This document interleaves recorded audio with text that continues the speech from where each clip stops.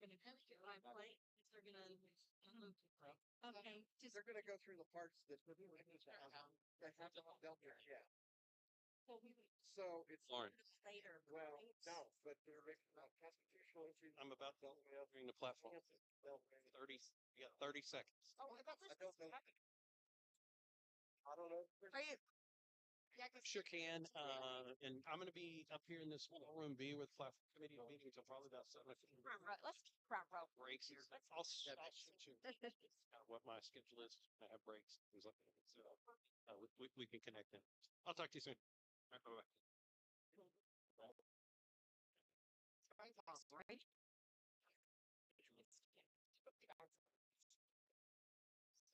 They're pirates. Not City of Houston. Hey, what's up, baby?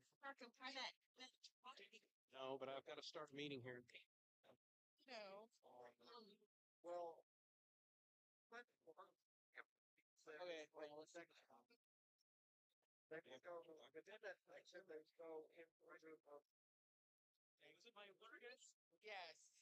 Yes. Hey, what parking garage are you in?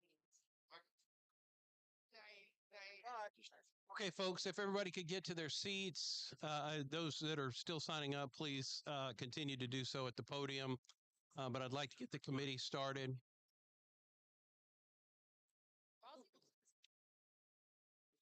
You can look at. Yeah. Hey. Oh no, that's.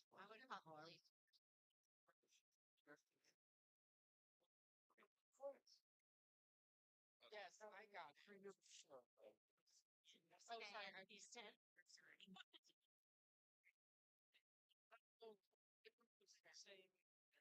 Yeah. Give you the link to. I need to compare. That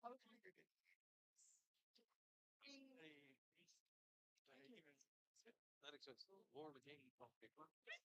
Can have that. Okay. Yeah. So. She is.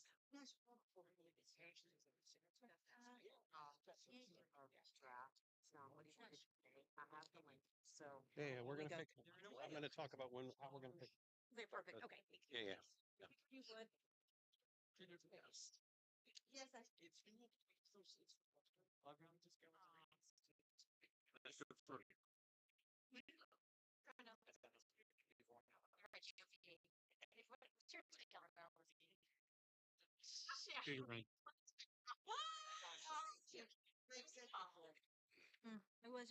Good afternoon, committee members and everyone here. I'd like to call to order the Permanent Platform and Resolutions Committee of the Republican Party of Texas.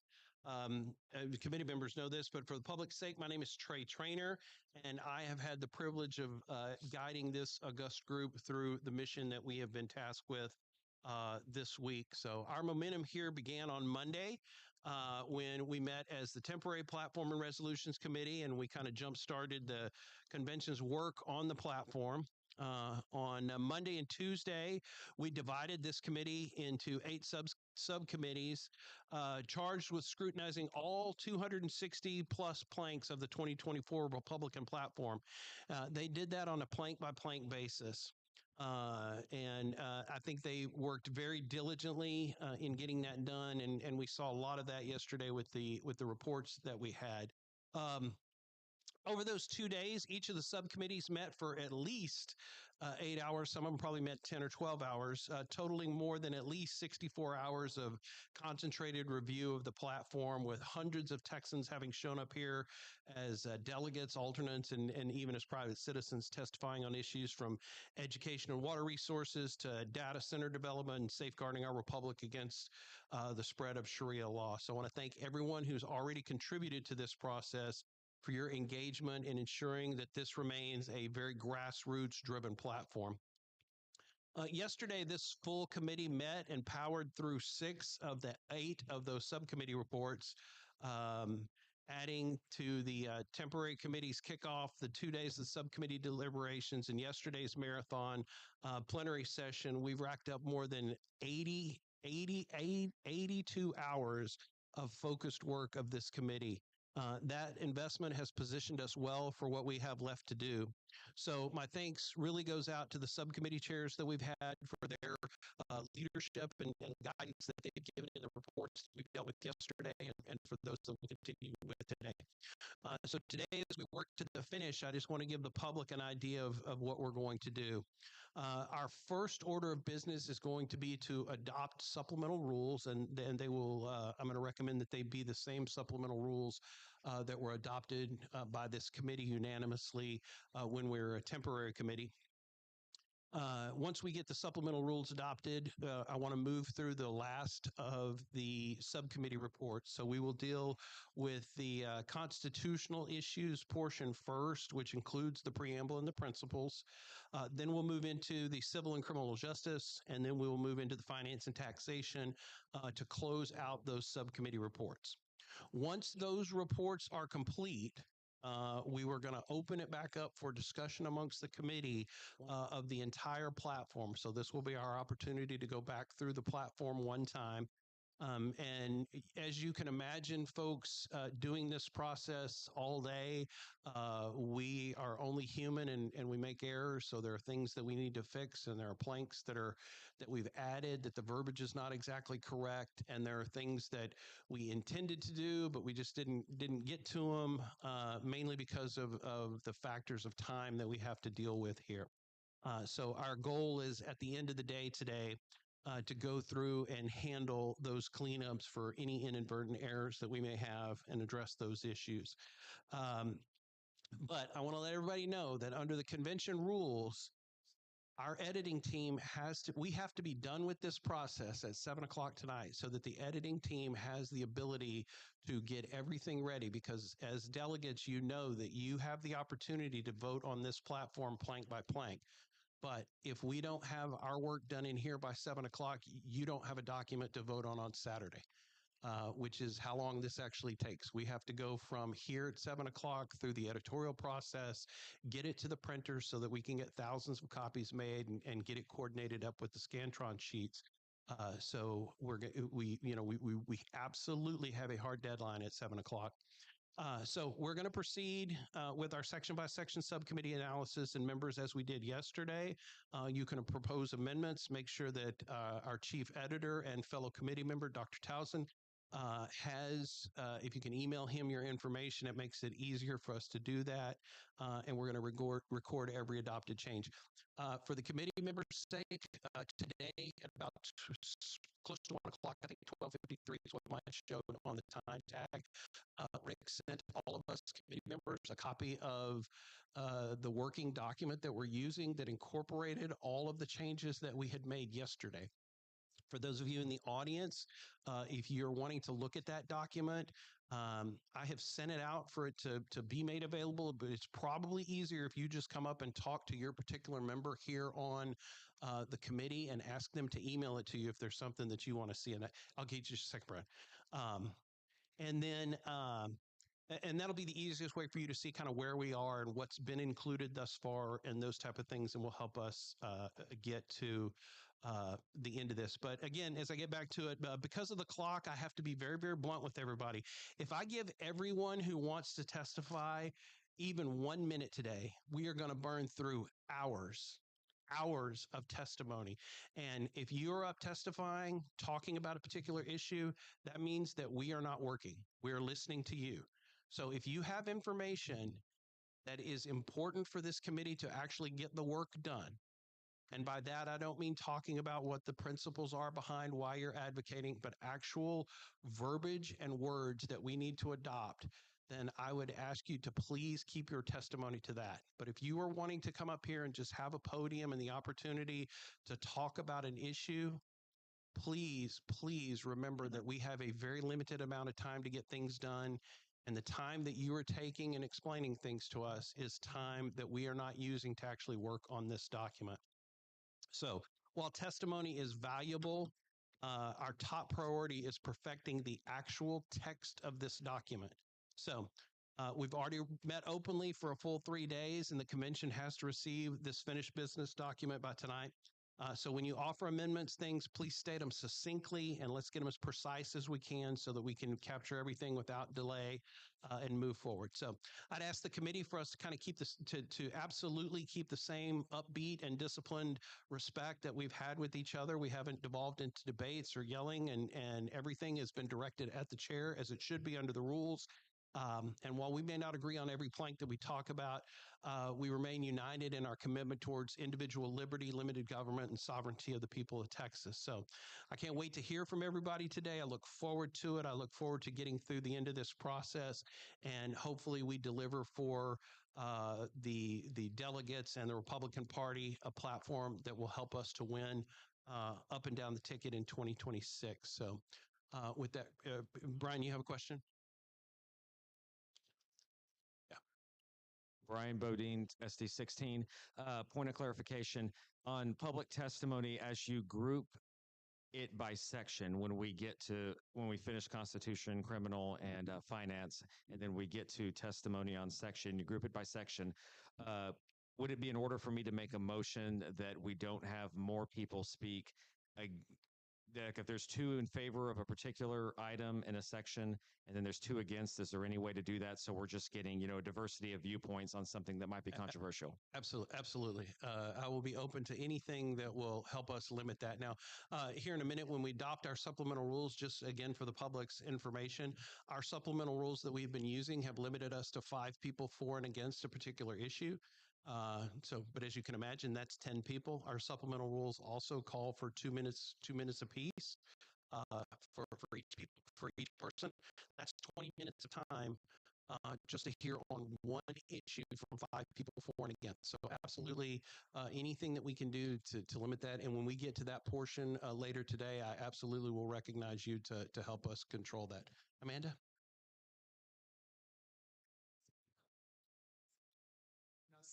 Same here. We don't have it over here as well.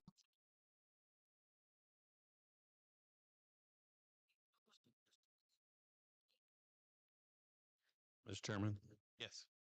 point of information. I've just been advised that supposedly the delegates were told that if they want to come testify to our committee, they should go to room 216 and get on a list there. Is that true? And if so, will you be allowing those persons to testify first since they took the initiative to go do that ahead of our meeting today? Thank you.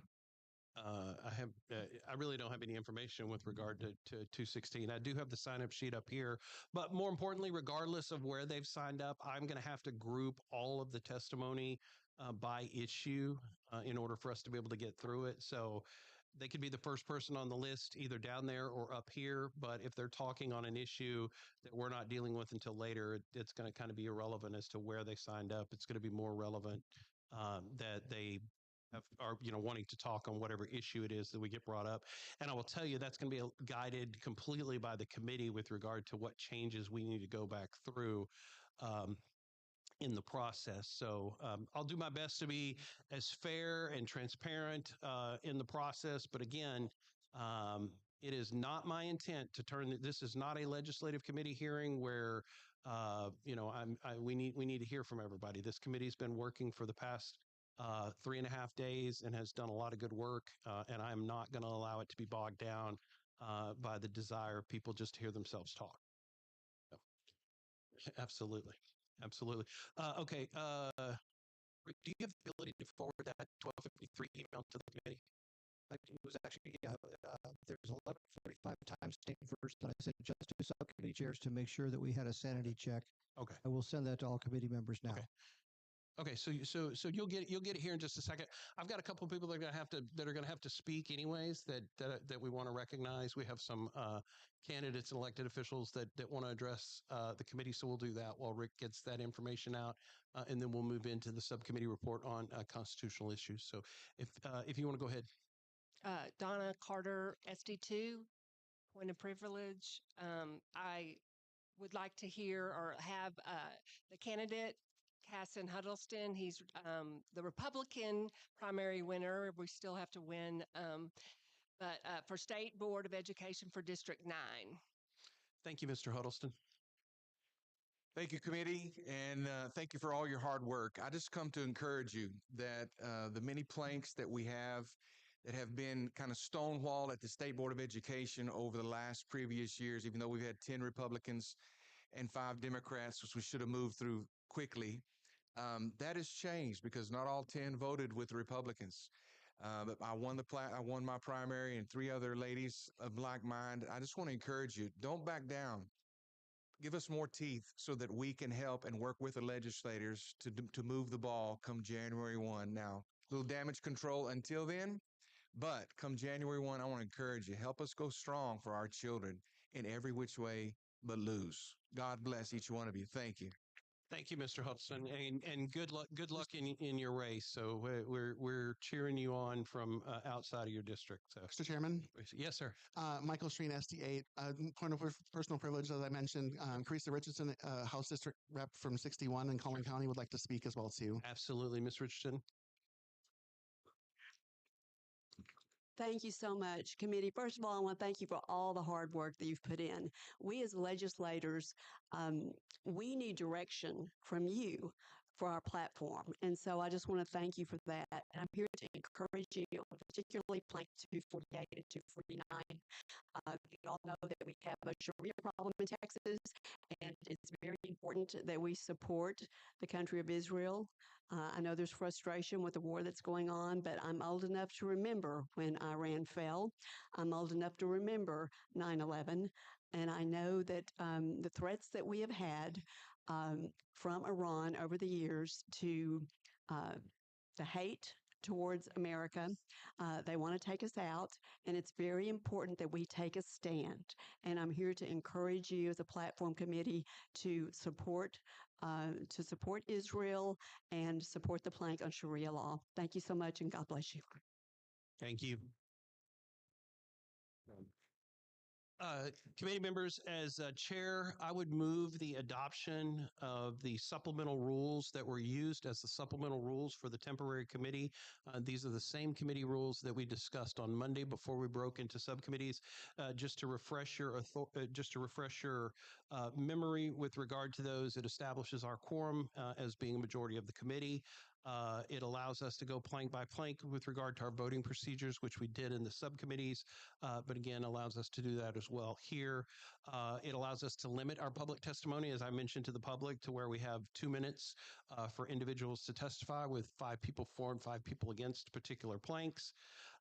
It has our conflict of interest disclosure procedures where the conflict of interest has to be disclosed and the members have to recuse themselves, and then it also has our 2/3 majority for moving the previous question in the supplemental rules, and it also reiterates what we have in the current rules for Public Party of Texas that do not allow us to be in executive sessions. So with that, I would move adoption of those supplemental rules if I can get a second.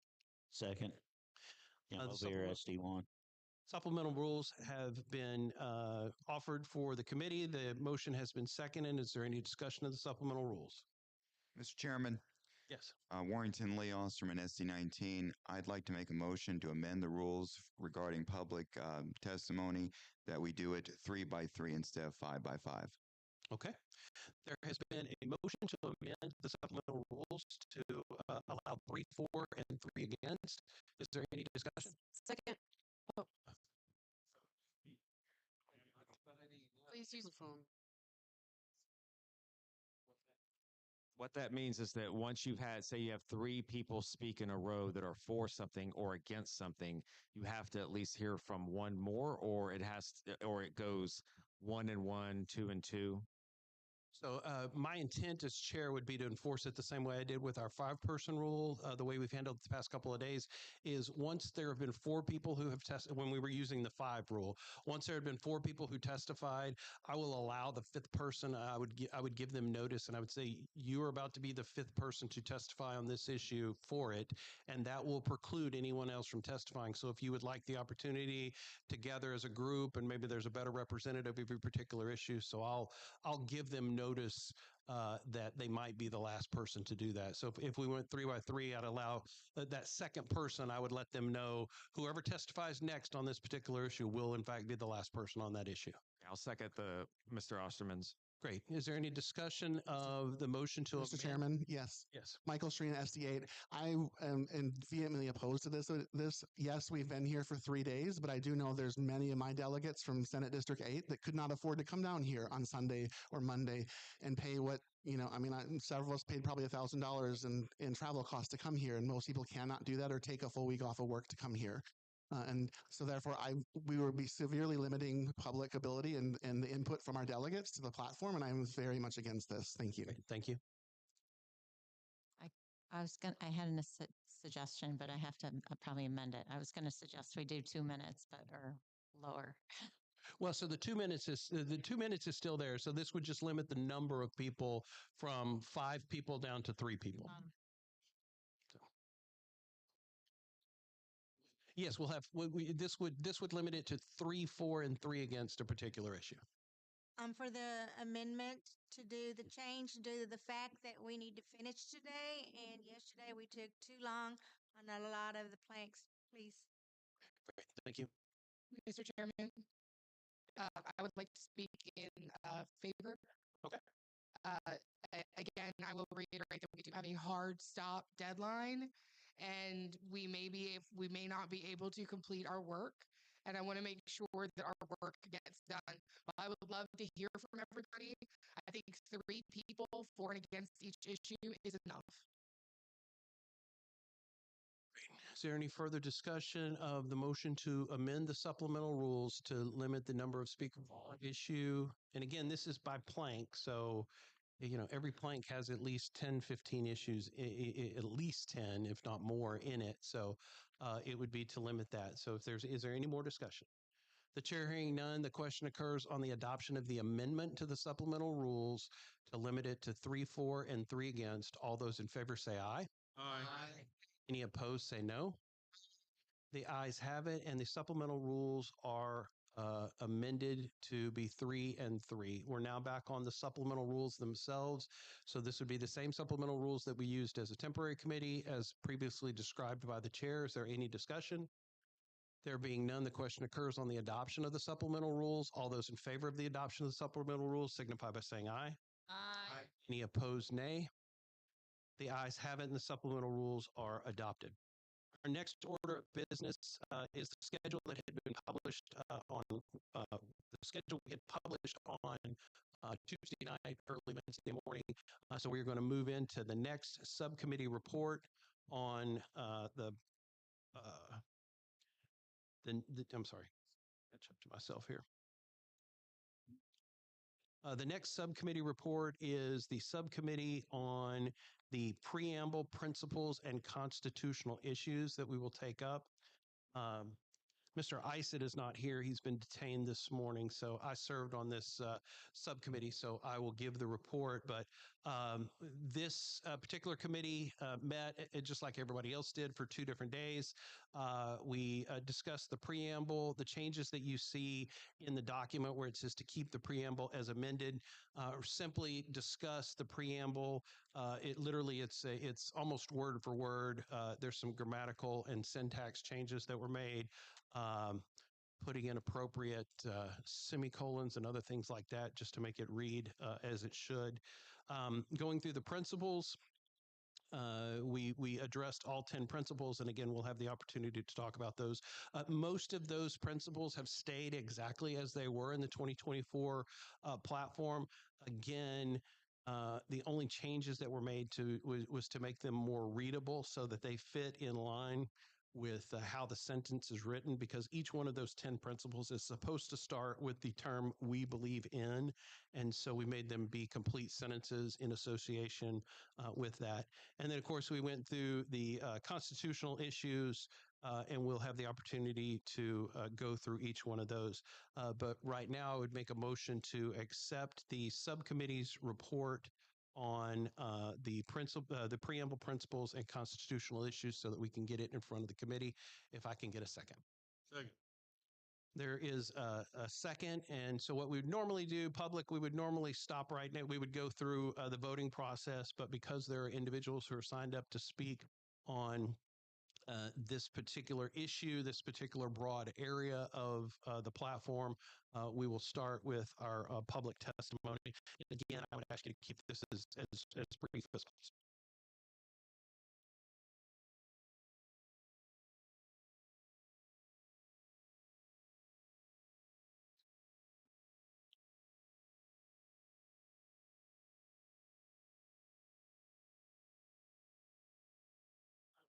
David Carter to speak on plank number 20. Mr. Chairman, Yes. could you ask those that are signed up to move up towards the front of the bill? Yes. Auditorium, and to address what plank they're speaking about? Yes, absolutely. So this is David Carter speaking on plank 20.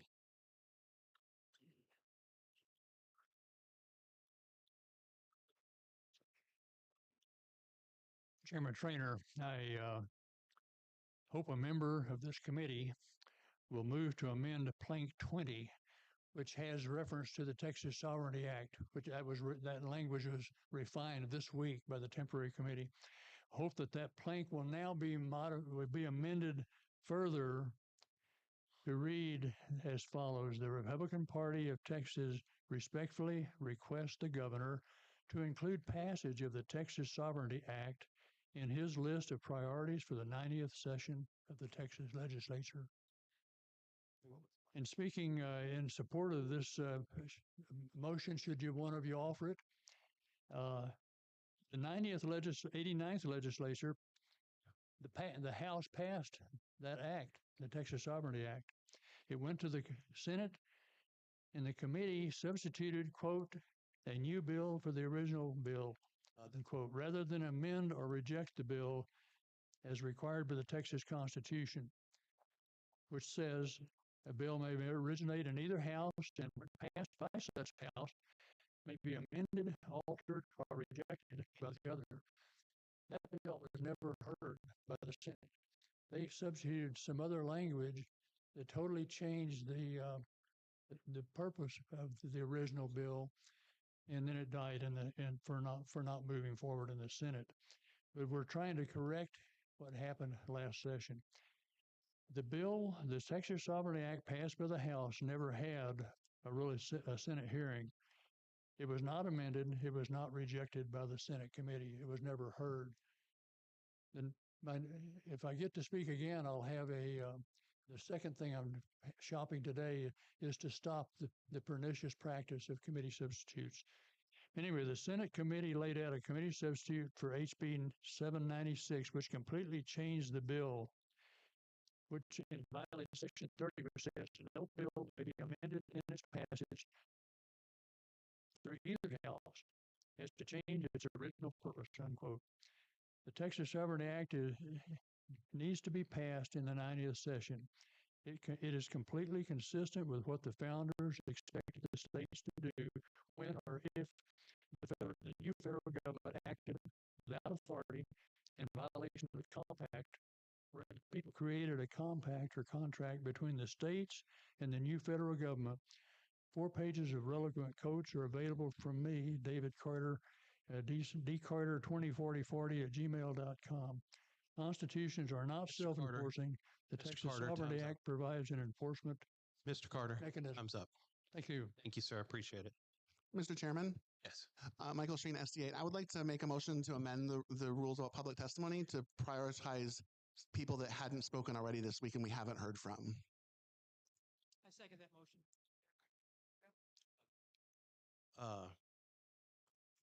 Okay. We're going to have, we either, so procedurally where we're on the subcommittee report and we're taking public testimony on the subcommittee report. We can either, trying to think through procedurally how to do this. How about we do this? The chair will take your request under advisement, and I will do my best to prioritize people who haven't spoken. So I understand where you're going, and procedurally, I could probably get there with a bunch of votes here, but I understand what you're wanting to do.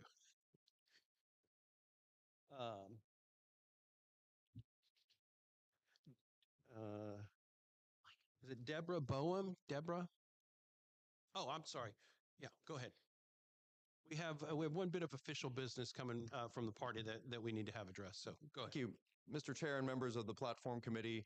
In accordance with Rule 23B of the Republican Party of Texas rules, delegates can submit resolutions to the permanent committees no more than 30 minutes before the start of the permanent committee. So the Secretary of the Convention received platform submissions, and I'm turning them over to your custody and causing them to be automatically and without debate referred to your committee. Thank you very much. I appreciate that. Whom should I give them to? Bring them up here for me. I like to do paperwork right now. Very good. Thank you. So, okay. Deborah, are you coming up? Speaking on against plank 24, correct? Yes. Okay. Thank you all for your tireless effort. I appreciate it. Deborah Boehm, SD8. I am not advocating for the removal of Article 5 from the United States Constitution. I'm advocating for the removal of Plank 24 from the RPT platform. I used to be for COS until I learned more. We don't have to wonder what a modern day Article 5 convention would look like. This happened in Venezuela. Their constitution was copied from ours. Hugo Chavez used an Article 5 convention to turn Venezuela into a Marxist dictatorship. The Democratic Socialist of America and Al Jazeera, they all want a constitutional convention. At least the socialists and jihadists are honest enough to call it by the real name. Black's Law Dictionary defines the convention in Article 5 as a constitutional convention. My big concern is who would represent us. Do y'all trust our current officials to select representatives who would represent we the people?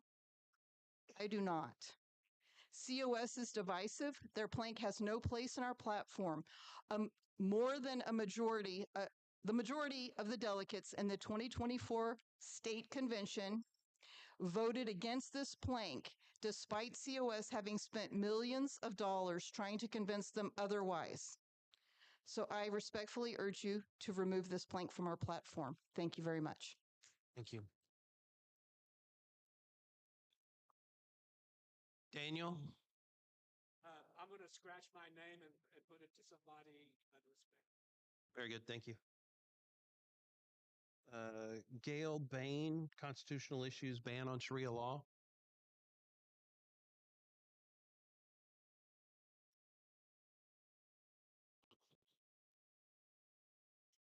Gail Bain, SD 17.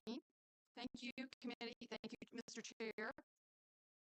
Texas must ban Sharia law. Sharia law is repugnant to the U.S. Constitution and the Texas Constitution.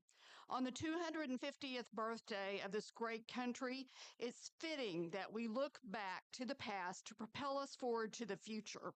In 1803, a landmark Supreme Court case, Marbury versus Madison, was tried. The Supreme Court ruled that this important case gave us judicial review used in our courts now. The case determined that the Constitution is the supreme document of the United States. This case also determined that any law repugnant to the Constitution of the United States is void.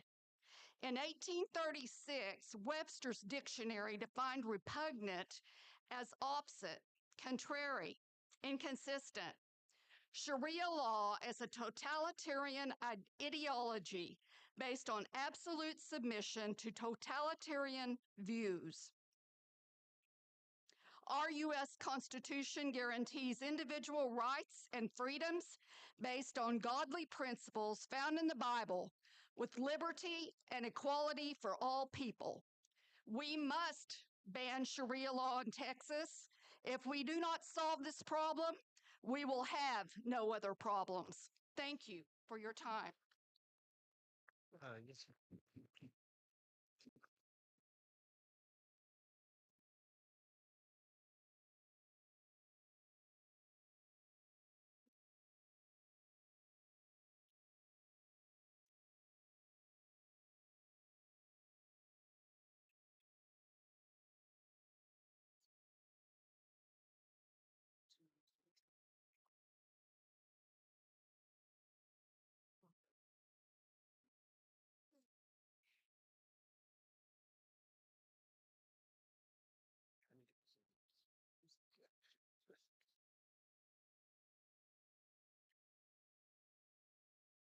Michael Murphy.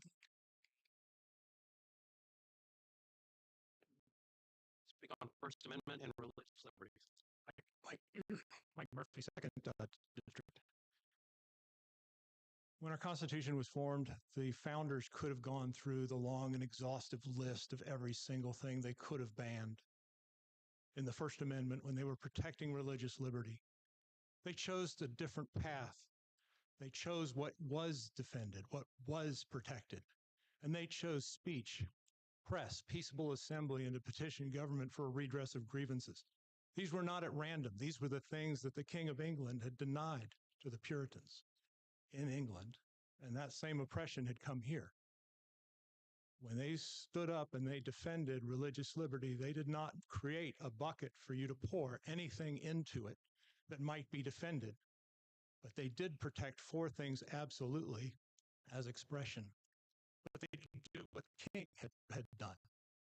They did demand the right to murder his opposition in the name of religious liberty and freedom, oppression.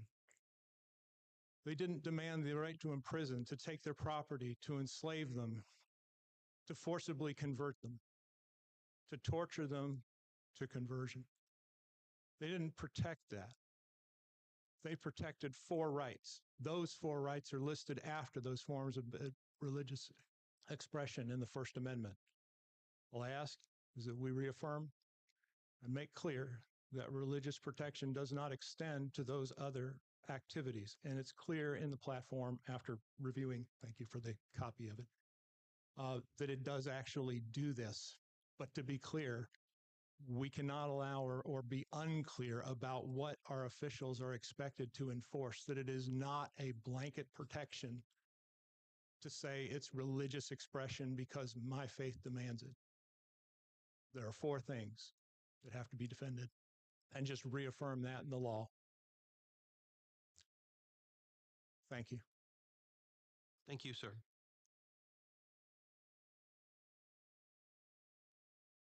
Erica Hatfield, plank 24. Ms. Hatfield, will you be speaking for or against?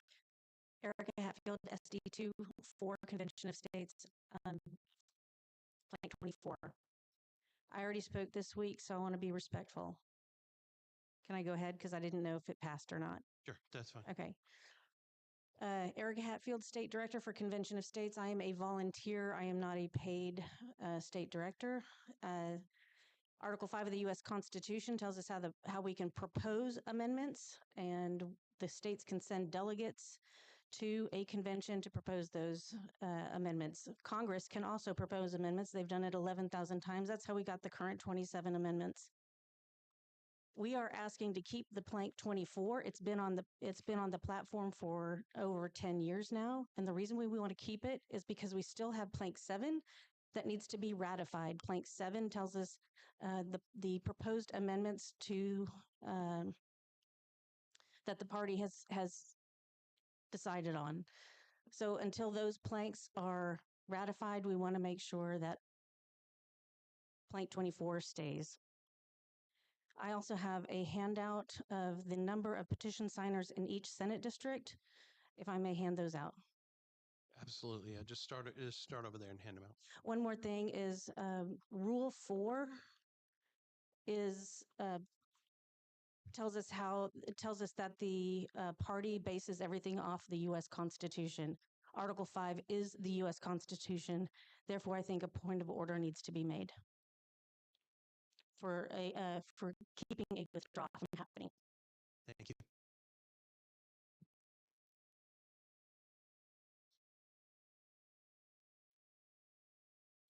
Ellen Lovelace. Great. Thank you, Ms. Lovelace. Fred Costa.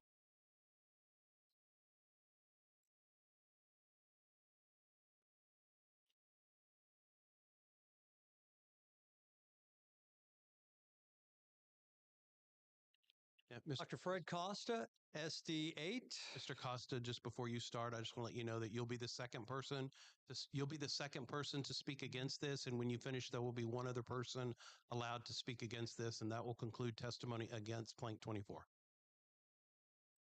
Our party must be Article 5 agnostic to unite the GOP behind President Trump and our Constitution. Plank 24 is divisive and must be removed. An Article 5 convention is a constitutional convention with the plenipotentiary power to scrap the current Constitution and write an entirely new Constitution. The framers put that in because they didn't know the current Constitution would work. So they wanted to give a generation the same opportunity they had. But we don't want to use that power. We have a good Constitution. It worked for 250 years and we want to keep it. Black Law's Dictionary defines a constitution. The convention in Article 5 is a constitutional convention. COS has dropped all pretense about a limited convention. They introduced H-Con Res 15 in the 119th Congress that demands Congress retroactively call an unlimited convention by aggregating all unrelated applications. Jihadists and Democratic Socialists and a COS all want an Article 5 convention. The jihadists want to eliminate Article 6, Paragraph 2, this Constitution shall be the supreme law of the land clause. The socialists want to eliminate the Second Amendment. I don't know what COS wants, but the jihadists and socialists are deadly serious, and we have no time for fantasies. No matter how good an amendment sounds, is it worth losing our entire Constitution over?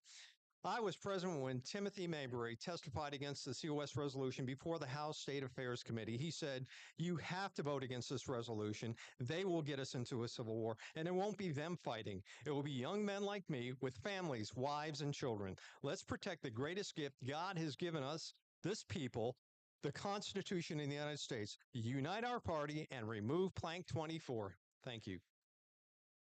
Thank you, Mr. Costa.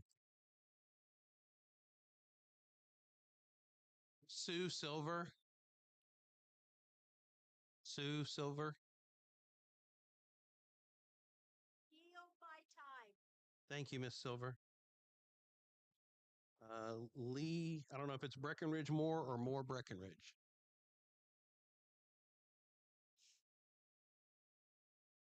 Lee Breckenridge Moore. And just before you testify, you will be the last person to speak against the removal of Plank 24. Yes. You've heard some great points today regarding Plank 24, and I want to make sure every single person on this committee truly understands what's at stake if you leave in Plank 24. The average American has never heard of convention of states, and the people pushing it are counting on that. Convention of States Movement, COS for short, wants to use Article 5 provision in our Constitution to call a convention. They tell you it's limited. They tell you that the states are in control, but both those things are false. To your face, COS says they want a narrow focus convention, but in Washington, they're backing legislation that calls for unlimited convention with no boundaries whatsoever. Two completely different stories for two completely different audiences. That alone should end the conversation. But even more concerning is the choosing of delegates. There are no guidelines. Who do you think New York or California would send? More Mondamis? Would they even be American citizens? Truly dangerous. Additionally, once a convention is called, the states lose control entirely. Delegates are not bound by any legislature or any restriction anyone tried to put on them beforehand. We know this because it's already happened. In 1787, Constitutional Convention was called just to fix the Articles of Confederation. Instead, the delegates scrapped the entire thing and wrote a brand new Constitution. But that was a miracle because those men were giants. We're not going to be that lucky today, especially not in this political climate. Our founding fathers gave us a document that has held this nation together for 250 years, and COS wants to hand that document's fate to the politicians we have right now, the same people who cannot pass a budget, the same people who you would not trust to run a school board meeting. These people are the ones that will be writing our Bill of Rights. Republican Party of Texas is supposed to be the party that protects the Constitution, not the party that gambles with it. The Constitution is not broken. The people pushing this convention are. Vote to remove Plank 24. Let's make sure the Republican Party of Texas never puts its name behind something this dangerous again. Thank you.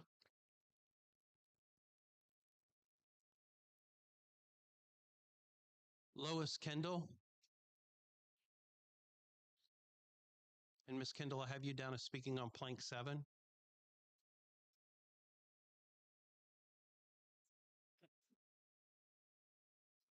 Thank you to the committee who has worked so hard. I will email you the exact verbiage. What we're asking for is the Texas legislature to properly investigate the erosion of our federal representation due to the tripling of our population since the last time we added a seat in the U.S. House. What we want is for every Texas legislator to have to think about it. How many seats do we need? So I'll email you again. You got a packet from me on Friday, but I'll send you just the brief language that says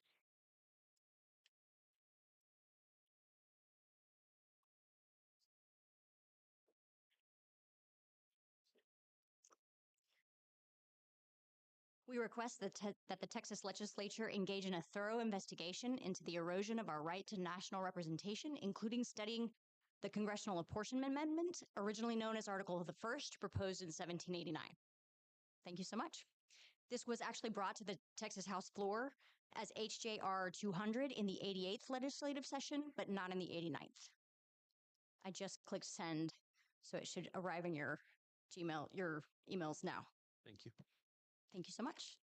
Thank you. Appreciate it. I may mess up the last name. I have, is it Deborah Dameron? Article 24, Article 5, blank 24.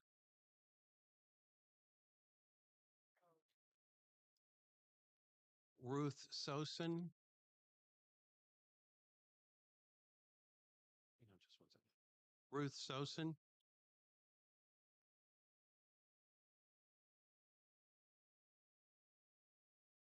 Ruth Soyson, yes. Okay, Ruth, thank you. Ruth Soyson, SD11. First of all, I want to thank the committee for hearing my testimony and for all the hard work that you've done this week. I testified on Monday, so I'm not going to repeat that testimony. Just going to bring up some extra points based upon what I've heard. An Article 5 convention, some people feel, would open up our beloved Constitution to massive changes and could even replace it. But it's a misconception. An Article 5 convention to propose amendments is not the same as a constitutional convention.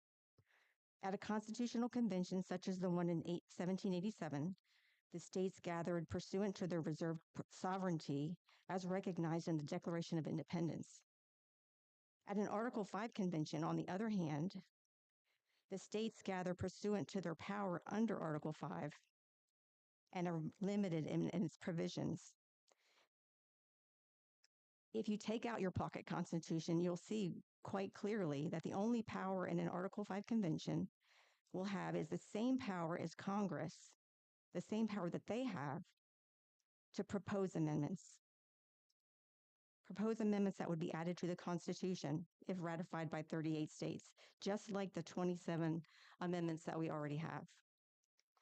The information that we have, how we know that, is because we have Michael Ferris, the former president and CEO of the Alliance Defending Freedom.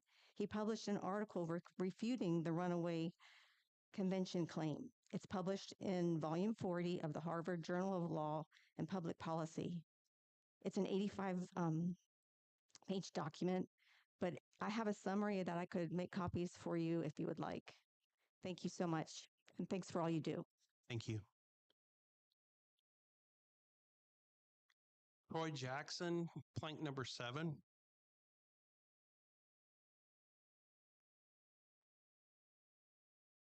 So my testimony is on a merger of plank 7 and plank 24. I rise in strong support of keeping plank 24 in the Republican Party of Texas platform. Plank 24 is not radical, it is not reckless, it is not rebellion, it is the Constitution. Article 5 is not some foreign invention, socialist scheme, or backdoor revolution. It is the lawful remedy the founders placed in the hands of the states when the federal government refuses to restrain itself. Congress will not voluntarily limit its own power. The federal bureaucracy will not voluntarily shrink itself. Career politicians will not voluntarily term limit themselves, and a government that is drunk on debt will not wake up one morning fiscally sober and constitutionally repentant. That is why Plank 24 must remain. Now, if there is some sincere concerns about wording, scope, process, or guardrails, then let us do some serious constitutional conservative work that we do as constitutional conservatives. Let us refine the language. Let us strengthen the guardrails. Let us narrow the purpose. Let us even consider merging Plank 24 and 7 into one clear plank on amendments to the Constitution of the United States. That would make sense because Plank 7 identifies the constitutional amendments we support. Plank 24 identifies the one constitutional method for pursuing those reforms. When Congress refuses to act, those ideas are not enemies. They belong in the same constitutional conversation. But deletion is not refinement. Rescission is not leadership. Surrender is not strategy. Now, when we're hearing about the Venezuela argument, let me say this plainly. Comparing Article 5 of the United States Constitution to Venezuela's constitutional collapse is not constitutional scholarship. It is fear dressed up like research. Venezuela did not fall because it had an American-style Article 5 process. Venezuela failed because their power was centralized, institutions were captured, courts were packed, opposition was crushed, and constitutional order was manipulated by executive ambition. Their constituent assembly model was built to transform the state, create a new legal order, and write a new constitution. That is not Article 5. Article 5 does not authorize a convention to overthrow the Constitution. It does not authorize delegates to erase the Bill of Rights. It does not authorize a new government. It authorizes a convention for proposing amendments. That is the word proposing. And even then, nothing becomes part of the Constitution unless 3/4 of the states ratify it. That means 13 states can Time, stop Dr. Jackson. anything from happening. Time, Dr. Jackson. Thank you so much. Thank you, sir.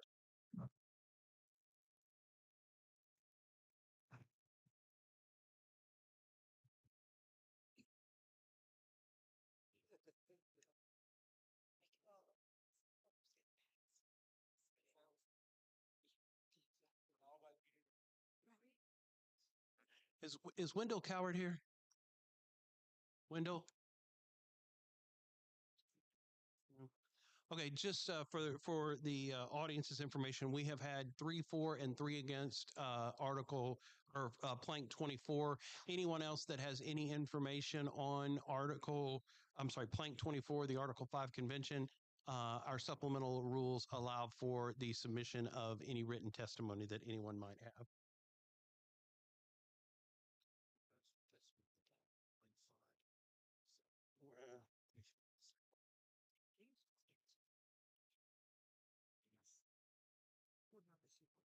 Mr. Ireland, you are up.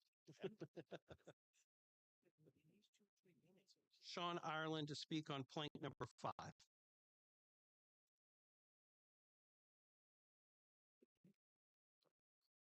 Hello, my name is Sean Ireland, SD3. The Texas Republican Party should amend Plank 5 in its platform to include that overturning the Supreme Court decision of Reynolds v. Sims is a priority for the Republican Party and fully supports legislation and litigation to that result.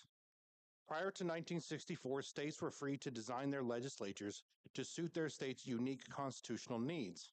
In many cases, the upper chamber, senates, were allowed to have their Senate seats based on geographic areas and not population, such as in California, it used to be 1 state senator per county.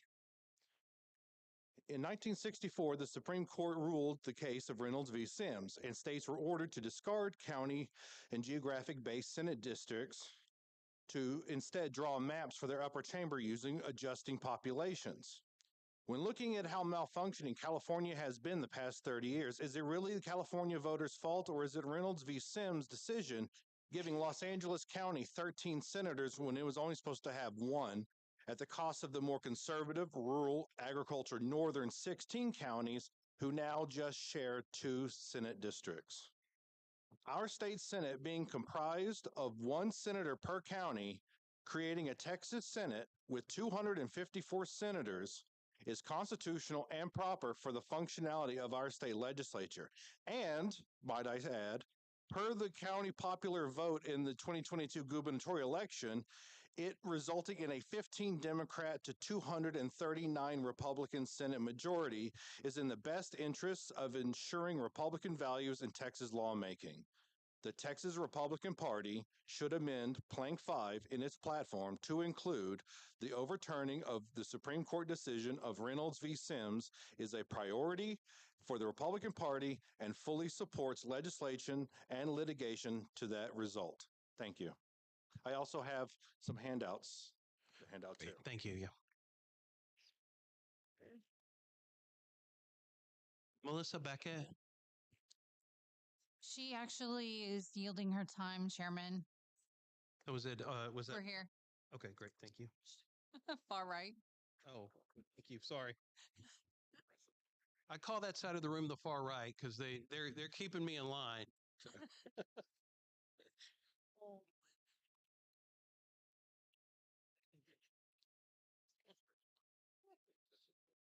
Okay, according to the notes that I have up here, that concludes the testimony that I have on the constitutional action. Bob, do you want to testify? Mr. Chair, I'm. If it's on Plank 24, you can't. It's not. It's Plank 11, and I sent email to everyone under supplemental rules. I also gave my written testimony. I would ask that when you get to that, you please consider If it. it's Article 11, go ahead. I've already. If it's, I sent an email to everyone with my testimony, so I'm not wasting the time of the committee. Great. Thank you. Thank you.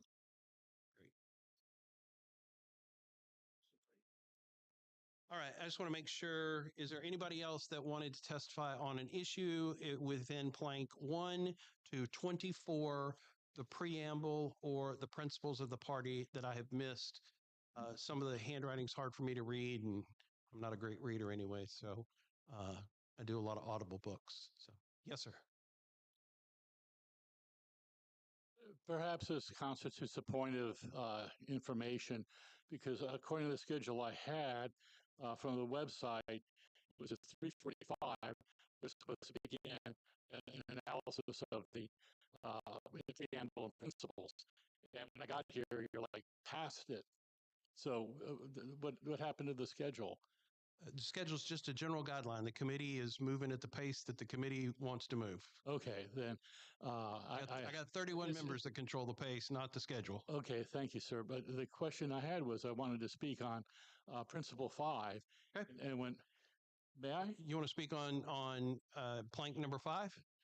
Yes. Okay, if you'll give us your name and absolutely. Sure. It is Robert Canwright. I'm ST8. And I'm looking for what I wanted to. And this is on judicial overreach?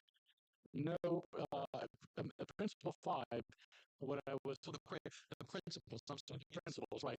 Yes. Principle 5, wanted to make an amendment where after it says personal accountability and responsibility, to add comma, including obeying laws, following rules, and speaking truth. But number 5 changed a lot. I didn't see. Yes, liberties, freedoms, and rights require personal responsibility and accountability. And we thought in SD8 that this would be a good spot to say, including obeying laws, following rules, and speaking truth. Because if you notice, nowhere in our principles does it say that we follow laws, obey rules, or we speak the truth. So we thought this, in SD8, we thought this is an appropriate principle which to add that modification so we could show that we are a party of integrity. Does that make sense? That makes sense. Thank you, sir. Thank you. Appreciate your time. Thank you, sir.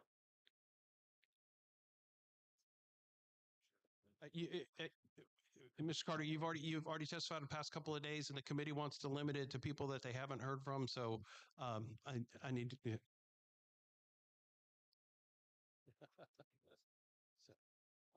Have someone call it. Oh, I do not have your cell phone up here, but if anybody has a rogue cell phone, it may be Mr. Carter's up here.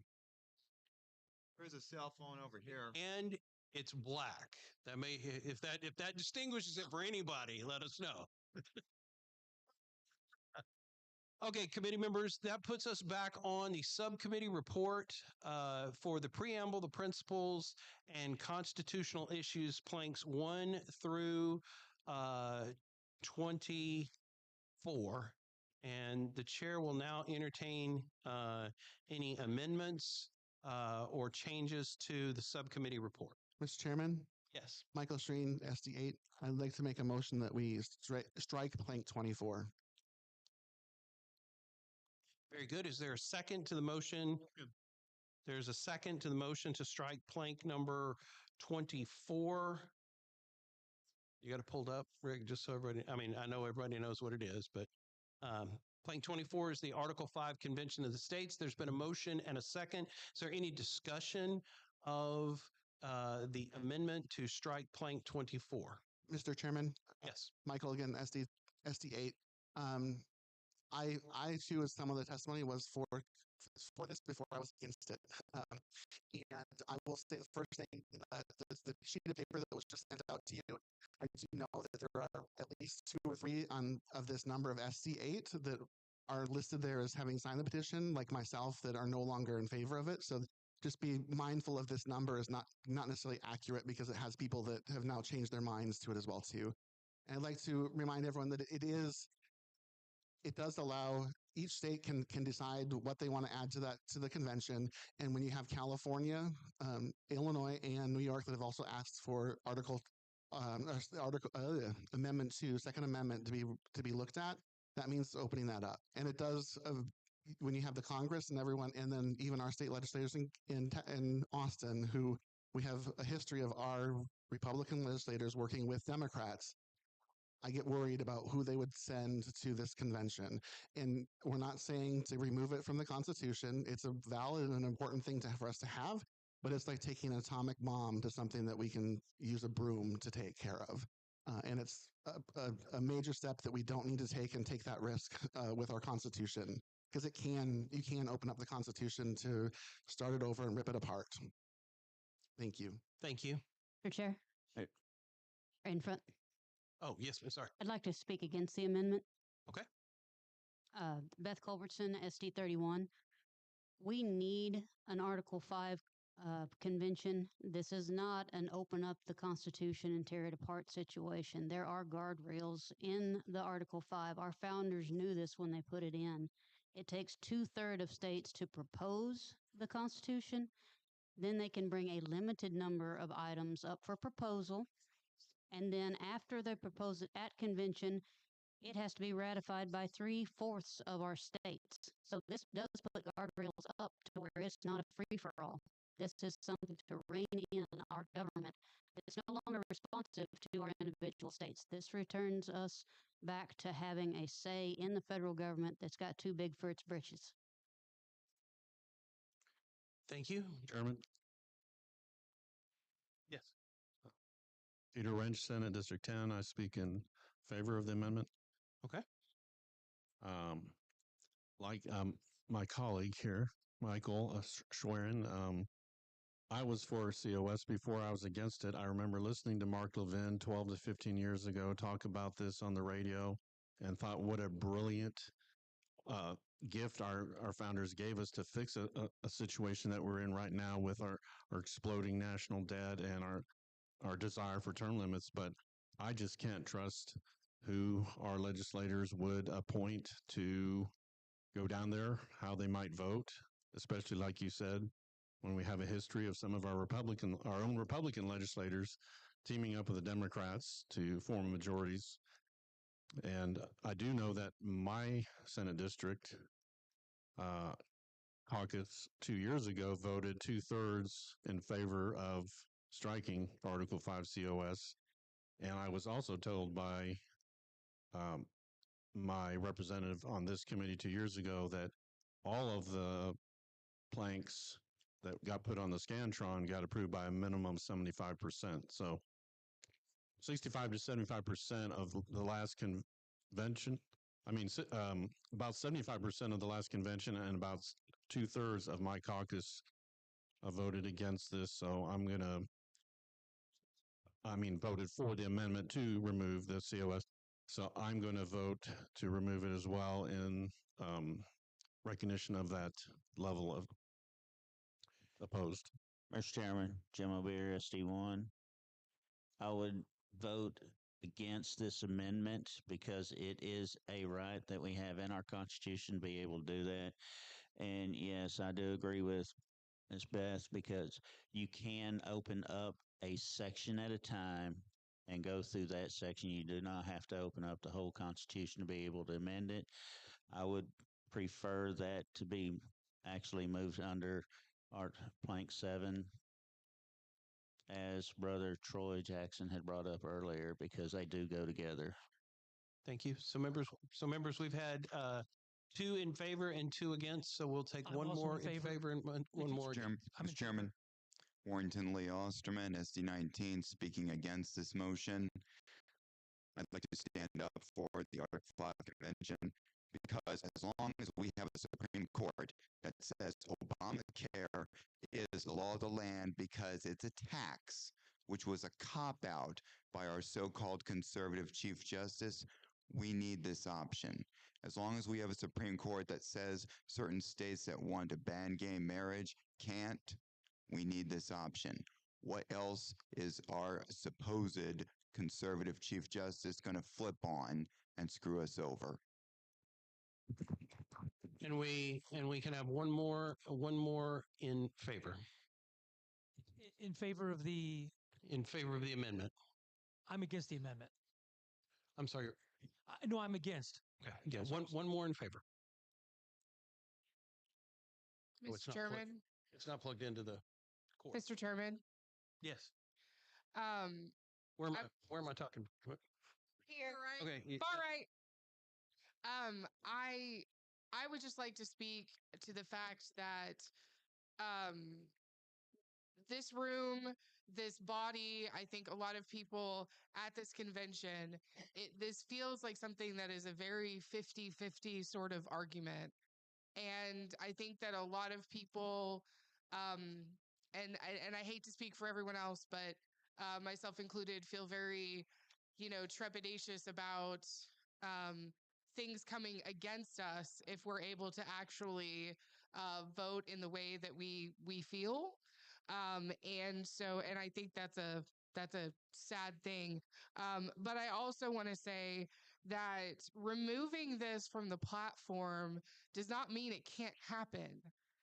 That's not what that means. It just means that, it's just no longer a mandate. And I feel that when we are at a 50-50 spot where it's very close and we're not really unified on this is not, 80% of people agree, that maybe it shouldn't be something that is a mandate in our platform when it no longer feels like a mandate in this body. Thank you. That'll conclude debate. So, yeah. Mr. Chairman. Yes. Michael Street, SDA. I guess I have a question for my colleague over there on the far right. In her first comments, it sounded like she was maybe making an argument for going to a secret ballot for this vote. Is that correct? It is the intention of the chair to do a roll call vote. Okay. So before the body is the amendment that has been, the offer of an amendment that has been seconded to remove plank 24 from the platform. And the chair will determine via roll call vote. Those in favor of the removal of plank 24 will be 4, and those against the removal of plank 24 will be against. SD1. Against. SD2. Against.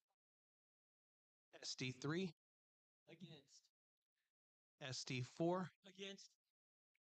SD5. Against. SD6. Against. SD7. Against. SD8. 4. SD9. Against. SD10. 4. SD11. Against. SD12. I'm sorry, Rick, did you say 4? SD 13, Against.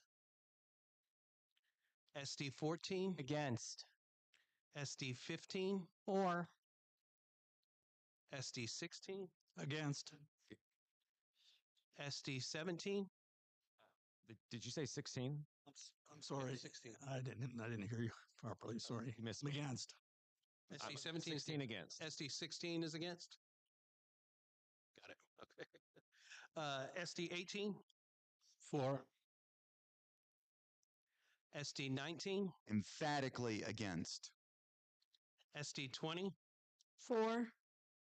SD 21,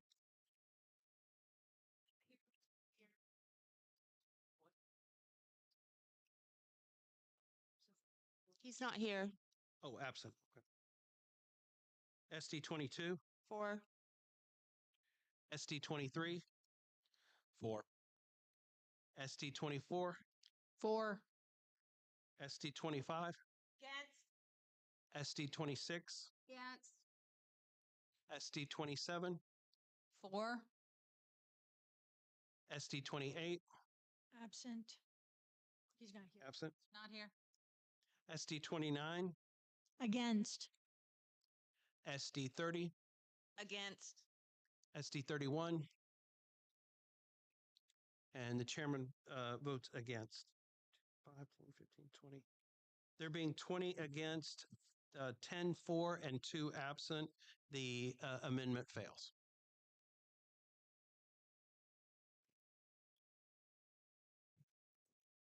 Does the committee have any other amendments to the committee report on the preamble principles or constitution for us to consider? I have a proposed amendment to plank 24. I just sent it to Dr. Townsend. Hold on.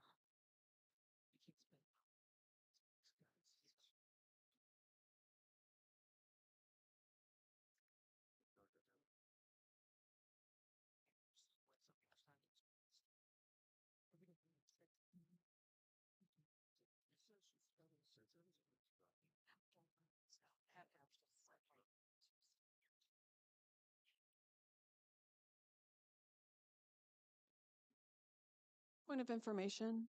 May I still? You're not on the committee. I'm not. This is a committee meeting, not some kind of public hearing or something like that. So, I'm not. I'm not going to. Speakers Yeah, I'm not having any more speakers on this issue. on a new plank, a different something else. Did you sign up to testify? No. Big.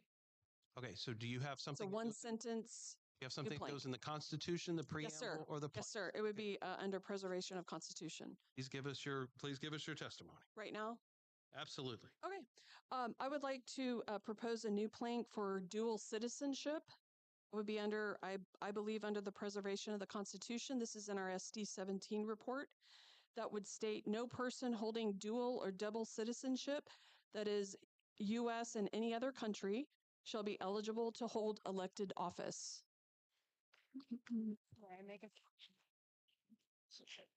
Can you give the language to Dr. Townsend right there, just so that if a member of the committee wants to make that motion, they'll have the language for us to use? Happily. Thank you very much. Thank you. I'd like to make that motion. Point of information.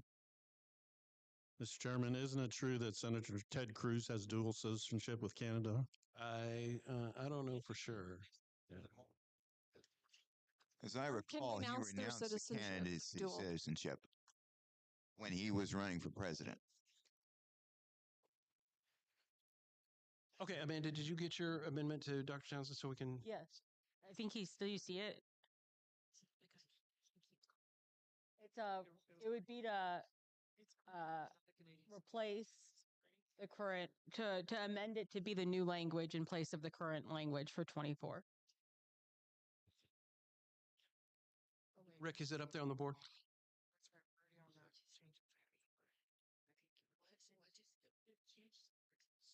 Is that it up there, Amanda?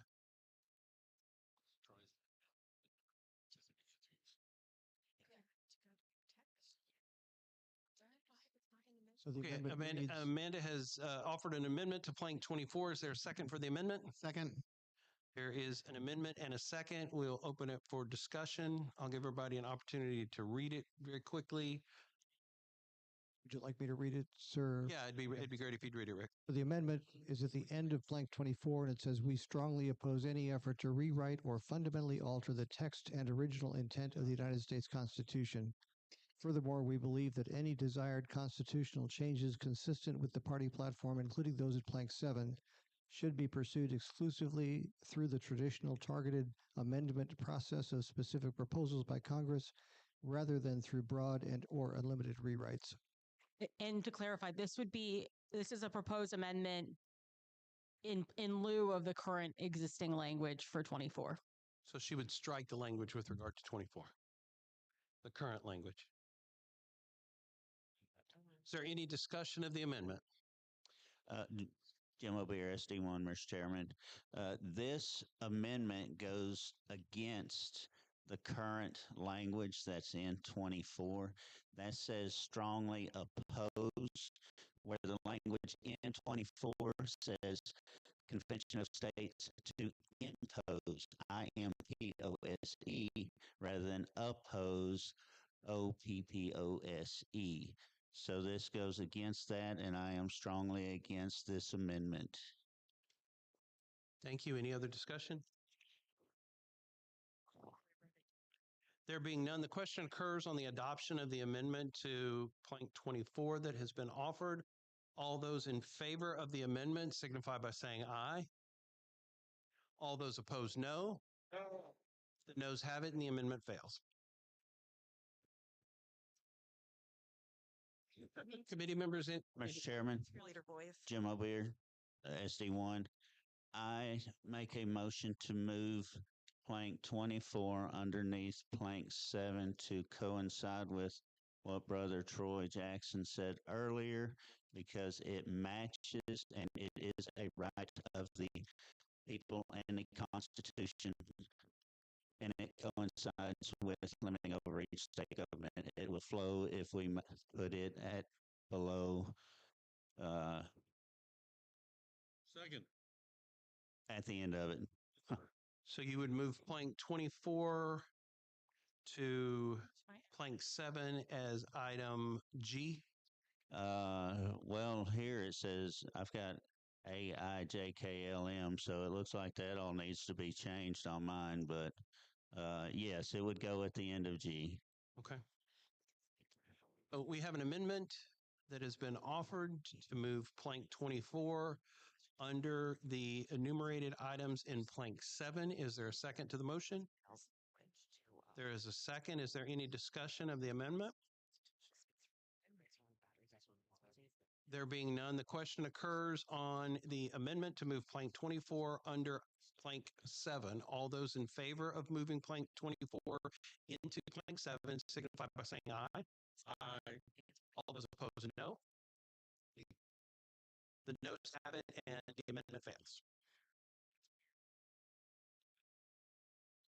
Any other amendments to the preamble, the principles, or planks 1 through 24? Yes, I have a proposed proposed plank to add. I forwarded it to Dr. Townsend. This went through my SD. It's called Undivided Loyalty, and it addresses dual citizenship. Very good. I'd recommend if you'll explain it real quick, and then we'll pick up a second, and then we can have a discussion of it while Dr. Townsend gets it ready. Sure. So it says, we call upon the Texas legislature to prohibit any person holding dual citizenship from serving as an elected official, board member, commissioner, or governmental advisor at any level of Texas state or local government, requiring full renunciation of foreign citizenship as a condition of holding such office. And further call upon the Texas congressional delegation to support and pass federal legislation applying the same prohibition to members of the U.S. Congress. I second that. So we have an amendment and a second. So let's get it up on the screen. I guess this will be 24 alpha for numbering purposes. Yeah, and the title is Undivided Loyalty.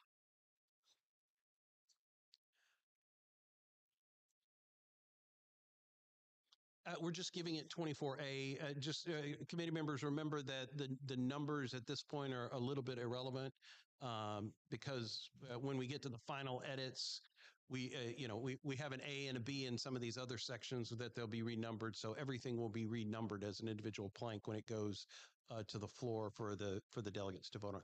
If there's a more logical place, we can certainly put it there. So do you want to put it someplace other than at the end of the Constitution section?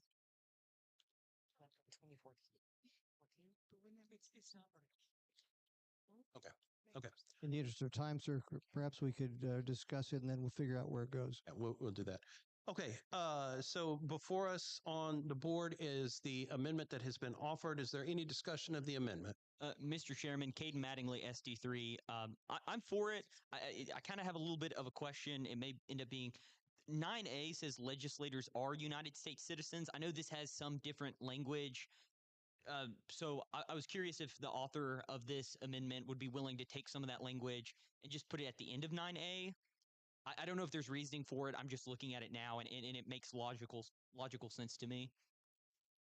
9A. Yeah, I'd be okay with it being next A, but I'd like it as its own standalone plank. Okay, thank you.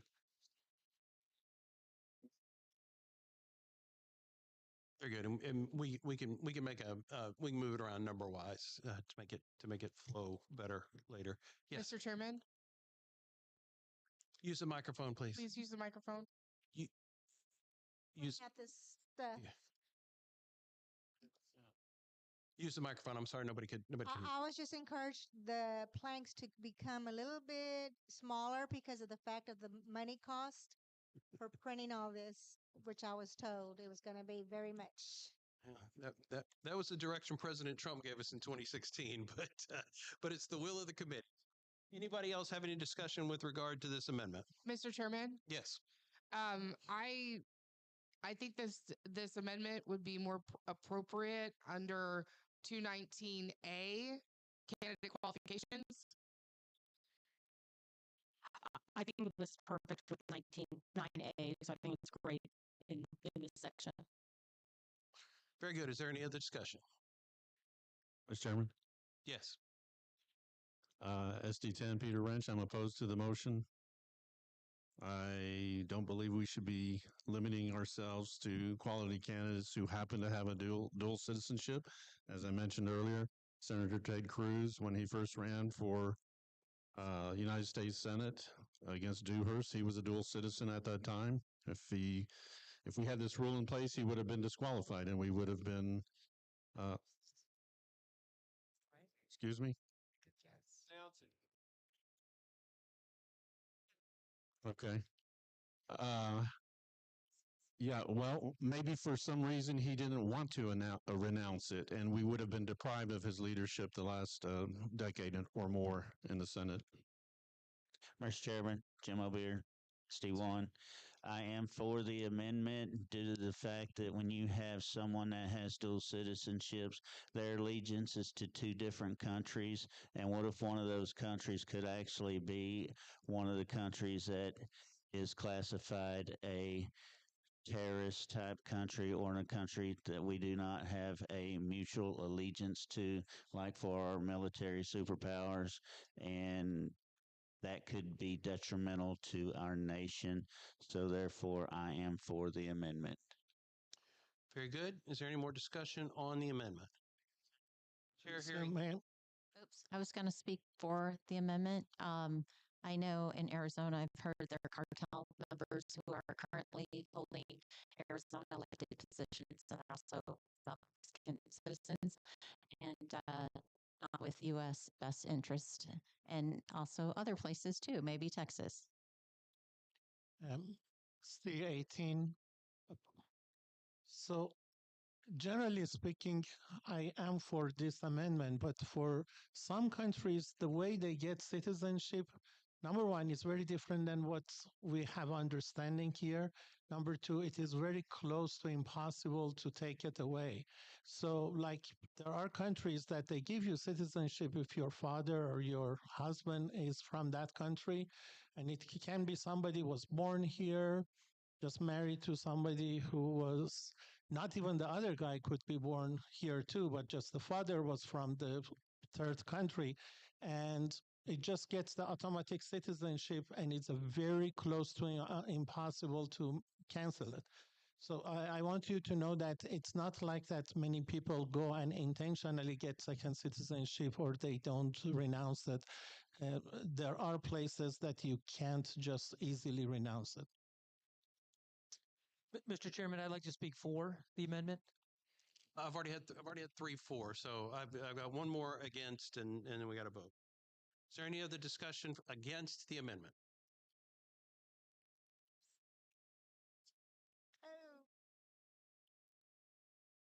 I'm against it. The reason why I'm from Mexico, but I'm a citizen and I came here legally.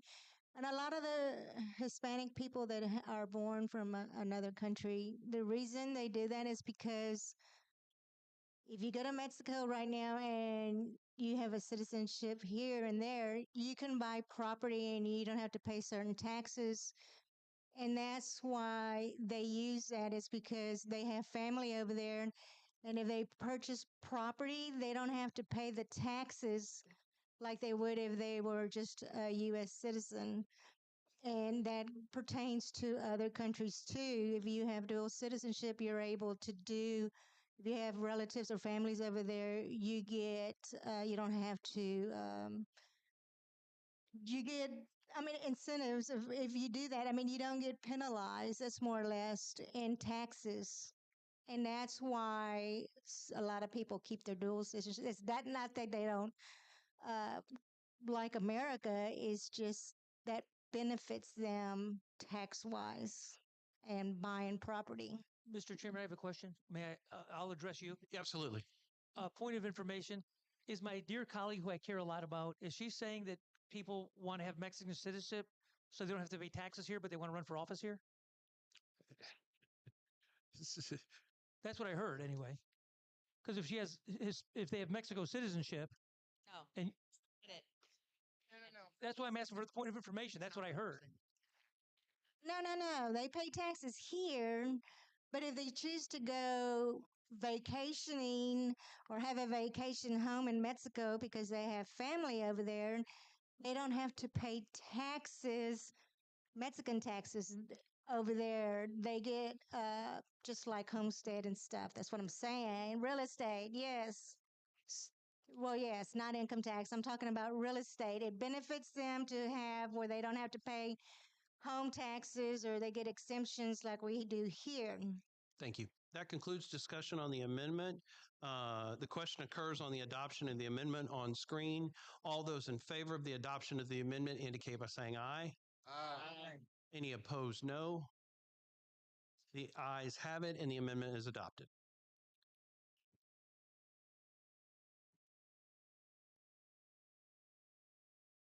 Mr. Chairman, I'm sorry, yes. Michael Street, SD8. I'd like to make a motion to amend Principle 5 as one of my SD8 delegates had requested. I've sent Dr. Townsend the revisions, but it's simply adding to the end of the Principle 5, including obeying laws, comma, following rules, comma, and speaking truth, period.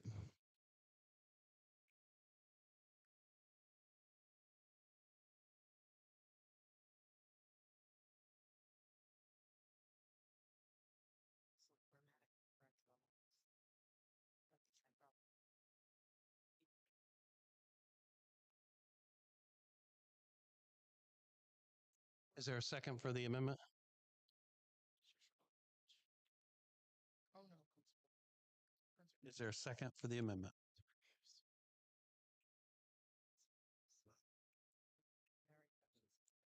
The amendment fails for want of a second.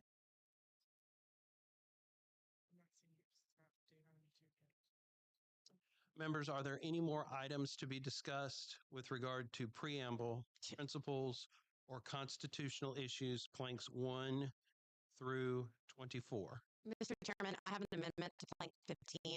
I've sent Rick the language Amendment, plank 15. for the census. Why don't you go ahead and describe it, and we'll see if we can get a second. And then if we get a second, he can get it drafted up while we're doing that. So why don't you explain it? Okay. It includes the words data manipulation, including differential privacy after the or in the first sentence. After and we oppose Census Bureau estimates, comma, adds data manipulations, including differential privacy and collection of all other data, and then period. Then after illegal aliens, it includes and non-citizens must not be, or illegal aliens, and adds non-citizens and must not be included in any census. And then at the final sentence adds, we support a new census now instead of waiting until 2030. This language is just to match what federal census language is right now. Second. There's been an amendment offered and a second.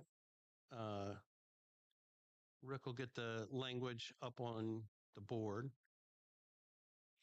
I will speak in favor of the amendment. Having done redistricting work for well over 20 years now in the state of Texas and all around the country, the use of differential privacy by the Census Bureau has allowed them to hide all sorts of data, including citizenship data and alien status. And it's something that's currently being fought diligently by the Trump administration. So the addition of this type of language to Plank 15 will go a long ways to aligning with what the current administration is doing to try to change things at the Census Bureau.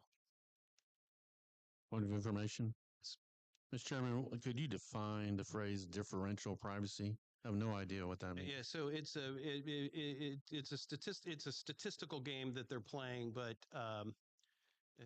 long story short, if there's one person that lives in a census area, because the Obama administration did not want you to be able to know the race or the gender of that individual, they scrambled the data in order to protect the privacy of that individual. And so when you're having to draw districts down to an exact match of people, you're actually using data that is not statistically significant enough because they've scrambled the data. And so they've put differentials into the data to protect the privacy of the individuals there. So, for example, I use this one all the time because I've worked on things in Austin. But if there's a homeless person that lives under a bridge in Austin and they're the only person there, they are in fact counted in the census, and their census location is under the bridge in Austin.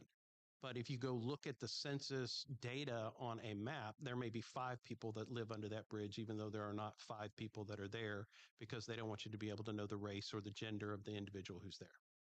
So, absolute insanity. Thank you. Yes. So, mix the language up there. Is there any further discussion of the amendment to Plank 15? The question occurs on the adoption of the amendment to Plank 15. All those in favor of adoption signify by saying aye. All those opposed, no. The ayes have it, and the amendment to Plank 15 is adopted.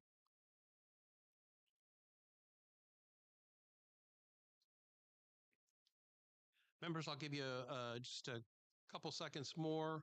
Are there any more amendments to the preamble, the principles, or constitutional issues, Planks 1 through 24, with regard to the subcommittee report? Mr. Chairman, if you can please have the editor, if the editor could please scroll up to 9 so I can just verify something so I don't have to make this motion. No, 9 in the preamble, the 9th, the principles. Thank you. Thank you.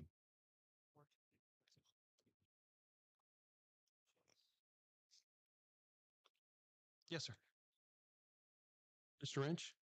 No. Oh, who's down? My Polish friend. Oh, very good.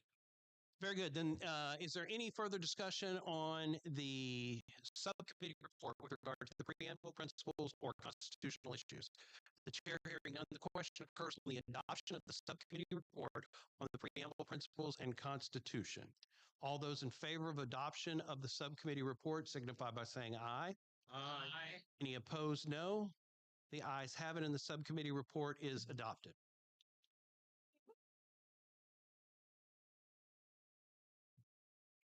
Let's see. Good news for us is that we are ahead of schedule. We were scheduled to finish with that particular section at 5:25. I'd like to just have the will of the committee. Does anybody need a break right now? Okay. The committee is going to stand in recess for 10 minutes and we will return at 4:25. We'll return at 4:25 p.m. Thank you. 10 minutes. We were laughing at so because they keep coming up to y'all. Yes, sir. Yep. Do you want to do finance next? It's up to you. What time's this event? I'm gonna go mute. Go. Yeah, just in case. Go do that, and go to the event, and we'll why don't we? I'll tell everybody we'll move crim. Yeah, that'd be helpful. Criminal justice up. Yeah. Yes, ma'am. What's that?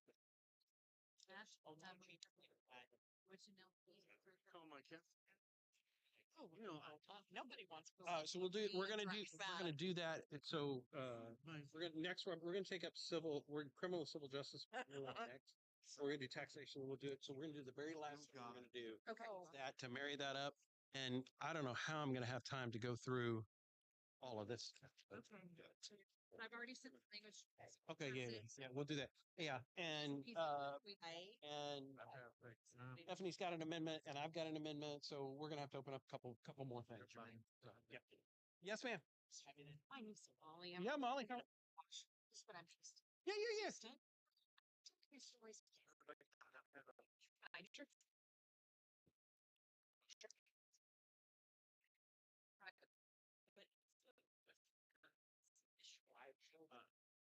what?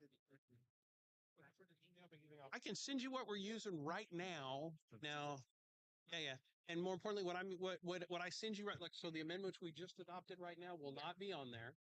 Yeah, I took Yeah. Okay. So what's on will not be on there, and there are two sections that we have not addressed yet. So, I'll send them to you here in just one moment. Yeah. Speaker set again. I'm not sure when this was. Okay. You need to recover out. Oh, he's eating things I had sent to.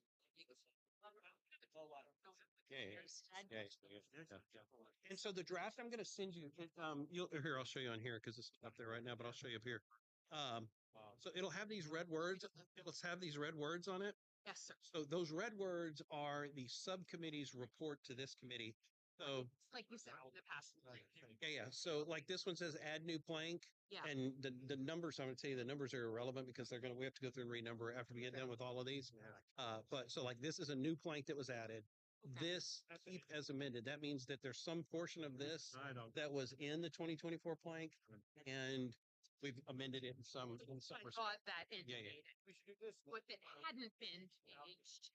So this is like It's 182 keep keep as it. So that's not changed Yeah. since Finance.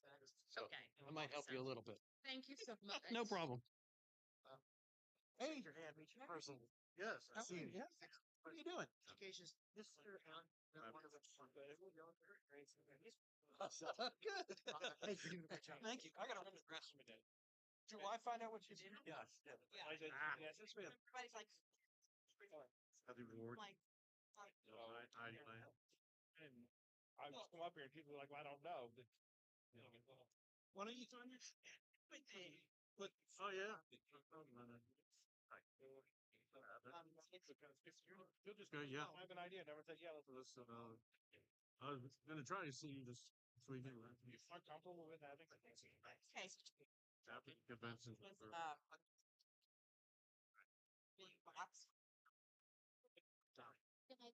Larry. Yeah. All right, please. Oh, yeah.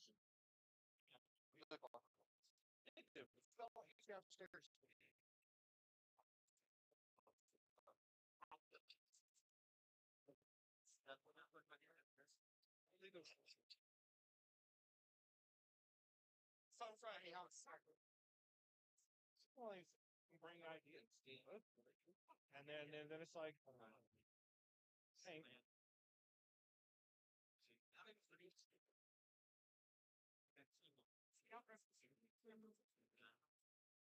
Yeah.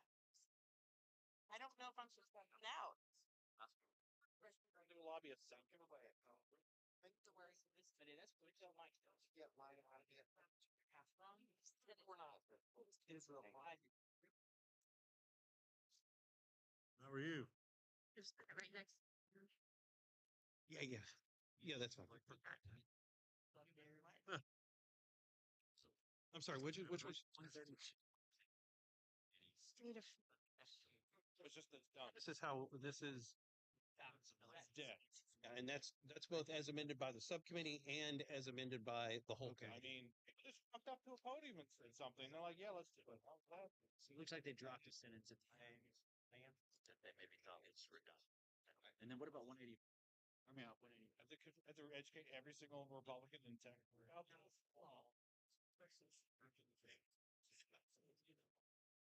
Get enough people.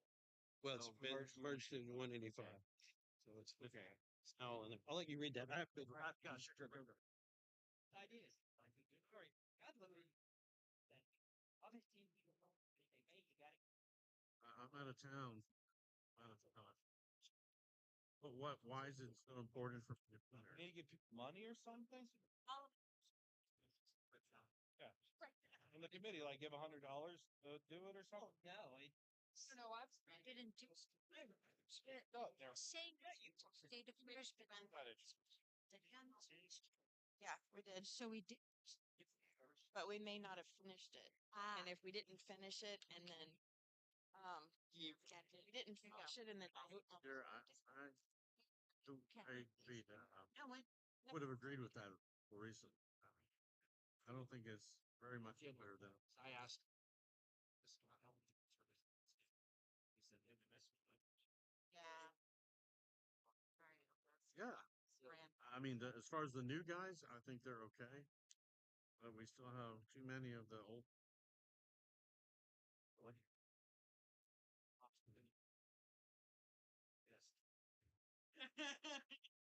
Right, Brian signed that. There, Brian's one. Recorded votes. Yes.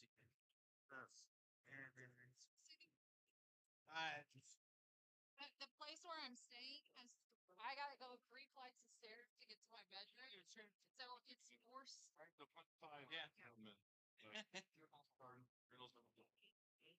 Yeah. I've been doing pretty well, but not today. Coming up to the finish line, selling it. I mean, I thought it's okay. Listen, you know. Nothing. Yay or nay on it. I just don't know what to do. I mean, it's fun. It's damaged functionality. It doesn't have any idea whether it's built at all. Literally once one look. Time in the next day. My fence. California, like Find out. Everything stain. Oh. They were, and I don't like that tactic. That makes sense. That? What and Chronicle. That's the board. I mean,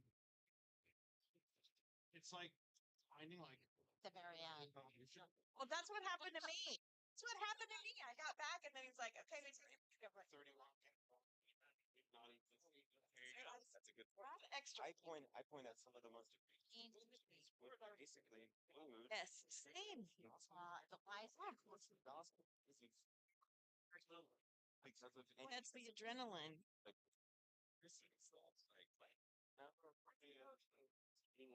I want to read all this stuff. Okay. All right, Peter. Yeah. The signature has.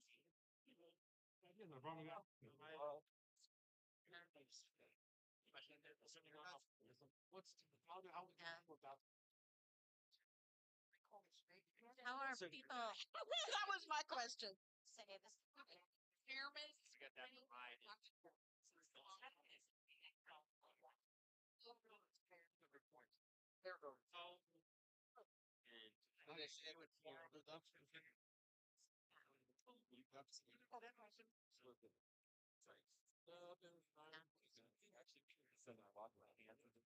You have to put the secure open and see it. Right. That's good. See you again soon. Oh, I didn't get an email. Yes, I know. What? My copy of the resume. It's kind of like.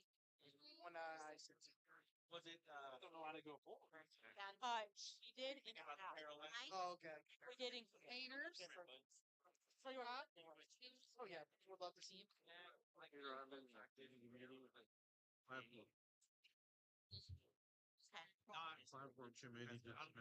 Republicans. But it's only for 6 years. Lots of living people. Okay, I don't know. That's a going. They're throwing the kids. I'm gonna do this. I'm ready to start. I don't see fairly. Oh. But I already sent. Oh.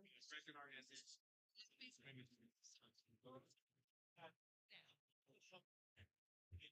I think it could go. I think it should go under.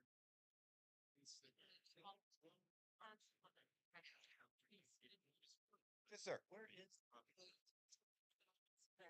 So they talk about. I guess it is. I guess somewhere because they say Okay. But you're right, cause the Constitution authority of the constitution communities to regulate law particularly service. Then always Supreme Court of Texas. Other school, other states. It's done then. He has done it. In the city, he wanted. So I shared it with Where them. do you have like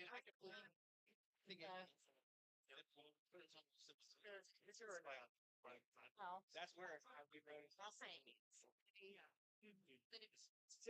no, but I mean like what exactly would it look like in Is there any those amendments? Yeah. It's going to be taken away. Then I guess allow most y'all are gonna Yeah. I don't know y'all been working your butts off. I don't really make promises like next.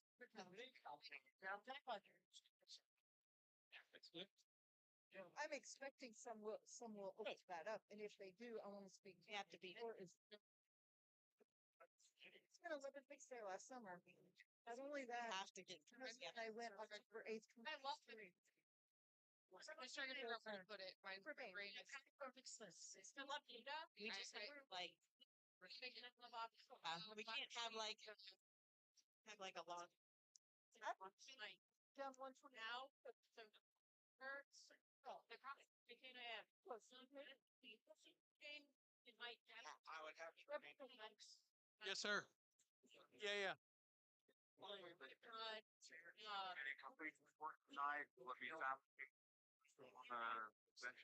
Yeah, so at 7 we'll get done.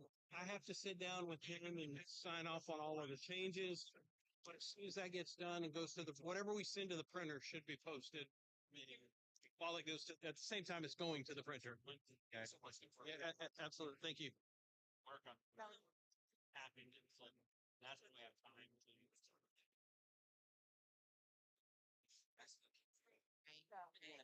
So that was it. Oh, thank you. Which one? Same size? All right, let's Yeah, so I did it my math. All right, folks, I want to keep us on track. So let's, if we can, come back to order as soon as we possibly can here.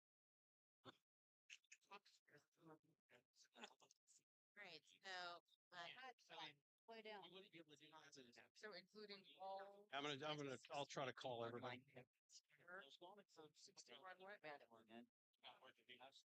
Should ask them to do something like that. Yes, yes.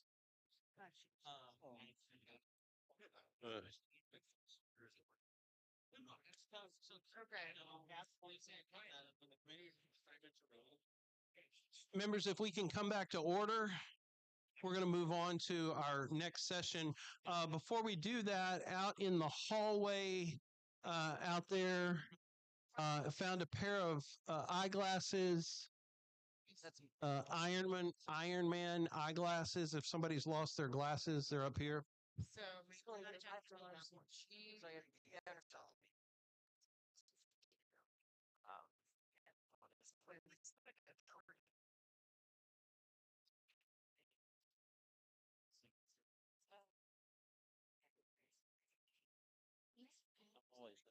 Always doing.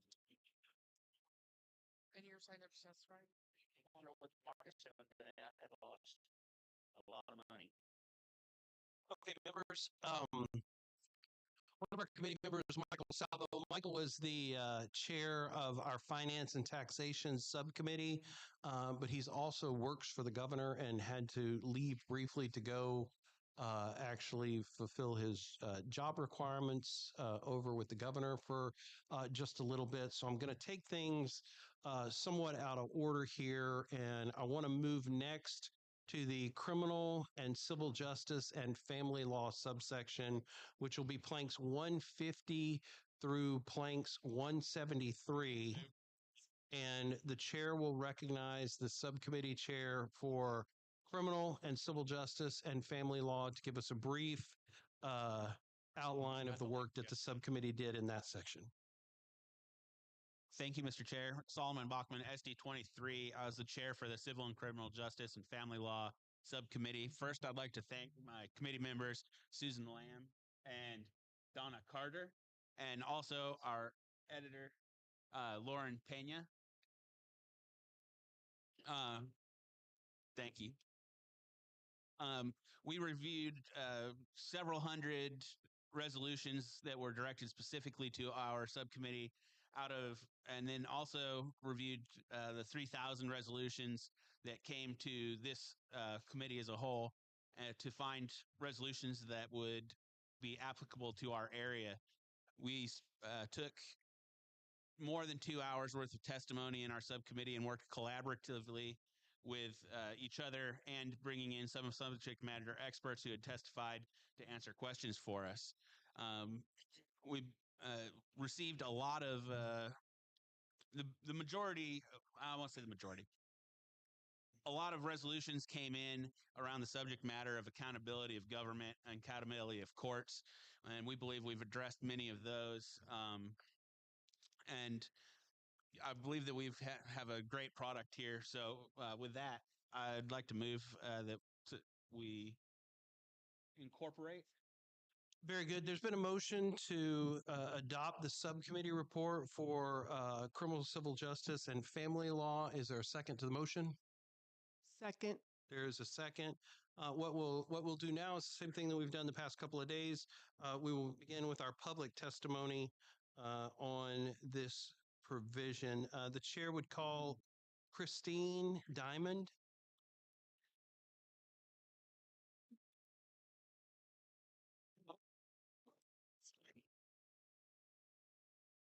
This is regarding 173.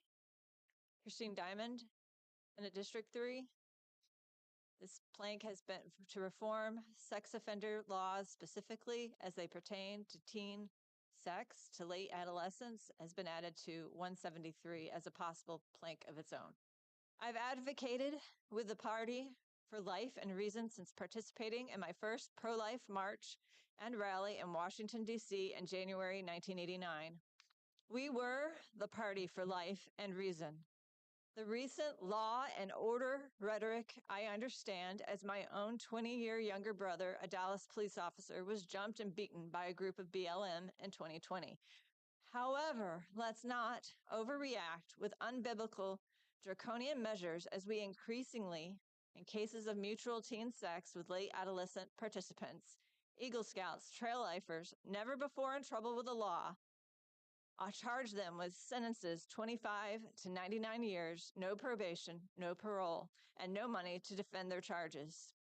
Considering the juvenile justice system only emerged in the late 1800s with subjective ages, and the current plethora of published science and legal papers now available to show that adolescent brains are the same and respond the same from ages 13 to 21.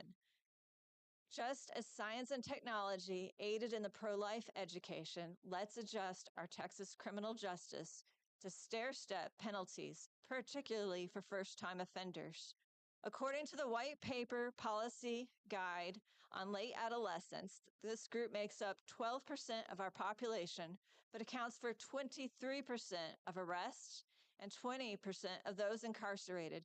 In fact, 40% of those serving the longest prison sentences in the U.S. were less than 25 at the time of offense.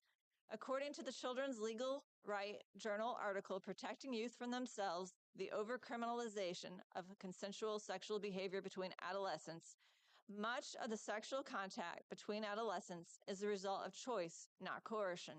In fact, 42% of females in 2020 reported being sexually active, compared to 44% of males. Our state would be far better served by requiring both participants to attend health classes on consequences of premarital sex and offering the older participant the opportunity to enlist and serve and mature rather than throw a promising young life away only to become a future burden on the state. Please consult Deuteronomy 22, chapter 22, verse 28-29 for biblical guidance on penalizing promiscuity. And let's value our youth. Thank you, Ms. Diamond. I appreciate your work. Thank you. Jim Owens.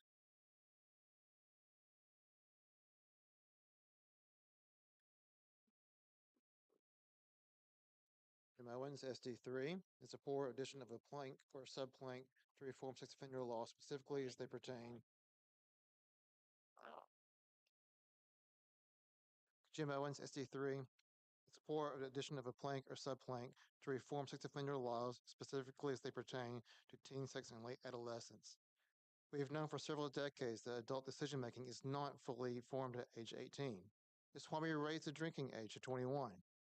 There are dozens of peer-reviewed science studies that support the fact older adolescents up to age 21 do not yet have the same judicial capacity of adults. If you walk through a junior high, you'll see 13-year-old girls that look like 19-year-olds. We have 18-year-old boys, still seniors in high school, that don't have the maturity to understand that a relationship with that girl could lead to a first-degree felony. The charge of continuous sexual abuse of a young child ranks as one of the severe offenses one can face. Aside from capital murder, which may result in a death penalty, this is the harshest charge in Texas. If convicted, the penalty includes 25-year minimum up to life in prison, lifetime of sex offender registration with no opportunity for parole. When handling a consensual teen sex case, the prosecutor has several charges to choose from. But district attorneys who want to make a tough on crime reputation for themselves have in recent years chosen to apply continuous sexual abuse of a young child. Although this law has been on the books since 2007, it's recently been interpreted by prosecutors to apply to mutual teenage sex if certain criteria are met. It was originally inspired by Jessica's Law, named for 9-year-old Jessica Lunsford, a Florida resident who was kidnapped, raped, and killed. Clearly not a case of mutual teenage sex. Teenagers engaged in sexual exploration together is not pedophilia and shouldn't be treated as such. We need clarity in our policies and legislation to apply the most appropriate charges. Thank you in advance for your consideration. Thank you, Mr. Owens. Lauren Pena. Lauren Pena.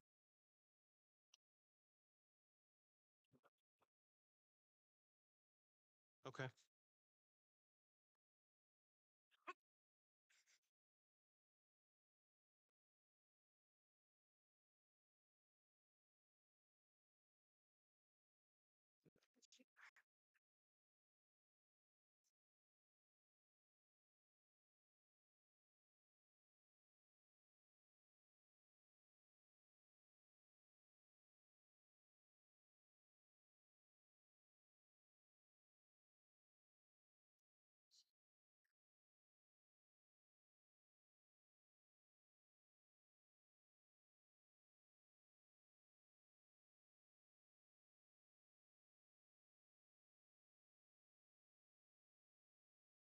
Margarita Fertilia. Did I get that right? Good afternoon, and thank you so much for taking your time to listen to us. I signed twice, so I can probably do both of them in the same one if it's possible, sir. Okay. My name is Margaret Fratila. I'm in the Senatorial District 16 in Dallas, and I'm going to have my testimonial here and also to testify and advocate on behalf of all grandparents and the people with disabilities. I think that you will hear the story. and you will know why I'm here today. I'm talking on behalf of like health and human services, 111, 129, and 130. In 111, we have the rights of the parents, God-given rights to take care of them. But unfortunately, the very successful children that we have, and in the top of the world, they have no time to take care of the children. But they refuse to have, the grandparents, and the law is against that. All over the United States, we have this law that the grandparents have no rights to the children. When they say here in 129 and 130 that we can reduce the cost of care for the family that have children with disability, I like to integrate the grandparents' right to have to participate to the caring, raising, and educating the children. There's also, I want to tell that many grandparents in Texas, they pay $250,000 to a lawyer just to visit their grandchildren. Unfortunately, I have a grandson that he fell from the second floor here over there in Dallas. And because of the construction law that was not adopted by the state of Texas, last state in United States, which we should build the second floor windows from the from the top of the ceiling to the bottom of the floor. He fell to the second floor, had a brain injuries, and he's suffering for the last 10 years because the parents didn't have the time to take care of them. They take a caregiver that they were strangers. I moved in Dallas from Corpus Christi to take care of him. 3 years I did, and unfortunately, every door was closed for me. Was a wall before me. Was a door closed. I saw the way how he was mistreated. He was abused, and this child was no way for me to see this child because the police, when I told them how mistreated he is or abused, closed the door. He said, "Your grandparents have no right." DFPS, they said you have no right. CPS, no right. Senator Cornyn, which is really We have to wrap it up. excuse me. We Yeah, have to but wrap it. I said two of them because I signed twice. So No, that's but what I said. I can only give you 2 minutes. Okay, so the thing is, my grandchild died 8 months ago at ages 13 because of these grandparents' not involvement in that. If I would have these rights, he would not be underground today. So I tried to help to be the first state of Texas to really give the grandparents rights because all over the United States you can have these rights. Thank you so much. I apologize that we don't have more time. Vera Billingsley. Vera Billingsley.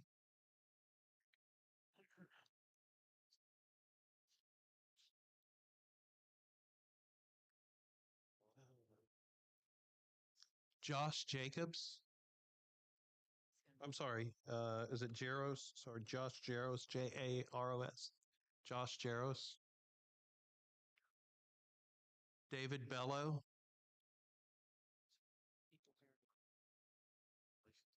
Rustin Wright.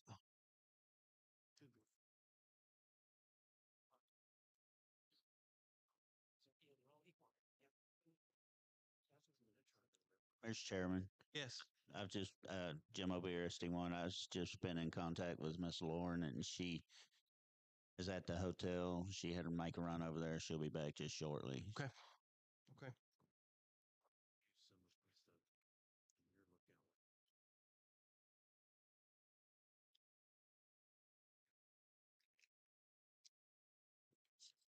Sorry, guys. I have so many sheets to go through here, and people have got numbers all over these. So nobody signs up for just one. Everybody wants to sign up for 9, 10 different blanks. So very opinionated Republicans in this room.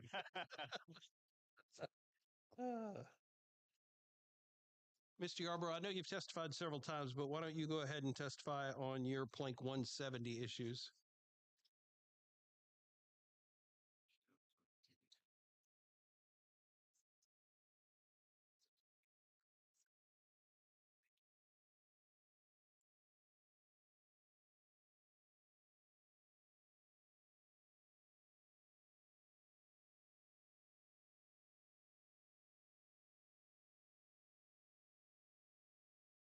Mr. Yarborough?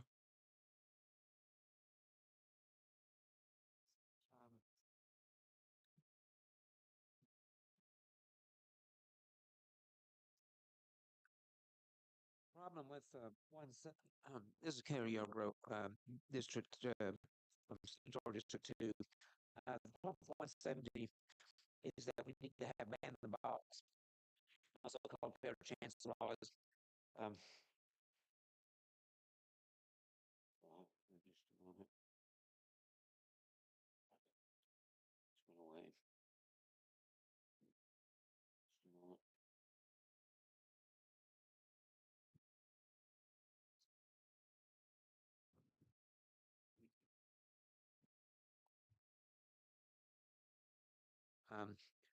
The ban the box laws prohibit employers from asking about criminal history.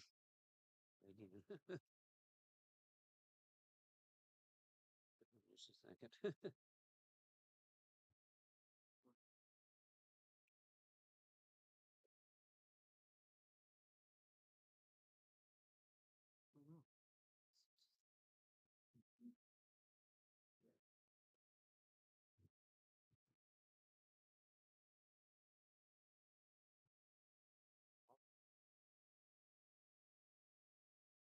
Carrie, you want me to call you back up? Yeah, sure. I'm having trouble getting this up. Okay, that's okay. Melissa Beckett. Sorry. The ban the box laws are called fair chance laws. These laws remove criminal history background check boxes from initial job applications, which may ask things like, have you ever been convicted of a crime? Have you ever been convicted of a felony? Have you been convicted of a felony in the last 7 years or the last 10 years or whatever? There's an appropriate place for that, but it's not on the job application. And if that's on the job application and somebody puts yes, that job application will go right in the trash, and there's not going to be a job interview. I used to be a chaplain at the Dallas County Jail, and I had one man tell me he applied for 5,000 jobs and didn't get one single interview after the job application. That ban the box needs to go off the job application. The appropriate place for asking that is in a job interview, or if they do a background check for certain types of jobs. A total of 37 states have passed statewide ban the box or fair chance hiring laws.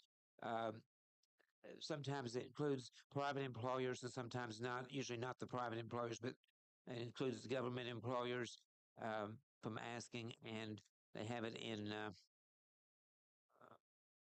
like I said, 37 states: California, Colorado, Connecticut, Hawaii, Illinois, Maine, Maryland, Massachusetts, Minnesota, New Jersey, New Mexico, Oregon, Rhode Island, and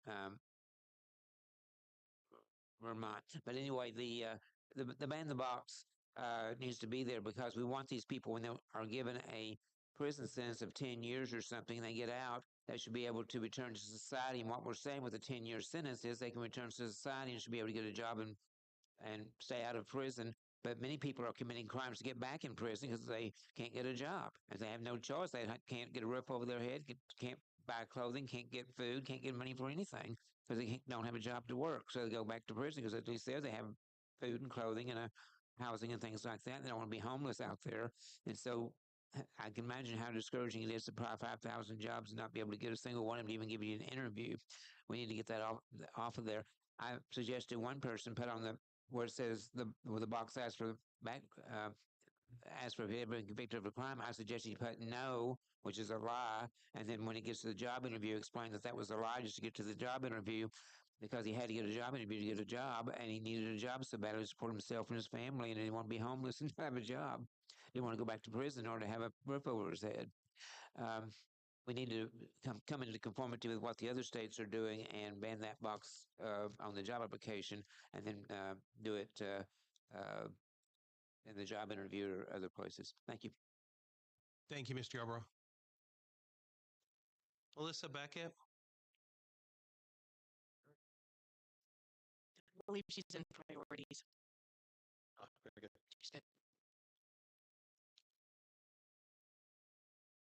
Who did you say was coming over? Oh, she's opinion's coming over. Did Josh Jaros show up? David Bellows? Rustin Wright?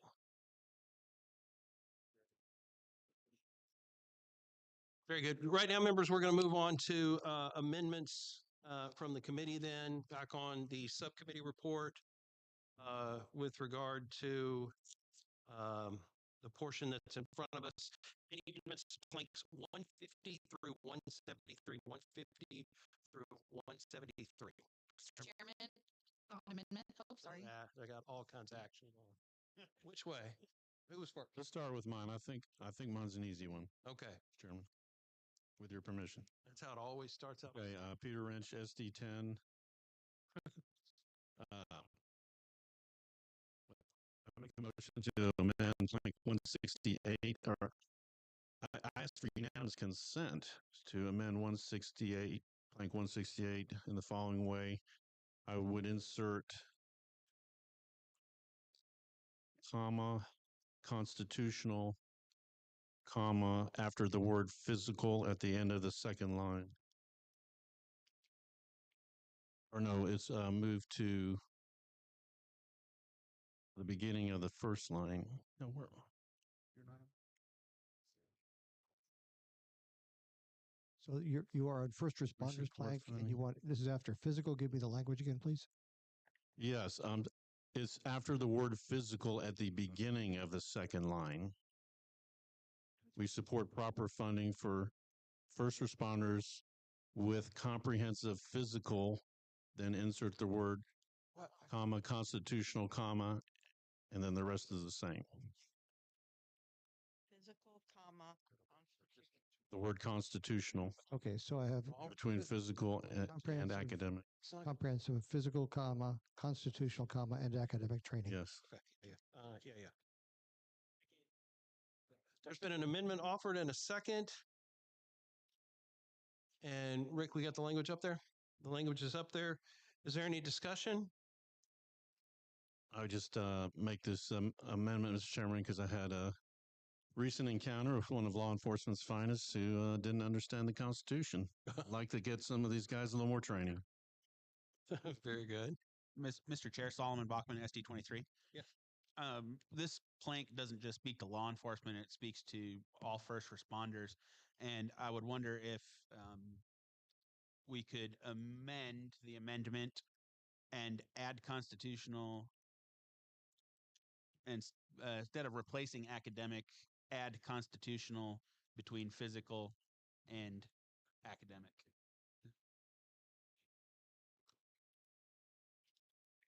I'm moving that amendment. So are you offering your amendment to the amendment? That is correct. Okay. So I didn't quite catch that. But we're creating a list, Rick. So physical, comma, constitutional, comma, and academic training. I think that's what we have now. If I could make an amendment, when he said constitutional, I thought he meant like his physical constitution.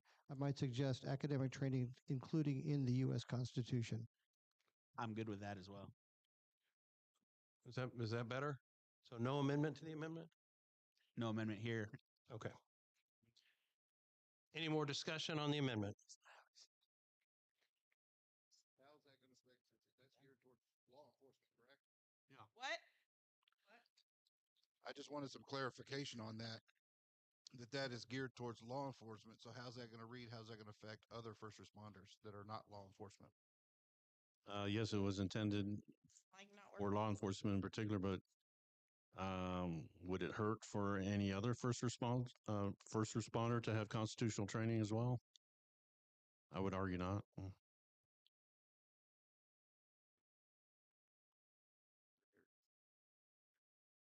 Any other discussion on the amendment? There's been an amendment offered and a second. The chair hearing no further discussion, the question occurs on the adoption of the amendment. All those in favor of the adoption of the amendment say aye. Aye. All those opposed, no. The ayes have it and the amendment is adopted. All right, who's next? The hard right would like to get in there. That's right. Thank you. I have an additional plank I'd like to add after 160, numbering it 161A, reforming regulation to promote affordable legal services. This was what was discussed by Justice Busby when he came and presented yesterday. And I sent the verbiage to you, Rick. I have that language in. Tell me again where. I'm sorry? Tell me again where I have the language. 161A. Thank you.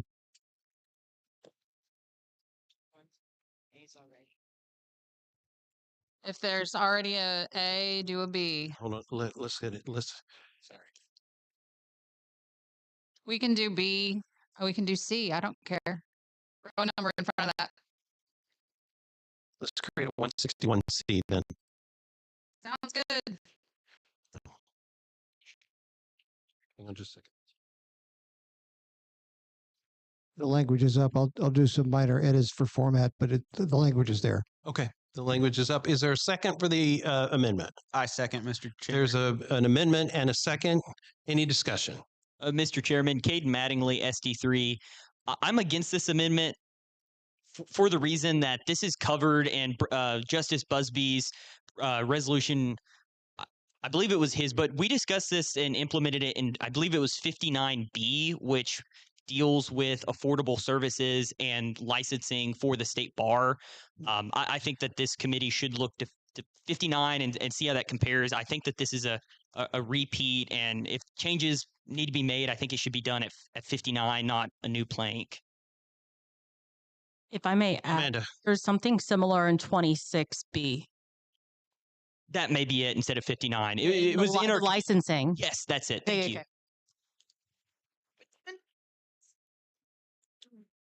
All right. There's been a motion. I mean, there's been an amendment offered. It's been seconded. Is there any further discussion? The question occurs on the adoption of the amendment. All those in favor of the adoption of the amendment say aye. All those opposed, no. No. The amendment fails.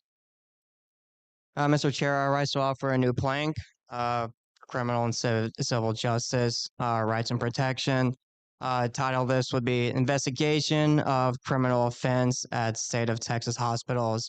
I sent the plank to you, to the editor, but and it reads, under no circumstances shall jurisdiction to investigate allegations of criminal activity in violation of Texas statutes at a hospital, either created or funded by the Texas legislature, be conferred or delegated to a third party such as the Joint Commission. This is critical to ensure transparency and accountability related to unlawful actions such as illegal abortions, gender transition surgeries on minors, and facilitators of do not resuscitate orders. I second. There's been an amendment offered and a second, and let's get the language up there and then we'll start discussion.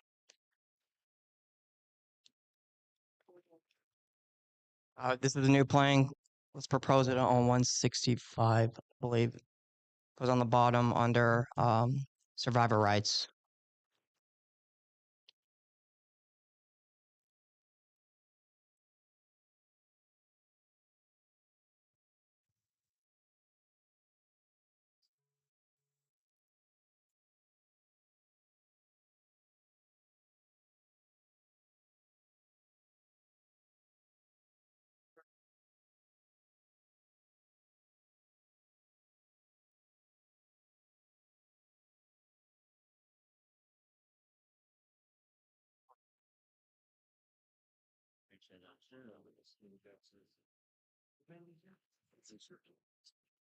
And Micah, I'm sorry, Micah, I'm sorry, where did you want that again?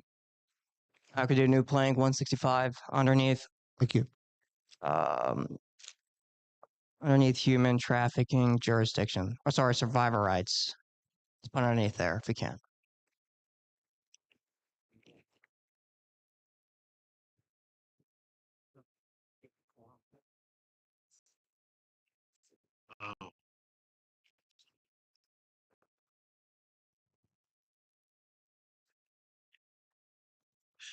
The amendment's been offered. It's been seconded. It's up on the screen now. Is there any discussion of the amendment?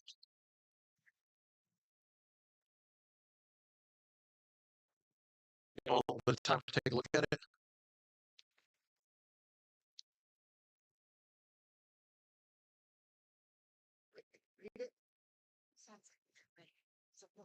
Mr. Farmer, my editor is helping me here. She says you want under survivor rights Yes. section. Okay.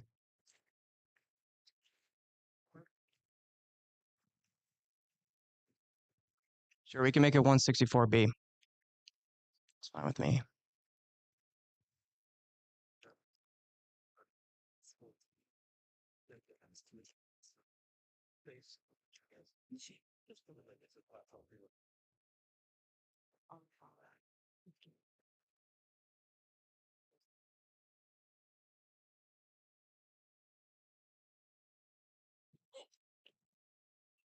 Language is available, Mr. Chairman. Thank you, sir. Mr. Chairman, point of information. Yes. Could the member describe for us what a joint commission is? I have no idea what that means. Can you describe for us what a joint commission is? Yes, the Joint Commission is essentially like a third party that a lot of times like that can do investigations into criminal offense, and it's for like healthcare and medical issues like this, and oftentimes has been proven to be corrupted, and has covered things up in terms of, trafficking, parts of an aborted fetus, etc. And I think we should put it in the hands of law enforcement, actually. Mr. Chairman, who are the members of the Joint Commission? You don't know. Okay. Thank you. We don't have any idea. Okay. The amendment's been offered and seconded. Is there any further discussion of the amendment? All those in favor of the amendment as shown on the screen indicate by saying aye. Aye. Any opposed, no. The noes have it, and the amendment fails. Can I ask for a count, please? So we ask for a division vote. Division votes granted. All those in favor of the amendment, please raise your hand. 3, 4, 5. 5 in favor. All those opposed, raise your hand. 1, 2, 3, 4, 5, 6, 7, 8, 9. The noes have it. Go ahead, Amanda. Chairman, I'd like to make a motion to amend this section of the platform by adding a plank called combat medical fraud. I have emailed Dr. Townsend. Essentially, the gist of this is more aggressive enforcement against medical fraud and persecution against individuals and organizations that do this. And this would help reduce wasteful costs related to medical fraud. And placement where? I would do 164B, somewhere generally in this section. Law enforcement starts at 165. If you want, maybe 165A. Oh, yes, that works. Okay. So maybe 165B, since there's already 165A. Is there a second to the amendment? Second. It's been an amendment offered and seconded. And let's wait for Rick to get the language up. It's available.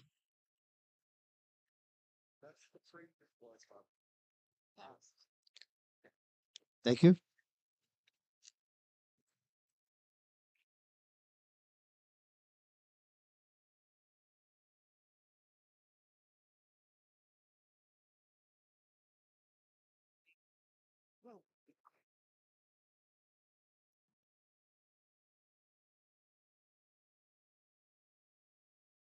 That should look better. Is that better? Members, is there any discussion of the amendment?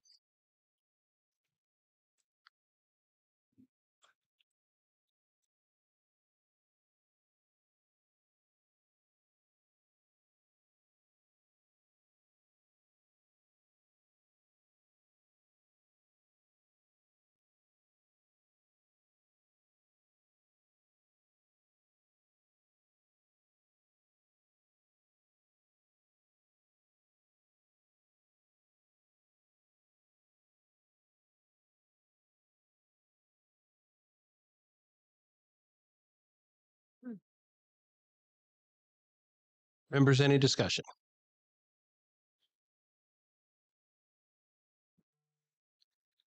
I'd like to speak against the motion. It seems to me that if medical professionals are engaged in fraudulent billing, kickbacks, insurance fraud, and so on, that there's already criminal statutes on the books. We probably don't need a separate plank to address it. unless I'm missing something, I'm certainly open to being convinced. Members, any further discussion? The chair hearing none, the question occurs on the adoption of the amendment. All those in favor of the amendment indicate by stating aye. All those opposed, no. The amendment fails. Chairman, I have a motion to amend the platform to add another plank. It'd be 162B. It's called Transparency in Litigation Funding and Protecting Texas Courts from Foreign Influence. I've emailed Dr. Townsend. The general gist is just transparency when there are financial and foreign foreign entities that are funding lawsuits. Is there a second? Second. There's been an amendment offered and a second. We're getting the language up on the screen. It is on the screen.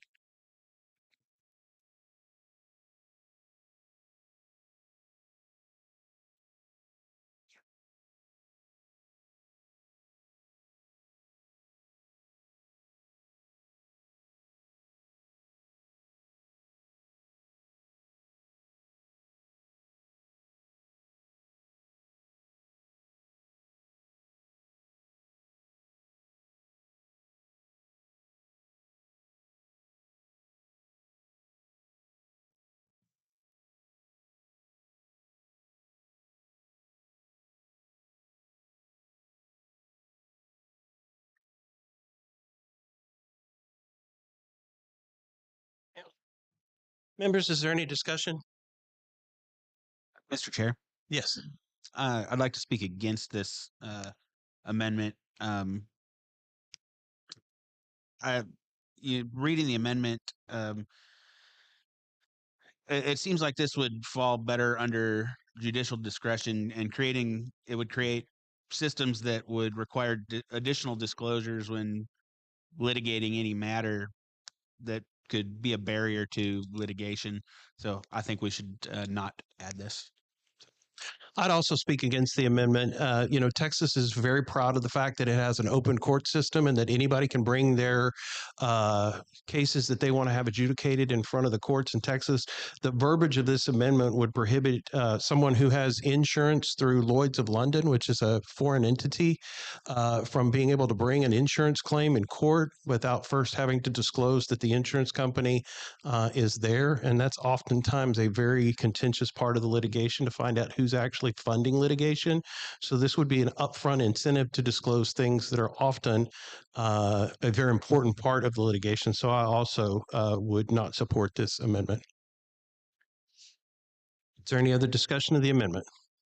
Rick Townsend, SD 12. I'd like to concur with that and just point out again, it may be intended to go after things like the Somali fraud, but it's so broad and overreaching that it's hard to tell. And the things that were accomplished in Minnesota are against the law already. Is there anybody else who would like to speak in favor of the amendment? The chair hearing none, all those in favor of the amendment indicate by saying aye. Aye. All those opposed, no. No. The noes have it and the amendment fails. Chairman, Donna Carter, SD2, I would like to make a motion on Plank 150. Okay. Repeal Kinsey-based laws.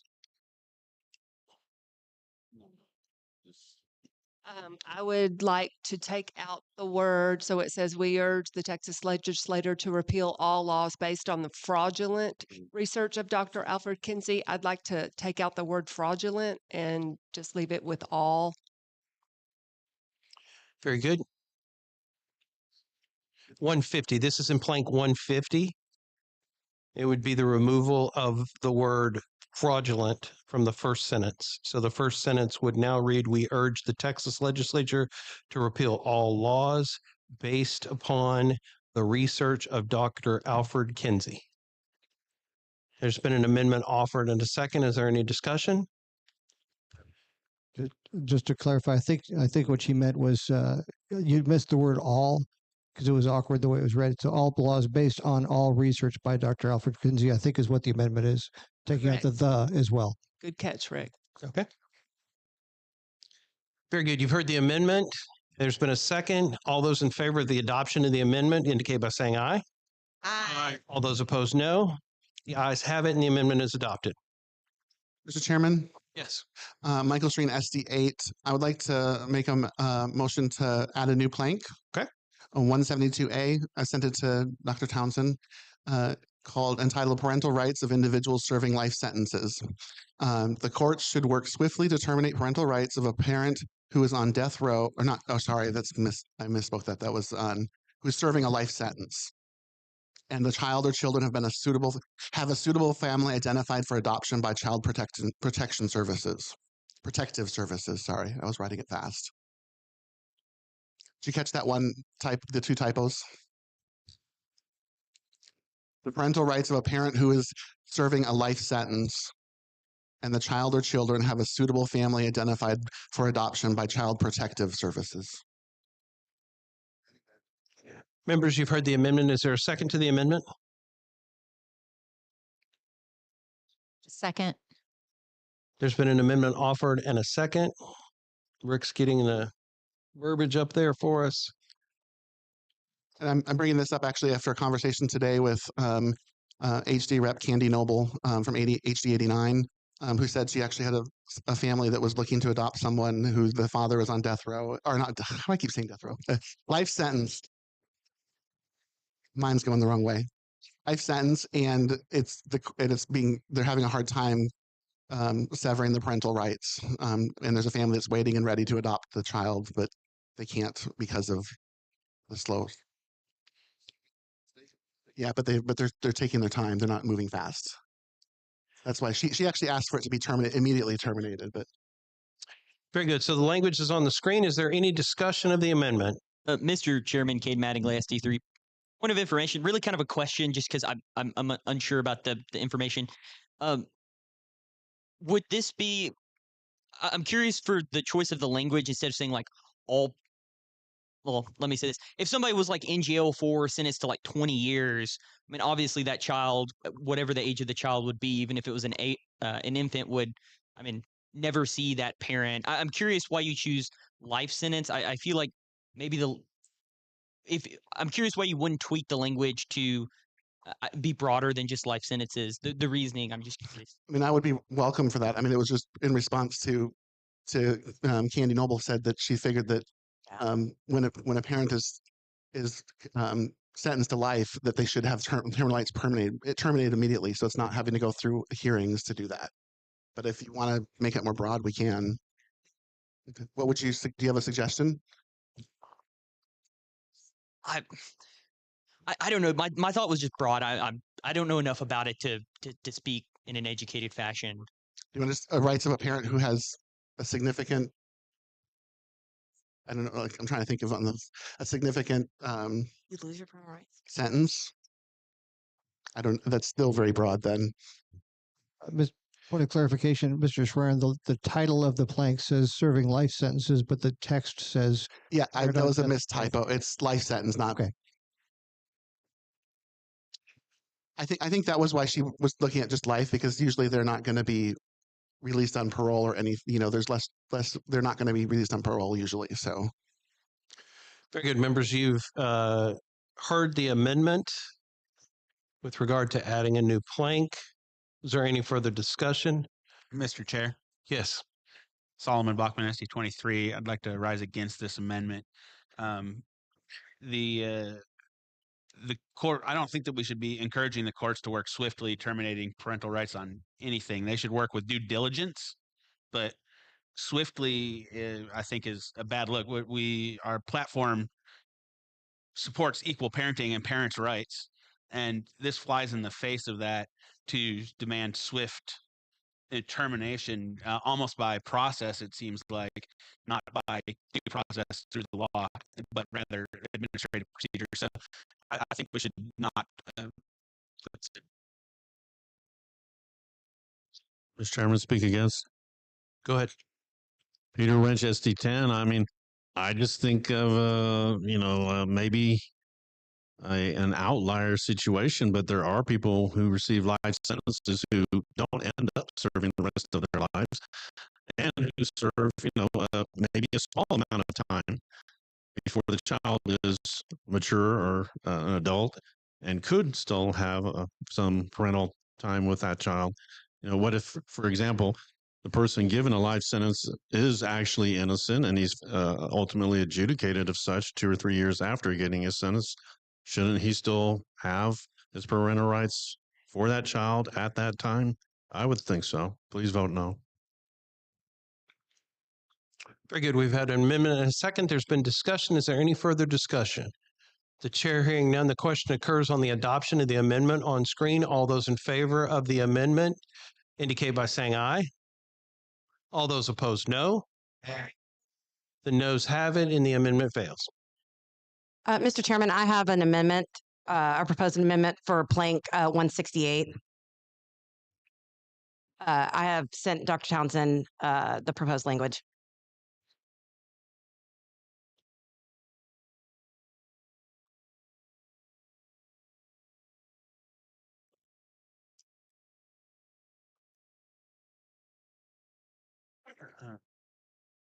Can you describe the amendment for us so I can get a second? It adds a sentence. It slightly amends the last sentence and then adds another one stating, we ask that Texas increase funding for rural law enforcement agencies, including sheriff's offices and constables' offices. We support increasing funding for the Texas Rural Volunteer Fire Department Assistance Program. Very good. Is there a second to the amendment? Second. There's an amendment offered and a second. Mr. Chairman, it's not syncing at the moment, so I'll have to just manually type it in. Just a second. Okay.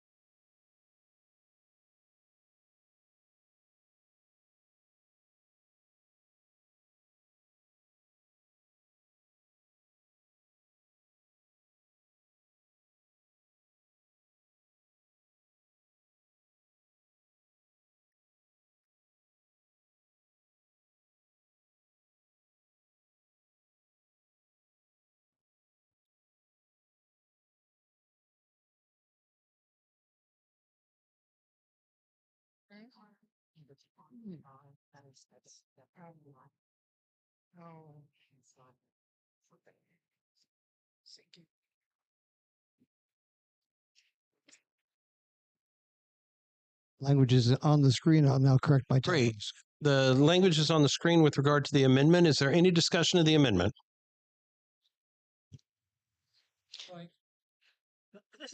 Do what? I think Texas is spelled incorrectly.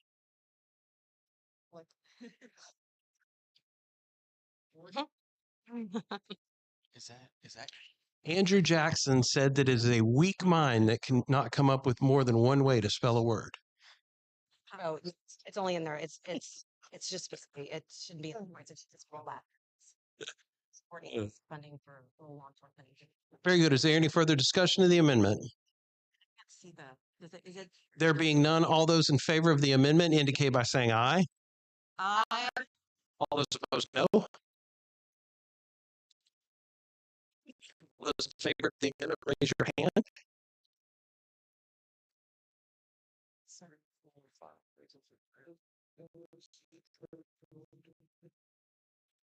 There's 16 in favor. All those, I'm sorry, 17.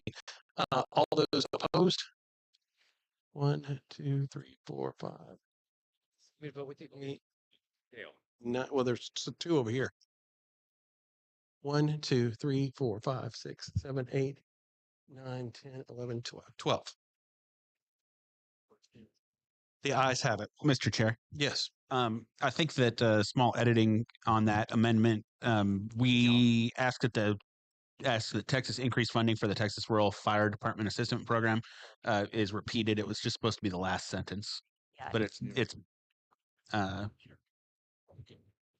it's bracketing the added sentence. Oh, do you see that, Rick? It's supposed to get, the sentence before already has the increased assistance portion. Yes, it does. Increase funding.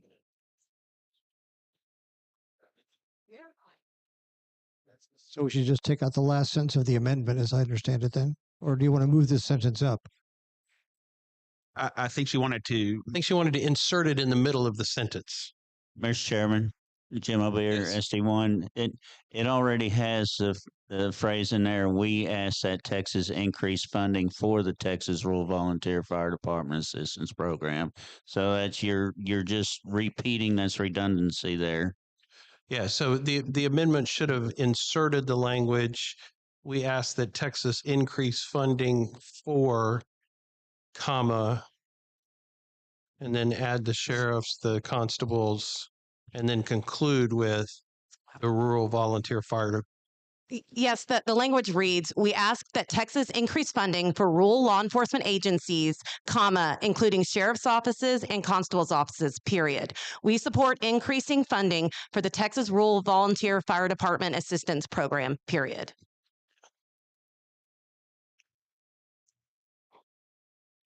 Very good. Any other amendments to this section? Mr. Chairman, I was moving it as she was reading that. I just need to make sure that the language we have now is in fact what she wants. Okay.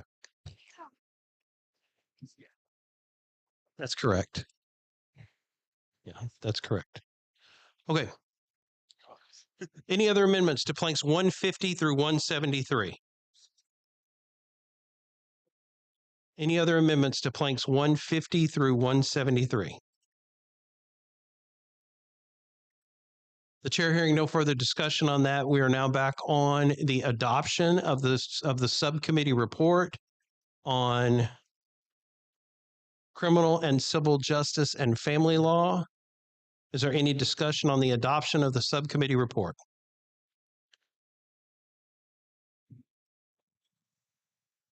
Please No, she use didn't the admit more. microphone. She stuck it in the right place. Because what was he talking about? Because I can't see it, can you read that, what she put in there? I'm going to turn off track change showing. It's still there, but that way you could read it more easily.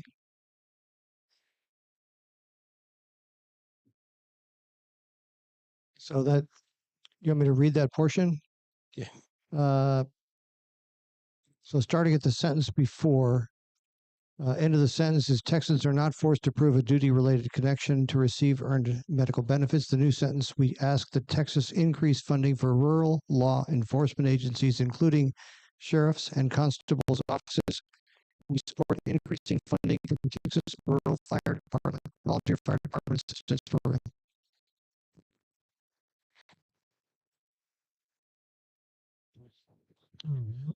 We're now in the adoption of the subcommittee report on criminal and civil justice and family law issues. Is there any other discussion on the adoption of the subcommittee report? There being none, all those in favor of the adoption of the subcommittee report on criminal, civil justice, and family law issues indicate by saying aye. All those opposed, no. The ayes have it, and the subcommittee report is adopted. We have one last section to do, and that is the subcommittee report on finance and taxation. Is Michael back? Mr. Chairman. Very good. Yes, sir. Do I need to lay it out or just? I just talk very quickly about what the committee did, and then we will take some public testimony on this, and we will get moving on planks 62 through 83. Yes, sir, Mr. Chairman. Point of clarification. I think we still have finance to go as well, don't we? Finance and tax. I'm doing finance and taxation at the same time. It's 62 through 83. Just want to thank the committee members, Beth Culberson, Susie Sullivan, and before her committee reassignment, Stephanie Fisher, for their incredible effort over the last couple of weeks.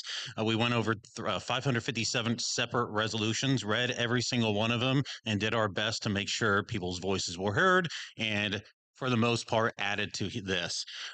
We had some planks that we didn't touch at all. Some planks we had some small language changes, and you'll see some planks that kind of rewritten altogether with all the testimony that we received from subject matter experts. So, Mr. Chairman, I move passage.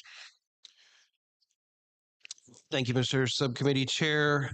Is there a second to the adoption of the subcommittee report on finance and taxation? Second.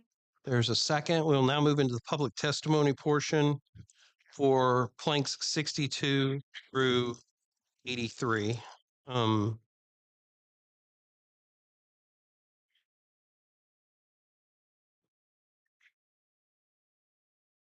chair calls Lorna Litchi. Thank you, sir. Lorna here. Bobby Galena. To be adding. Bobby Galena. I know Tony tried to get it in the committee, but Casey Ryan. it's the new plank after it will be a new plank after 77. Casey Ryan.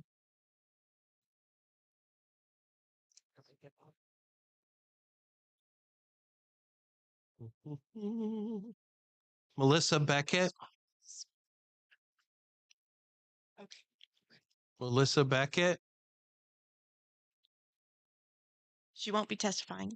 Okay.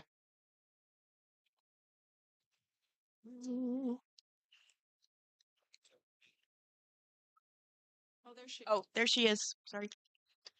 She who? Which one? Melissa. Mm-hmm.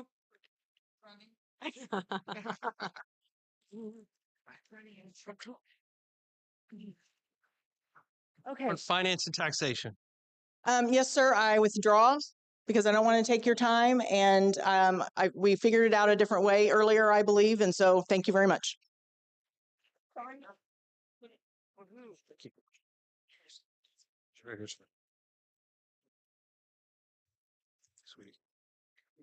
David Holden. That would be me. Thank you. Very good. David Holden with Senate District 7. I had a resolution approved at the Senate District Conference and wasn't able to make it to the Finance Committee meeting on Tuesday. So I think it fell through the cracks. Maybe it just got eliminated. I apologize for not being there. But my resolution and proposed amendment regards a reduction in sales tax, a modest reduction of 0.5%. It's currently the state sales tax is 6.25%, and I propose we reduce it to 5.75%. It would make a very modest reduction in our total income. That would amount to about a $4 billion reduction out of $160 billion that's being collected in all shapes and sizes of taxes. So a modest thing there, but it would benefit households significantly. 0.5% sales tax reduction on a new car purchase, for example, could be a month's payment of that new car. 0.5% reduction on the average monthly household expenditures is about $280. That's not monthly, that's annually. So it's not a big number, but I think what it does is it puts sales taxes on the table as we also consider property taxes when Congress meets to discuss this. And I think they should look at all forms of taxation. Any questions? Thank you, sir. I should add that the language has been sent to Mr. Townsend with the help of Liz Atchison just a moment ago. Very good. Thank you. Did Miss Pena ever show up? No, she never showed up. Okay.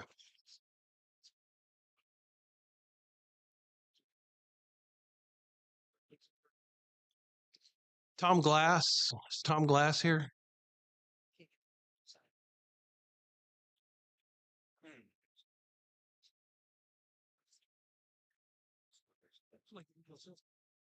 Is there anyone here that I'm missing? Yeah, let's.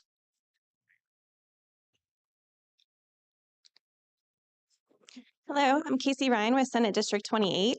I was just talking to Susie earlier, and I just sent the email to Mr. Townsend and her. This is my suggestion is to replace the contradictory statement 76B from 2024 platform with and secure a top subclass of 76 as A, B, C, and D on top of the ones you guys already have. Let me read those to you. Immediately convert to a cost basis valuation with a 2% cap on annual increase in value for homesteads and a 5% cap on non-homestead and commercial properties. Values shall be rolled back to 2019 pre-COVID certified values with above caps applied each year forward. Properties purchased 2020 and forward shall be recorded by the CAD with provided escrow documents and purchase price and above caps applied forward annually. Rate setting authority remains with each taxing entity to meet the budgetary requirements below the 3.5% cap on revenue increase. This is tax predictability, transparency without revenue loss, while full elimination is achieved within 5 years, continuing to use surplus funds to buy down M&O and other taxes imposed. Provides for local control, honest rates, and stable school funding during the transition. It ends appraisal games and restores trust from Texans. Requires a constitutional amendment to protect future legislatures from overturning. In the event the market shifts below 10% reduction, a 0% increase in value statewide shall be applied. B, homestead exemption shall be honored in full by all taxing entities, like the business personal property tax exemption of $125,000 implemented in last year's legislative session. C, honor disabled veteran, including National Guard exemptions to match percent disabled. 90% equals exempted from 90% of the tax due on the homestead property. D, empower the Attorney General to pursue any taxing entity that illegally increases tax rate beyond the 3.5% cap on annual revenue increase rate without taxpayer voter approval. Thank you for your testimony.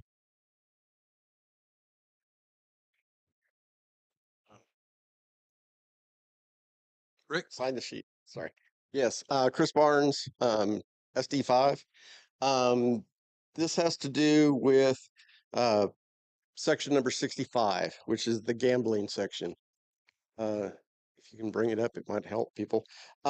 Basically, my proposal is to add a paragraph to the end of it, so I don't want to change anything in the existing statute. Okay, it looks like what I proposed is not there. What I'm proposing is that we add a line which defines poker as a game of skill and as such is exempt from anti-gambling statutes. And keep the Texas Department of Licensing and Regulation responsible for the licensing of live poker rooms in the state of Texas. Not everybody is aware, but poker is legal in the state of Texas as long as it is a private game where all of the money brought in is eligible to be won by the players. As such, there are some legal poker rooms in the state of Texas which charge a membership fee and they charge a seat rental fee so that they're not raking the game. But some district attorneys have taken it upon themselves to raid these poker rooms, one of which happened in Austin just in, I believe, March. They shut down a room called the Poker Lodge, or the Lodge, seized over $1 million in assets. It took about 2.5 months and the charges were completely dropped and all the funds were replaced, but the 30 employees still lost their jobs. That's the part that I'm wanting to really see stop, is the harassment of the legal poker rooms that are doing things the right way. I want to make it clear that I'm not proposing that other things that are sometimes called poker, such as video poker, are made legal because those are truly gambling. I mentioned in an early testimony that I'm a beekeeper, which is farming and ranching. Some people call that gambling too. my attempt at humor aside, um, I'm just basically trying to extend the law to cover the places that are operating legally so that they're no longer harassed. Thank you. Thank you.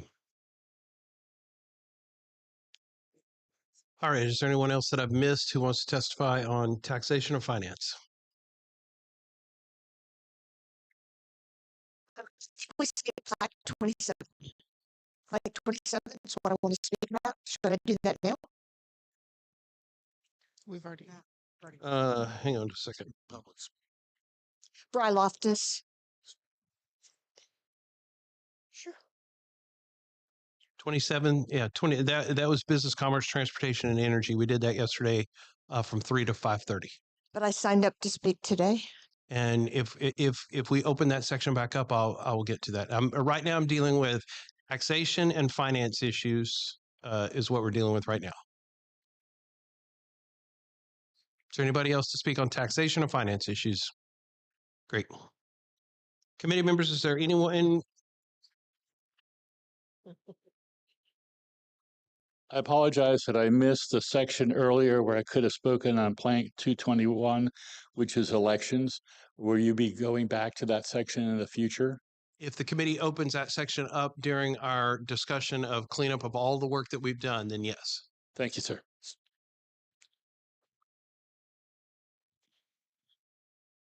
Members, we're back on the subcommittee report on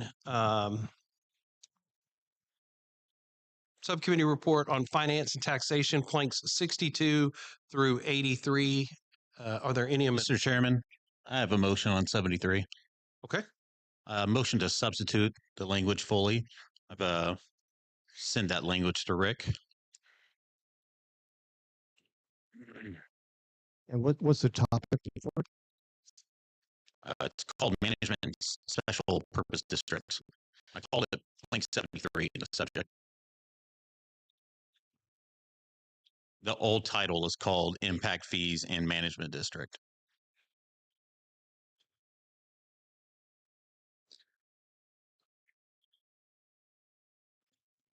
And I'm sorry, the plank number again, please? 73.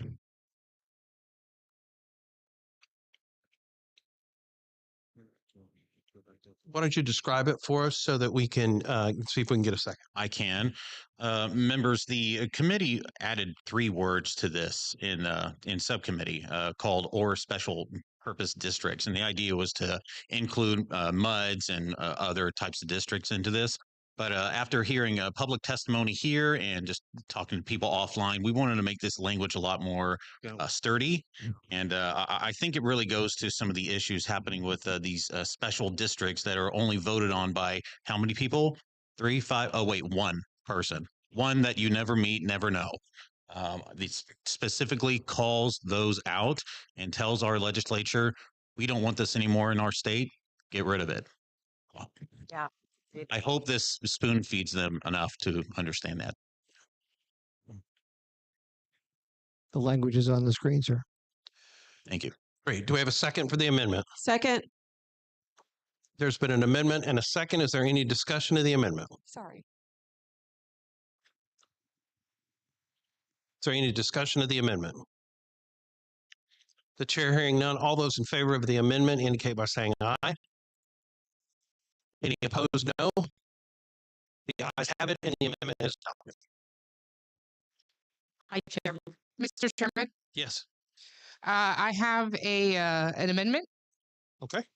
and I did send that over on an email called Finance New Plank after Plank 77. Okay, you got it. It's supposed to be 77A. Yes, sir. Go ahead and describe it, and then we'll get a second. Okay, so what this is it's taxpayer protection from expedited bond lawsuits. So this is basically when local governments try to go after taxpayers. So they rush anti-taxpayer bond and debt lawsuits through the courts. So this would be trying to prohibit or repeal Texas Government Code Chapter 1206. So it's just another way that governments, when they're deciding to be predatory, can go after our taxpayers. So this would be a protection for taxpayers. Is there a second for the amendment? Second. There's been an amendment and a second. The language is on the screen.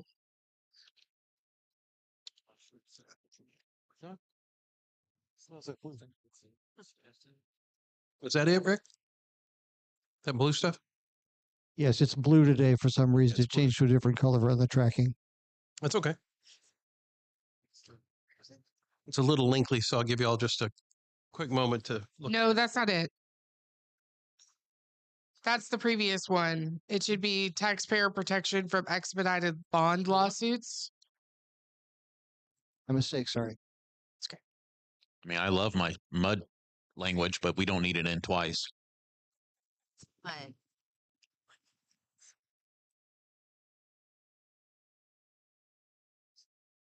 There it is.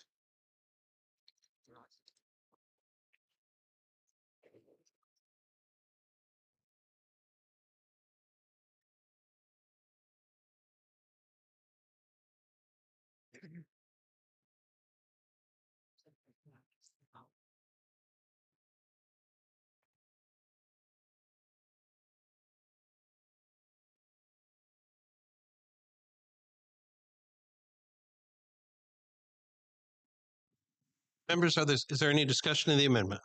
Yes, Mr. Chairman, I'd like to speak to it. Speak in favor. The Finance Subcommittee saw this, really liked the language, just didn't think it belonged in this part of the platform, but I'm completely fine with putting this in.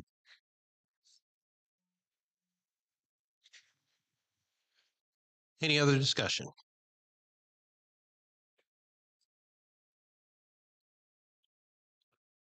Very good. The amendment has been offered as 77A on the screen. I'm sorry. Is that right? 77? 77A. Amendment's been offered as 77A on the screen. All those in favor of the amendment indicate by saying aye. Aye.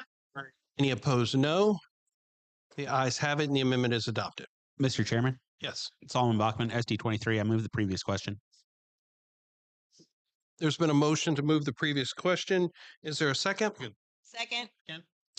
Remember, under our rules, there's a 2/3 majority required to move the previous question. All those in favor say aye. Aye. Any opposed, no.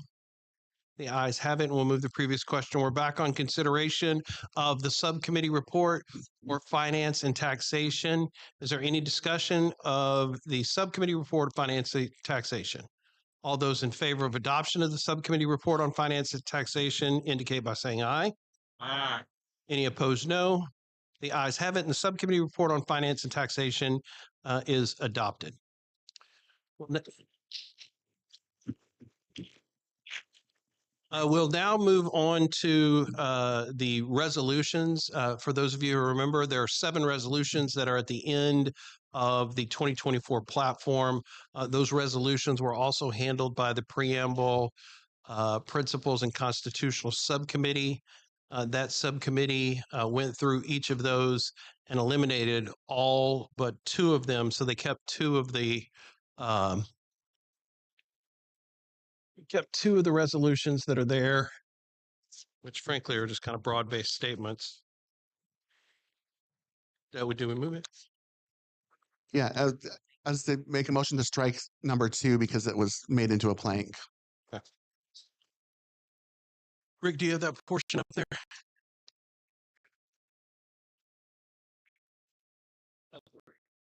Number 1, sorry, not number 2, it's number 1. No. This is the new plank that we added yesterday. And we added that to the platform actually instead of leaving it as a resolution. Correct. Okay.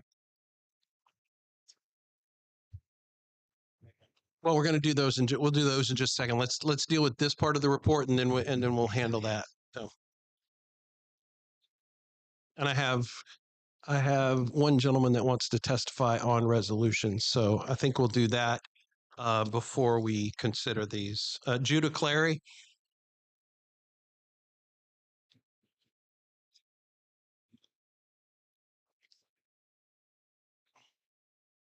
Before I start, point of information, would I be speaking on these two or the other resolutions?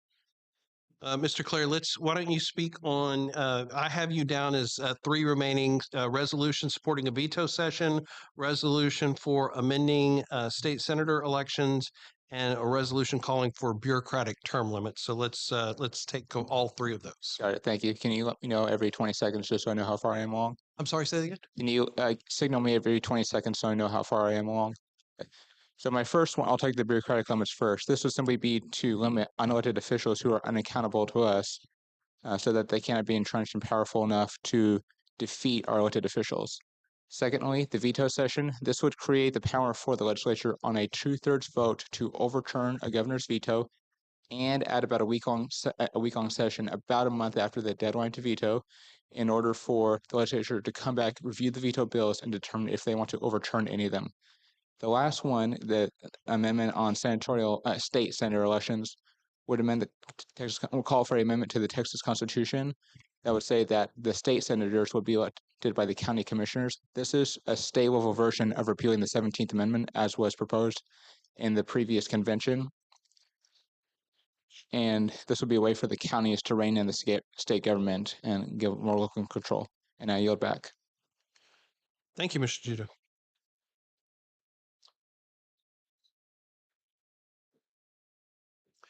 Very good. We will now consider motions with regard to the two resolutions that are up there on the subcommittee report.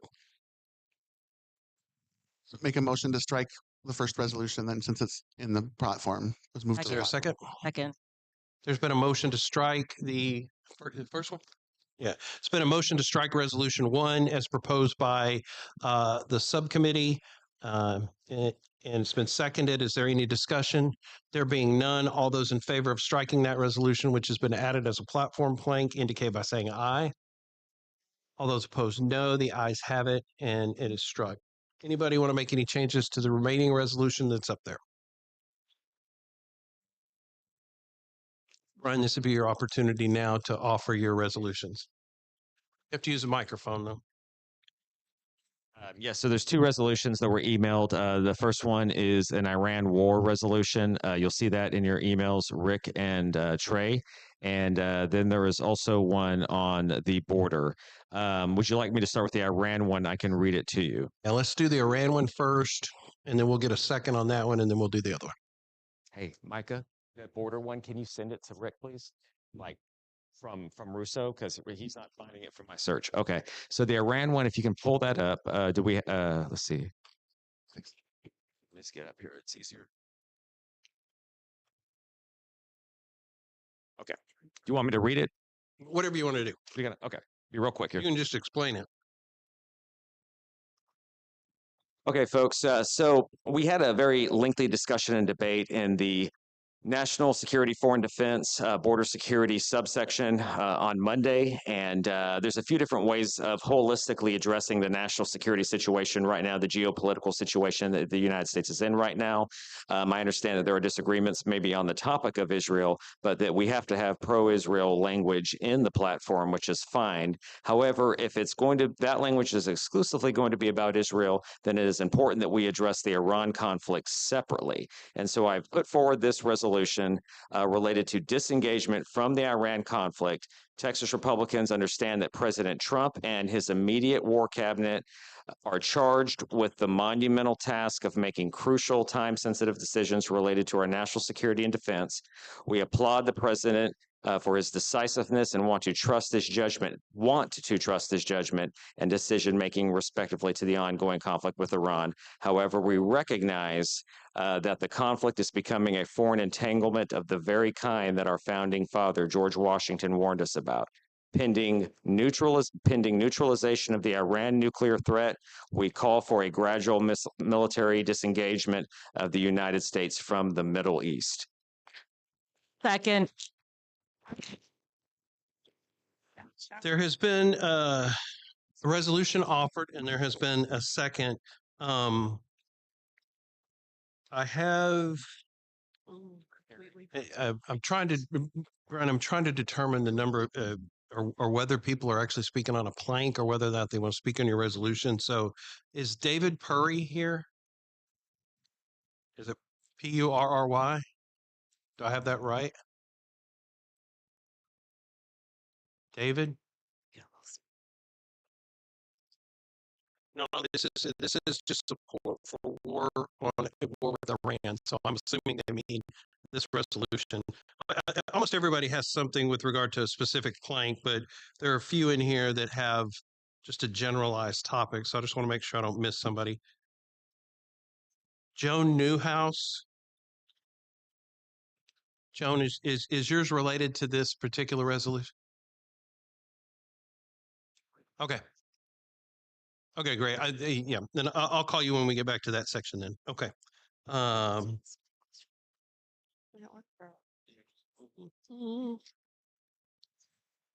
Brian, can I ask you a question? So in your last sentence, it states pending neutralization of the Iranian nuclear threat, we call for a gradual military disengagement of the United States from the Middle East. Are you talking about the entire Middle East or just with the Iranian war? Well, and let's don't start this as a debate amongst members. Let's address everything to the chair so that Brian, go ahead and answer. Okay, so the idea here is to find verbiage that people can get behind, that everybody can get behind, or almost everybody can get behind. So I suppose that might depend on the person that you ask. My preference is for a military disengagement from the Middle East that is gradual and responsible, because there is no helping most of the Islamic world. And if we do that after neutralizing the nuclear threat, then I think we get away from the perpetual wars. I think we get away from the nation building, the forever wars, and that is consistent with putting America first. So this is an America first resolution on foreign policy.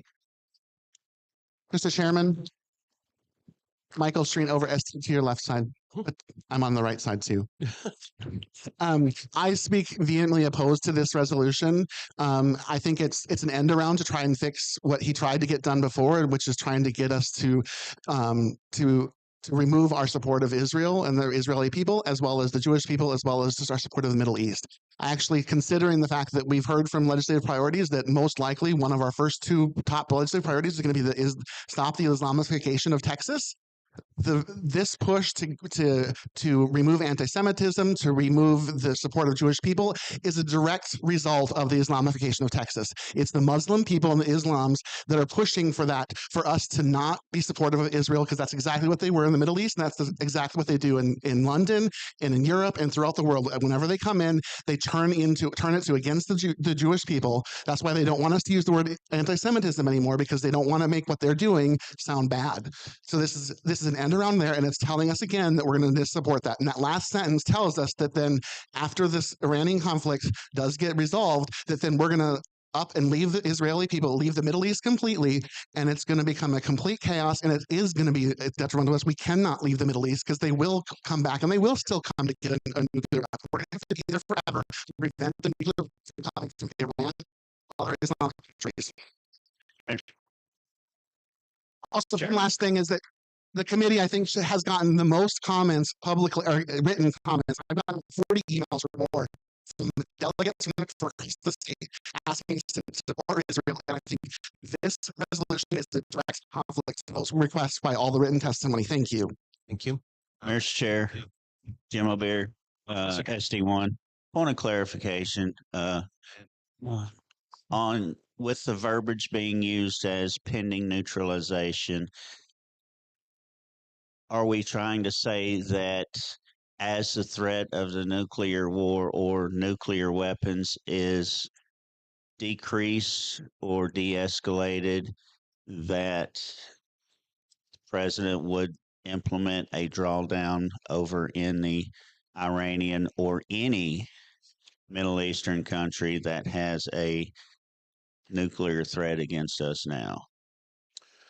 I think those are Fascinating questions. I would tell you that my opinion of this resolution, having served in the Trump administration and having been in the Pentagon during the first Trump administration, that I have complete confidence in Donald Trump to run our foreign affairs. And I think as much as I respect the Republican Party of Texas and the delegates here, the last thing he needs is 5,000 people telling him how to do his job. I have complete confidence in the president, the vice president, Secretary Rubio and Secretary Hexit to handle the situation in the Middle East. And I will be voting against the resolution. Mr. Chairman, Mr. Chairman. against the resolution as well, given that it's we have not had 3 against. I'd like to speak against it and to say that this is in direct opposition to the like we put in yesterday supporting Israel. The Middle East is the most tense area of the world right now. China could be the next most tense, but we have to be engaged with the entire Middle East. We can't disengage. We support Israel. We have to engage with the Arab world. That's what the Abraham Accords were all about. Is there anybody who wishes to speak? Is there anybody who wishes to speak for the resolution? Mr. Chair, I'd like to speak for this resolution. Given that, I mean, they said that there were nukes in Iraq, and then we found out that wasn't true. And of course, saying about this really for the past 30 years. I'm not going to confirm or deny where they are currently making one, but I mean, I obviously support, Israel's right to the land, but the greater concern is putting America into another forever war and what that could essentially have to our economy with oil, et cetera.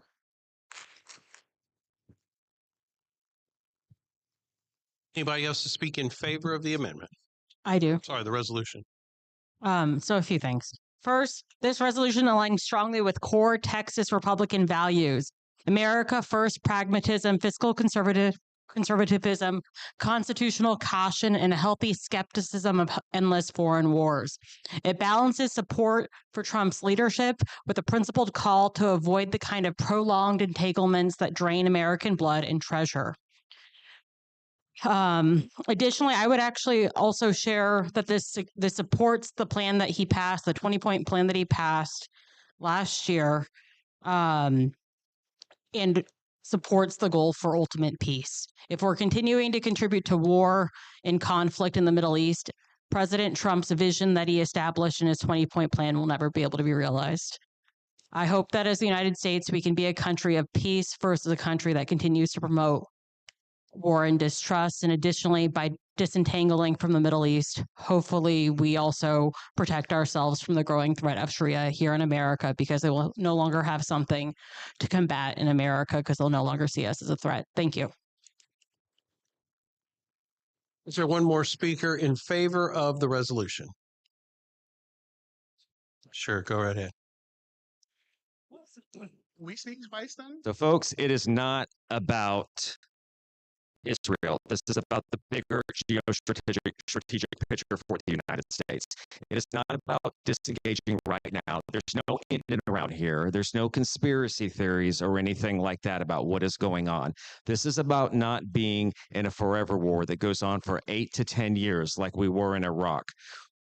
U.S. forces should be there in the region to deal with an immediate or near future nuclear threat.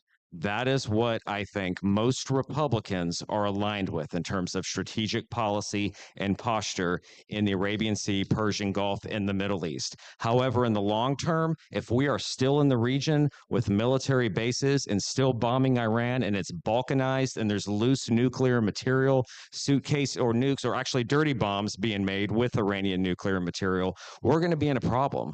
We're going to have a problem. We're going to be there forever. It will become a forever war. So a disengagement from the region long term is what this is about. That is the intention. And that is what Trump said multiple times, that he did not want to have forever wars.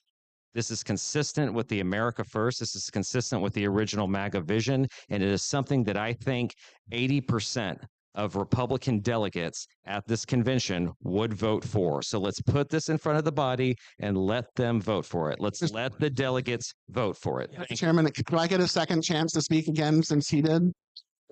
Sorry? It's okay. Point of information. Sir, Mr. Chairman, so while this might not say Israel, it is a direct conflict. Let's just vote. What's that? Let's just vote.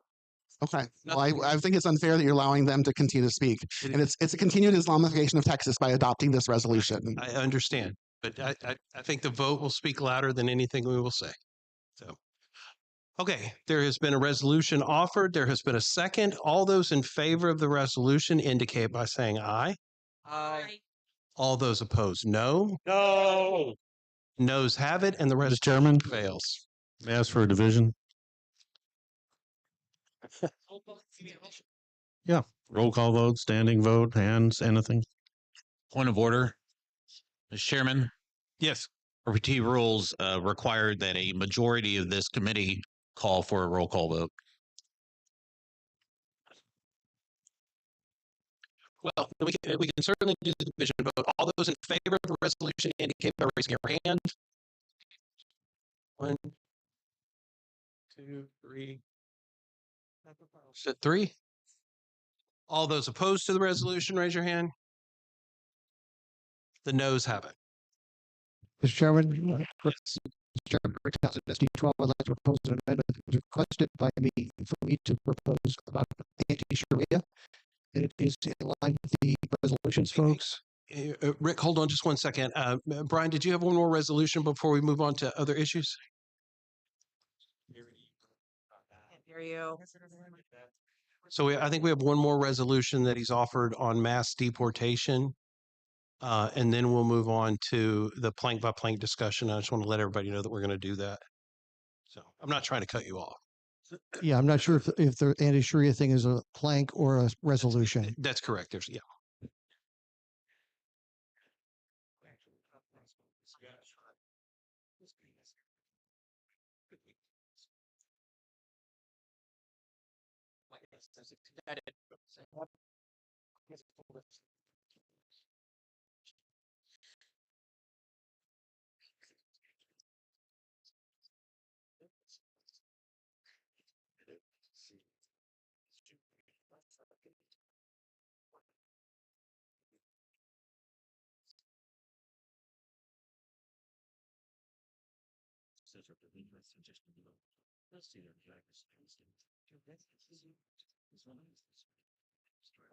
I know.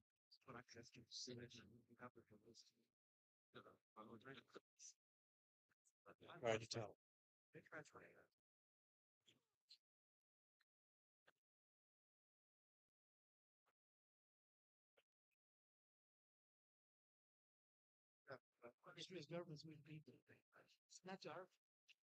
Okay, Brian, will you explain the resolution to everybody real quickly? So what will happen is basically that the three be it resolved statements, those will be combined into like a paragraph. So stylistically, the way they like to present resolutions that pass the floor of the convention is as a paragraph that's not too long. So the whereas statements, you can leave those up there just so people can read. That's just like a way of introducing the resolved when you see the whereas. So the be it resolves are that the Republican Party of Texas endorses and demands the immediate implementation of the largest deportation operation in American history, and that we call upon all elected officials to fully cooperate with ICE, honor detainers, honor detainers and prioritize worksite enforcement to ensure removal of illegal aliens, and that we oppose sanctuary policies and support legislation to defund non-cooperating jurisdictions. So those three sentences in the be it resolved would be combined as one paragraph. This was written by Chris Russo of Texas for Strong Borders and submitted, and it's something that I think Republicans agree with and we'd be good to pass. Very good. We have the resolution that has been offered. Is there a second? Second. There's been a resolution offered and a second. Is there any discussion? Mr. Chairman, a point of information. Is it the intent to vote on this without seeing the final verbiage that's going to be presented to the delegates?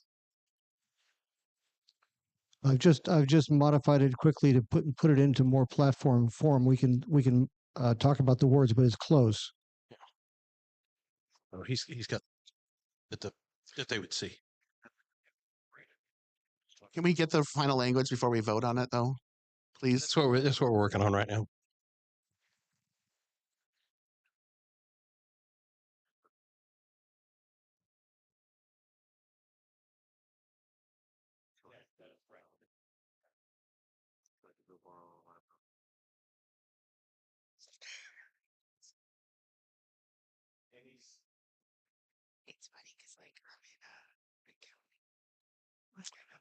And just for the committee's information right now, it is 6:04 with our 7 o'clock deadline that we're looking at.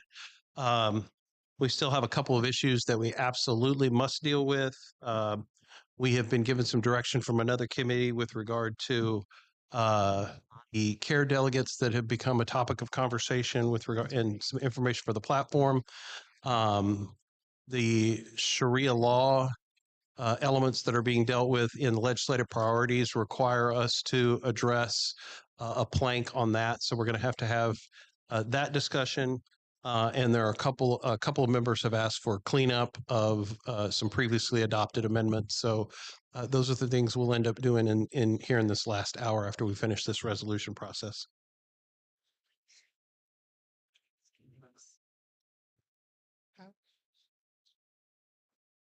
Has everyone had an opportunity to look at the resolution? We did. So I think Micah tried to add. Is there any discussion of the resolution? He tried to add this.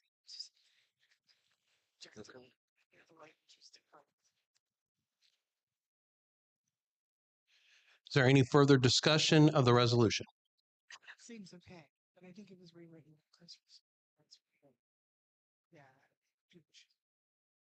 Yeah, it was a plank, and then, but it had something else in it that was not good. Yeah. If anybody lost their glasses, they're up here on the dais. They're Iron Man glasses.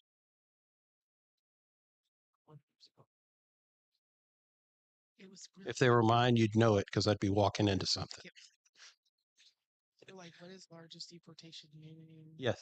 What is? If you go back to the microphone. Yeah.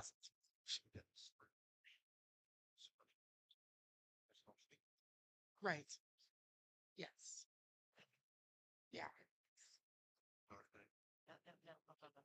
This is not cooperating jurisdiction, so it's. Okay.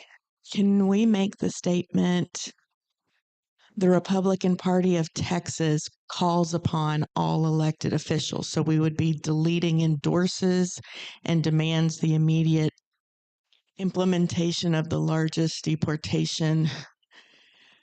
Sorry, I can't read it from this angle in American history because it's already in the title. And that's like, it just seems redundant, maybe even inflammatory to say it twice. Did you get that, Rick? Yes. What would be a better way to do the title then? What's the suggested wording? Not sure. I might suggest that we say a resolution supporting aggressive enforcement of the border or something like that.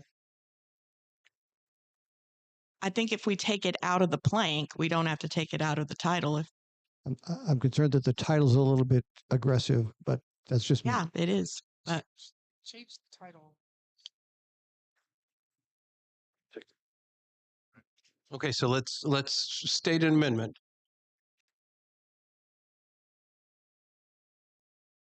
Can you state it one more time?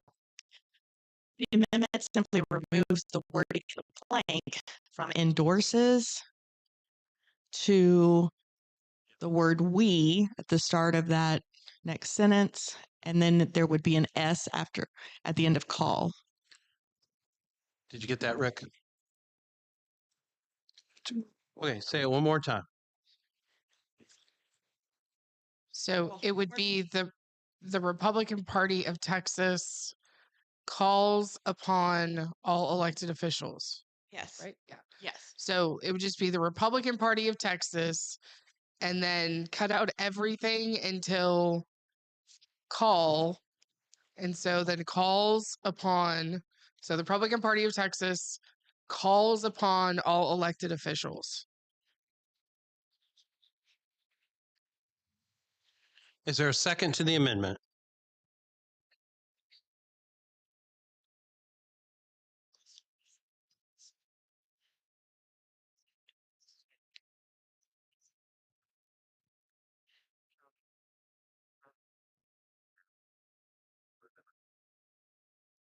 Okay, there's been an amendment to the resolution offered.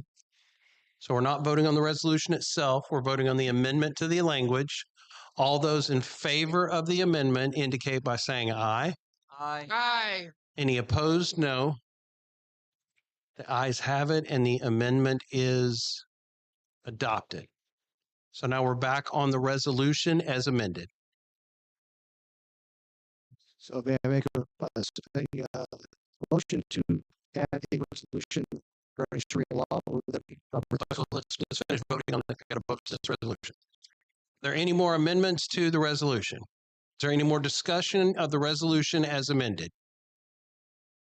All those in favor of the resolution as amended indicate by saying aye. Aye. All those opposed, no. The ayes have it, and the resolution is adopted. Rick, you are recognized for a resolution. The title is Don't Sharia or Texas. It's a very long one because it has to have a lot of detail to be in compliance with the resolution. I'll put that in. Okay. Mary Lynn, is this what you wanted to testify on? Mary Lynn, is this what you wanted to testify on?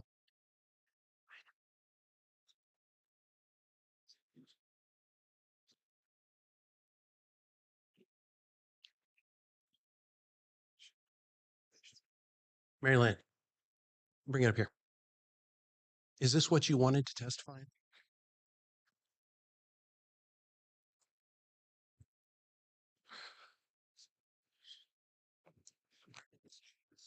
This will be a resolution offered to Don't Sharia My Texas. Is that what you wanted to testify on? Yes. Okay. Just give me just a second. Let's get it up on the screen then. So Rick has offered a resolution entitled Don't Sharia My Texas. Is there a second to the adoption of the resolution? Second. There's been a resolution has been offered and it has been seconded. Mary Lynn, why don't you go ahead and testify while he's getting everything typed up. Thank you. Good evening. My name is Mary Lynn Gerstenschlager, and I'm a delegate from SD 30. Did you know that the Turkish-run Harmony Charter Schools now enroll over 45,000 students in their 60-plus campuses? That we have had at least 5 terrorist jihadi attacks in Texas? We now have at least 312 documented mosques in Texas. 84 of those mosques are here in Harris County. The Muslim Brotherhood's stated goal to take over America was entered as evidence in the Holy Land Foundation trial in Dallas, where 5 men went to prison for sending $12.4 million to Hamas. Their goal to take over reads, and I quote, "The process of settlement is a civilization jihadist process with all the word means. The Ikhwan must understand that their work in America is a kind of grand jihad in eliminating and destroying the Western civilization from within and sabotaging its miserable house by their hands and the hands of the believers so that it is eliminated and God's religion is made victorious over all other religions," unquote. Our 2 Muslim state representatives who were born in Pakistan and put their hands on a Quran when they took their oath of office in 2023 and 2025 have filed bills favoring or promoting Islam. It's time to draw a line in the sand and include the word Sharia in our platform. As filmmaker Chris Burgard has said in his forthcoming documentary, "Remember the Alamo. Don't Sharia my Texas." Thank you. Thank you, Mary Lynn.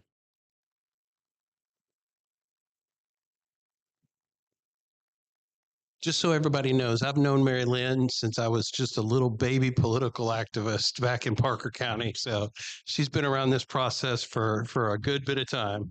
As have I, and I flew with her husband as a pilot. Very good. Okay, Rick has offered a resolution entitled Don't Sharia My Texas. It has been seconded. Is there any discussion of the resolution? Warrington Lee Osterman, SD 19. I emphatically support this resolution. This will play right into the requests, and not only of my Senate district, but also that of my county.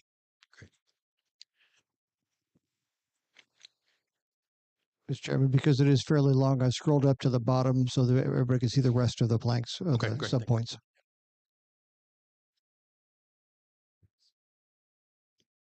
Mr. Chairman, Yes.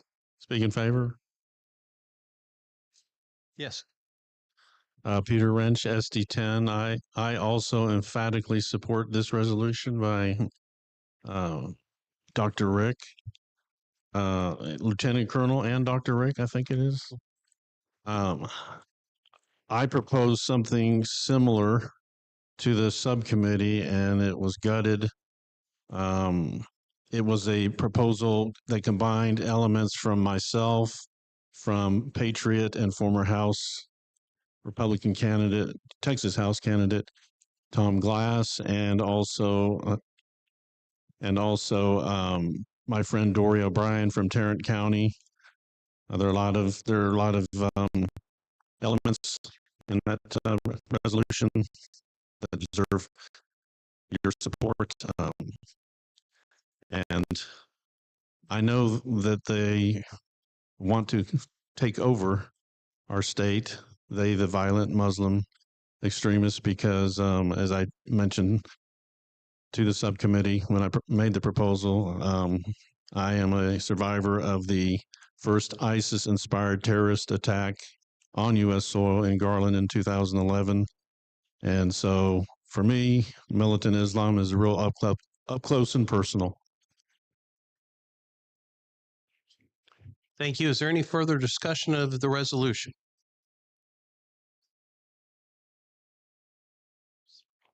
Any further discussion of the resolution? Yes, Mr. Chairman, speak in favor of this as well. I'm just going to add 3 words from the late Charlie Kirk. That doesn't feel right. There's something wrong with it, a particular religion. It doesn't feel right. So I'm in favor of this language wholeheartedly. Thank you. Is there anybody who'd like to speak against the resolution? The question occurs on the adoption of the resolution. All those in favor of the adoption of the resolution indicate by saying aye. Aye. Any opposed? No. The resolution is adopted. Are there any other resolutions to be offered for the last part of the plank by any of the committee members? There are not. Okay, members, what I would like to do, we have about 45 minutes left. We have the ability to, as you know, under the rules, this permanent committee is not bound by the work that was done by the temporary committee, even though it was you, so you don't have to be bound by your own work. I would like to not revisit any of the issues that we've already had the opportunity to debate and discuss, but if there are elements that need to be corrected, I know some of you have come to me with various elements that need to be corrected or things that maybe we were supposed to address, and in the heat of the moment, we skipped over those type of things. So the entire platform is now open for discussion, and I would like to begin that discussion with a couple of elements in the state affairs section that I had neglected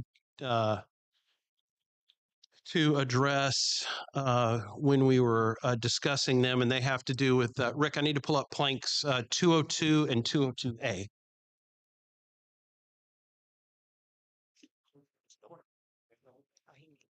We will, yeah. So.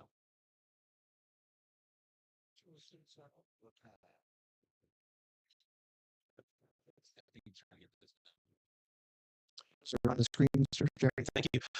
So I would offer an amendment to plank 202 to strike everything after the first sentence so that the plank platform would be that we urge immediate repeal of all limits on campaign contributions by American citizens to the candidates and causes of their choice. The second part of that deals with limiting non-federal candidates. It bans outside the state contributions.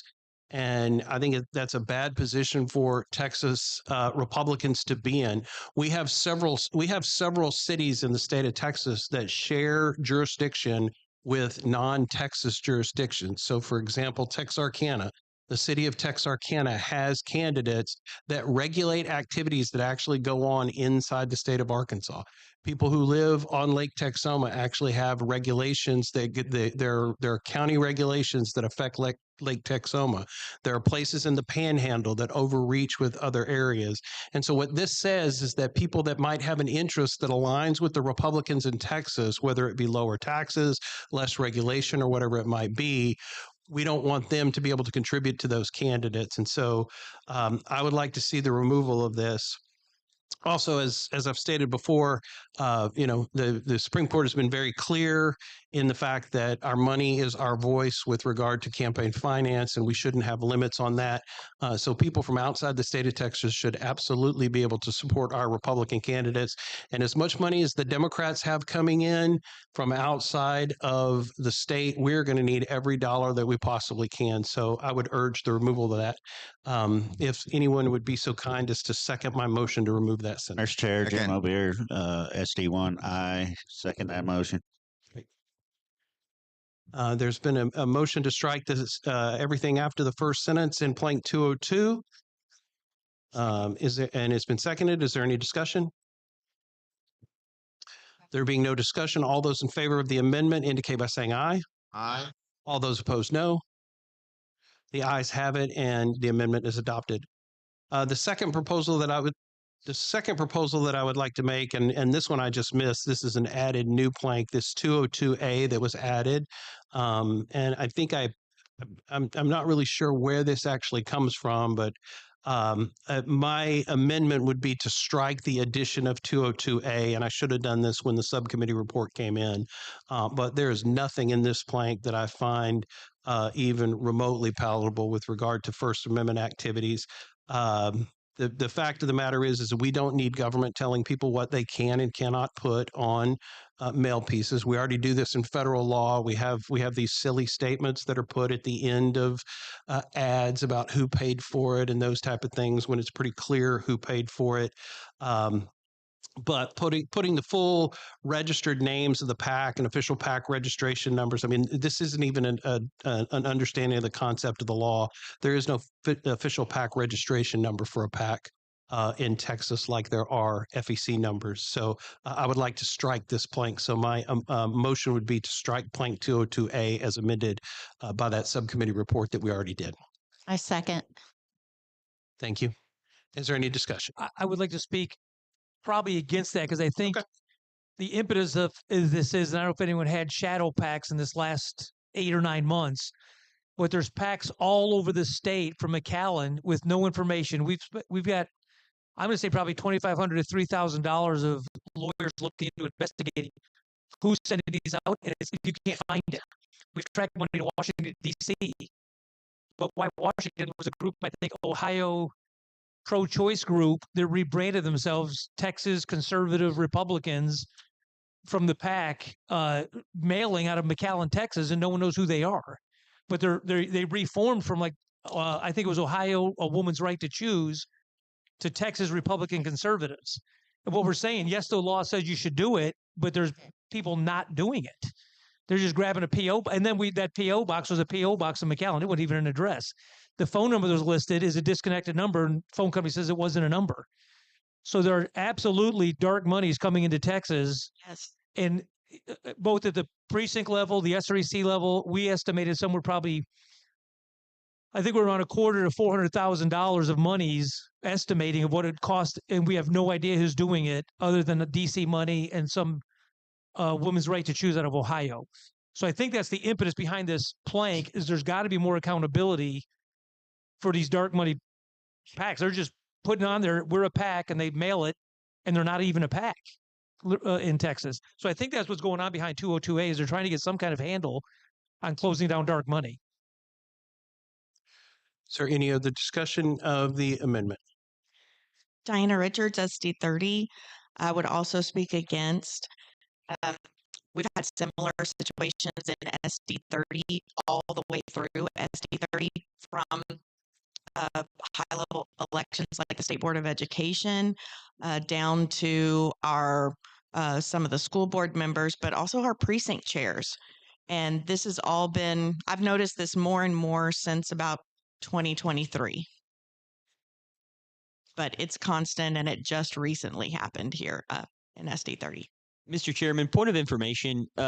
From your experience, Caden Mattingly, SD3. From your experience on the Federal Elections Commission, what I know you disagree with this language. Is there language that could be inserted that maybe would alleviate some of these concerns? I know it's been an issue in SD3 having these packs that addresses go back to PO boxes and we can't track. So do you know your experience?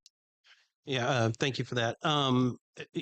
In my experience, I often look back at this. So the resounding Supreme Court case on this is McIntyre versus Ohio. In McIntyre versus Ohio, it's a very quick case, but Justice Scalia was very clear in this. There was a woman who wanted to petition her school board in Ohio. And the Ohio Ethics Commission is one of the worst speech regulating groups there is in the country. And there's a requirement in Ohio that at the time you had to put this type of disclaimer. You had to have a box with who paid for it and this type of thing. So this woman had spent a couple $100 at Kinko's and had gone to her school board and was handing these things out. And it was her. She was literally standing there handing these things out. And she was brought in front of the Ohio Ethics Commission, and she was fined several $1,000s. Her case made it all the way to the Supreme Court. By the time she was done, she had spent several $100,000 defending herself because she had failed to put the appropriate disclaimer in a box on a flyer that she had printed out because she was interested in what was going on at the school board.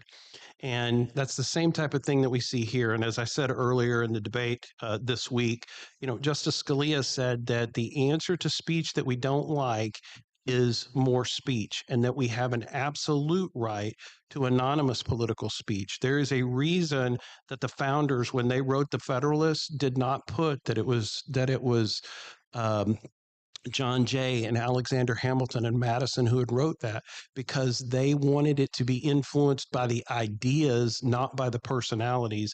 And these type of things say that we want to know who the personality is behind it, and we don't want to combat the idea that's being expressed in there. And I really want to push back against the adoption of the language of the left of dark money. Dark money is what the left calls money that Republicans spend. You notice they never talk about it in terms of it being dark money when it's George Soros putting money in. And I'm taking up way too much time to answer your question, so I apologize for that, and I probably shouldn't do that. So, yeah. Mr. Chairman, I would ask unanimous consent the submitter of the resolution titled Don't Sharia Our Texas, but intended for Don't Sharia My Texas. I'd like to ask that we change that to comply with the more common phrase. Very good. I'd like to ask for unanimous consent to make the change with regard to the resolution that we just did to make the grammatical correction. Is there any objection? Without objection, so ordered. And I apologize. I think I interrupted the consideration of 202. So we've had two against. Is there anybody who'd like to speak for my amendment to remove 202A?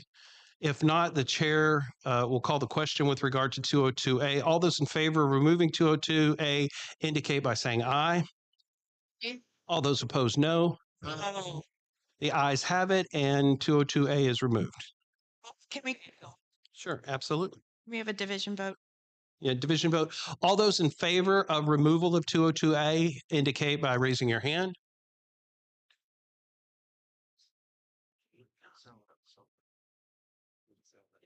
It didn't sound that loud. Sorry. 18. There's 18. The ayes have it. The far right. Come on, guys. I mean, if I didn't count my votes before I asked for the amendment. I mean, how long have I been doing this? Okay, the next thing, one of you committee members had approached me with regard to plank 53 and a potential amendment that we needed to plank 53, and I have it in my notes that we needed to address that. So I just want to make that available if there was somebody that wanted to do that. Yes, Mr. Chair, Jim O'Bear, SD1. This was information that was submitted to me after we had made the change from abortion transportation. We were trying to insert the word trafficking. So there is a letter that I have here from the House of Representatives in Austin. There are several representatives that have signed this, from Dustin Burrows, Charles Perry, Tan Parker, Donna Campbell, that is making statements of, I'll just read the sentence. Right now, throughout the state of Texas, women are being trafficked across our borders by abortion traffickers funded by abortion trafficking organizations. And that word, abortion trafficking and trafficking organizations, is repeated several times in this letter from the House of Representatives. And also, New Mexico has the same similar language that I'm not sure which one of these was adopted first. It looks like Texas was adopted first because it was dated August 21, 23. New Mexico was dated October 18, 23 with that verbiage of abortion trafficking. So my motion is to change that wording back to abortion trafficking to correspond with the Texas House of Representatives and like legislation. Okay. Second. And I'm sorry, I was checking on something. And you offered the amendment to change it to change the word to trafficking. Okay, Rick, did you get that?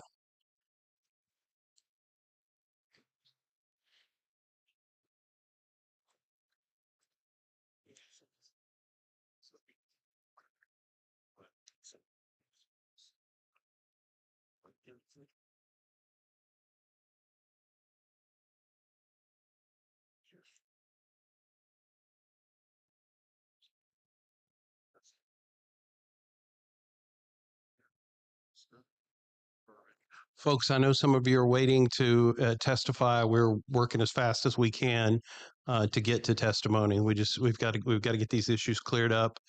Otherwise, you're going to have an erroneous document going to the delegates.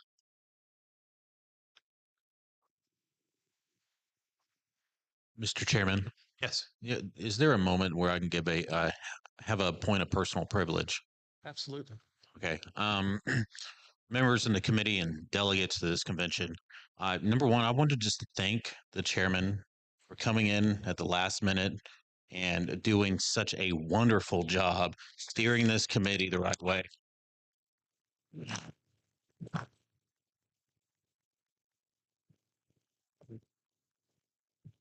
Thank you very much. And furthermore, I feel like God is moving, not in just this convention, but in certain families. And let me tell you,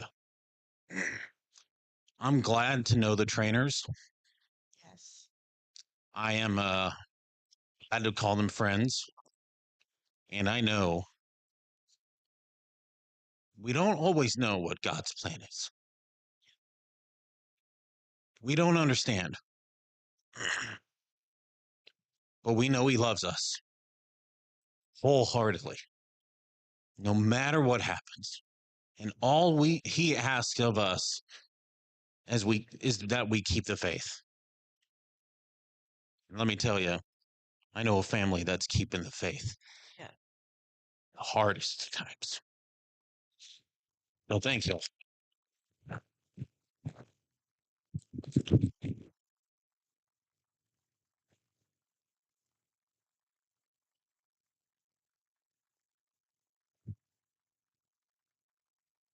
Thank you, everybody. Thank you very much. Thank you.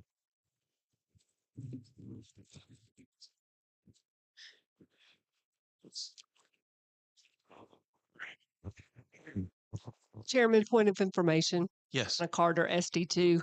Mhm. I had someone from SD2 today tell me they've been to 18 of these consecutively and they've never seen a platform run so well. Thank you very much. I appreciate that. Okay, Rick, do we have did we get the change? We did. Okay. There has been an amendment to plank 53 offered and has been seconded. Is there any discussion of the amendment? The chair hearing none, all those in favor of the amendment to plank 53 indicate by saying aye. Nay. All those opposed, nay. The ayes have it and the amendment is adopted.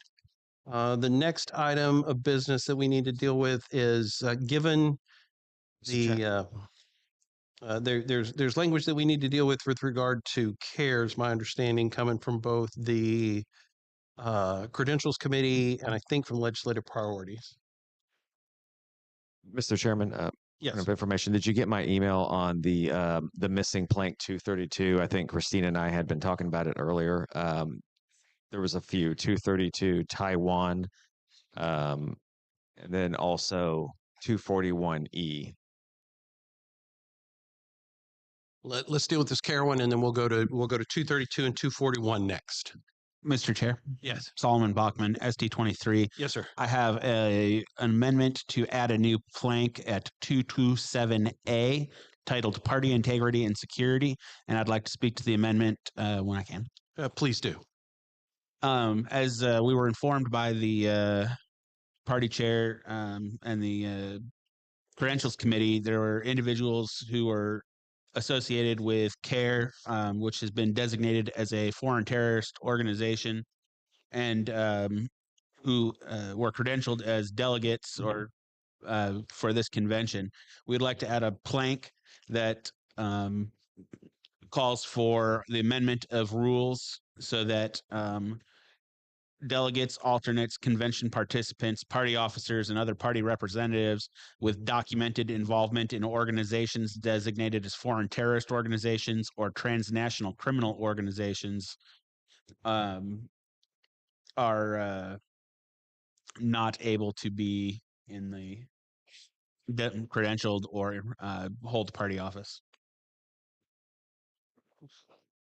Second.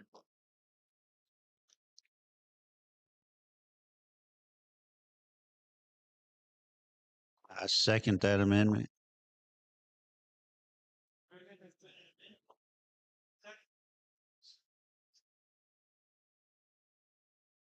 Is there any discussion of the amendment?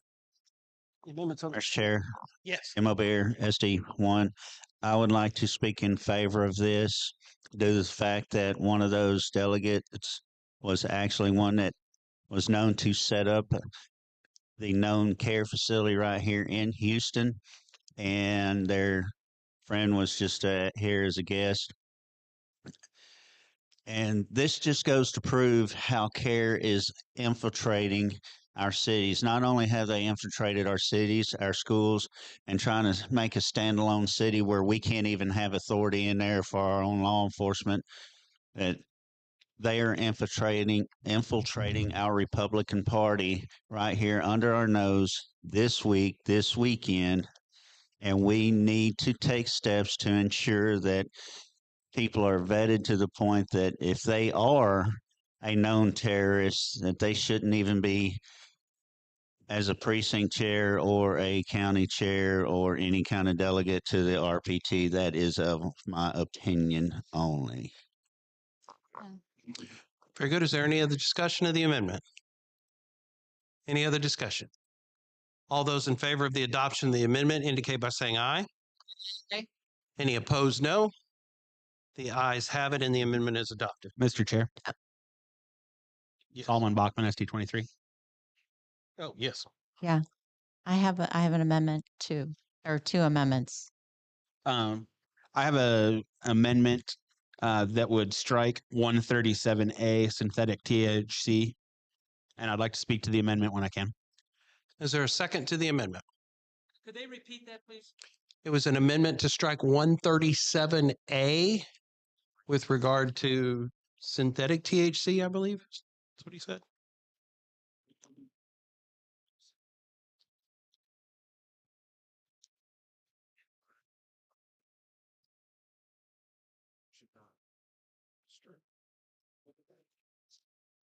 Do you want to speak to your amendment? Yes, I would. I applaud the language in the addressing of synthetic THC. However, I believe that 137A is a policy statement that endorses the exact prohibition approach that SB 3 pursued, that Governor Abbott vetoed, and rather called for other actions like sales restrictions, stronger enforcement, marketing rules, and this is against those requests from Governor Abbott. You've heard the amendment to 137A to strike the new plank 137A. Is there a second to the amendment? There is a second to the amendment. Is there any discussion? Mr. Chairman, Yes. Michael Sheen, SD8.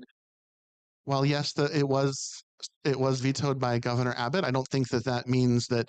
I mean, it's not the Governor Abbott party. Respectfully, I mean, I respect the governor and appreciate his work, but it was passed by our legislators because there is a large amount of people in the state of Texas that want this ban and see this concern and see this as the first step towards legalization of marijuana. And as someone that was living and owning property in Colorado when they legalized marijuana, I see firsthand the challenges and the problems that happen as it continues to expand and grow, which includes seeing kids in elementary school being subjected to marijuana-laced brownies because of the prevalence of that, and then the added issues with it. So I'm vehemently against removing this plank.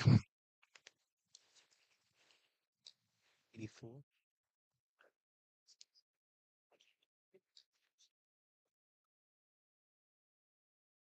Is there anybody else who wishes to speak for or against the amendment to remove plank 137A? Mr. Chairman, Yes. Warrington Lee Osterman, SD19. I'd like to speak against this. I would like to keep this plank in the platform because I have seen firsthand, not as a user, but as somebody who's affected by users, what this stuff can do. I believe it's dangerous, and if there's any effort to try to determine if it can be used in a safe manner, we're not there yet. It needs to be properly looked into. I want to keep this plank because I think it's a slippery slope to legalization of marijuana overall. Mr. Chair, point of information. I'm going to speak if we're taking another one in favor of removing the plank. We can't hear you, Brian. I want to speak in favor of removing the plank. Once they're done, they're having a conversation. It's fine. Very briefly. Yeah. I'm speaking in favor of removing the plank. I had a point of information real quick to request from the chair. Mr. Chair, does this amendment remove plank 137 cannabis classification, which states that we shall retain cannabis as a Schedule 1 drug? No, this amendment is only to remove 137A that was added. Thank you. Speaking in favor briefly of removing the plank. First of all, let me say that we should not have a Colorado-style legalization regime in Texas. It will be a mess. I mean, people are blazing up in gas stations and it stinks. And many years ago, once upon a time, I might have been that person, but I get it now the older that I get. Like, it's pretty bad. That being said, the synthetic stuff, it's not nearly as bad. It doesn't stink as bad. And I would say remove this for now, and then maybe in 2 years revisit the subject matter so we can have something that maybe doesn't get into listing every single chemical compound that's out there. We need more of like a smart regulation of this that doesn't result in intoxicating substances being sold in stores, but at the same time, we're not sending people to jail for possessing small amounts of whatever. SD30, Diana Richards. I'd like to speak against the motion to strike. Okay. The reason why we put this through Health and Human Services is because we do know of people and heard testimony that there's not any regulation on what the end user, the consumer, is getting. So things could be laced very easily. There could be things that have an extremely high level of THC that isn't properly labeled. And I actually know someone that's only in their 50s, and she used one of those substances listed, and her son found her on the floor, and she spent probably close to 3 months in hospital and rehab. And they still can't prove whether it was a stroke or what exactly happened to her, but that was the only thing that she had tried new. And it was because she thought she was using something that was safe and natural for her pain instead of having to go and get a stronger painkiller. Is there anybody else who wishes to speak on the amendment? There being none, the question occurs on the adoption of the amendment to strike plank 137A. All those in favor of striking plank 137A indicate by saying aye. Aye. All those opposed, no. No. The noes have it, and the amendment fails. Mr. Chairman. Mr. Chairman. Jim O'Bear, SD1. Plank 15. Citizens' rights. Hang on just a second. I'll put you down, and we will get to you. But let me go to. Hang on just one second. Brian, I told you that we would go to 232 and 241. You have to use the microphone so everybody at home can hear you. 241E, it's a minor fix concerning the OTB. If you can pull that up, and it's right there in the middle of the of the plank.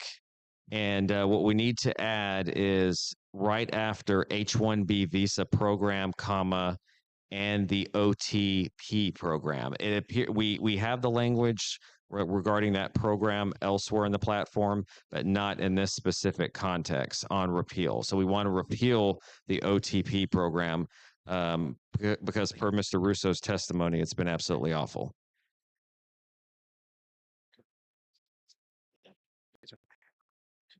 (241E), right there in the middle after visa program, comma, and the OTP program.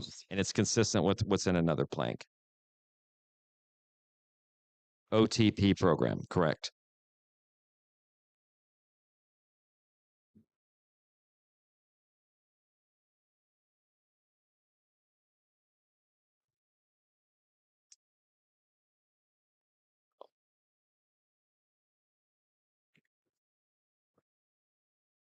Well, take out the end. Take out the end because there's and preventing it. And I think, Christine, if that's accurate from what we discussed, because Yes, that is correct. That is what we passed out of the subcommittee. thank you. Is the language correct on the screen? Yeah, just the OTP program, comma, ending the diversity lottery. So you want to take out that and that I told you to put initially. So it's just the OTP program. Add a comma after program. Is there a second for the amendment? Second. Is there there is a second discussion? OPT, optional practical training. What? Oh, yeah, sorry, an amendment to the OPT, right? Yeah.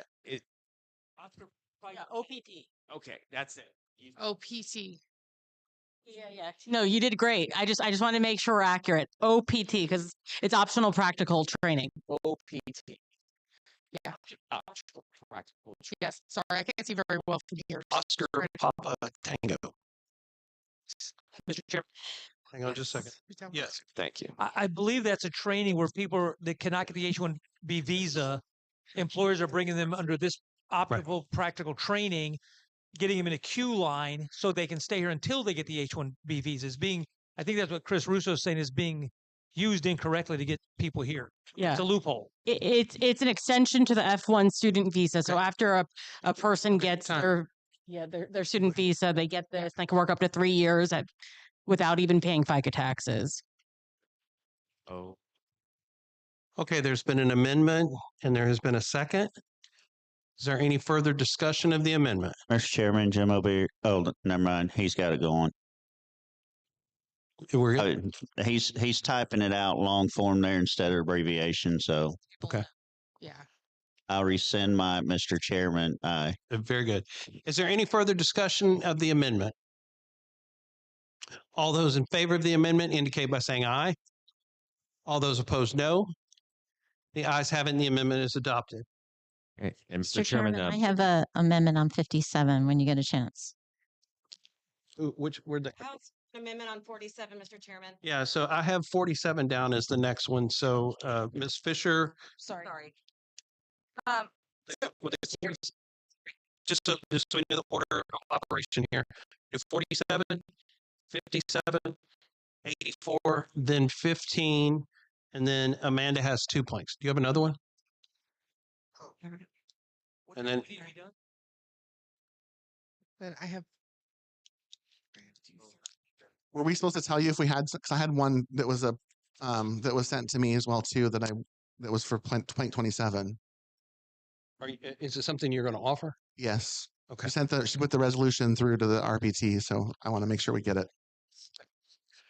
Okay. And there's Ms. another Fisher, one. why don't you offer, everybody go, we're going to go to 47. 47. Mr. Chairman, I have an amendment that two minor changes. So originally, when I included the statement, including the 765 kV transmission lines, there had been language in there stating that there would be included a 547-yard setback around battery storage facilities, but somehow the language got tangled and deleted. So I'm proposing the last two sentences of 47 state a 547-yard fire break setback shall be maintained around any battery storage facility. We support fair electric rate structure statewide, elected oversight of energy and natural resources, including evaluating and consolidation of related. I also wanted to include, I spoke to an attorney from Encore, and he has urged us to include the language of in the second sentence to say instead of saying we oppose any, or we oppose 765 kV transmission lines, that the language be amended to we oppose any energy infrastructure project, including 765 kV transmission lines. Those are my two proposed amendments. Okay, let's get Rick. Have you received that information?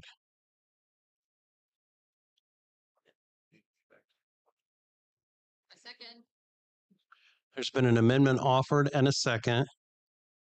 Let us just get the language, folks. For those that have amendments, let's get the language in. So I'm going to ask RPT if I can have 30 more minutes just to get this done. Yeah. no.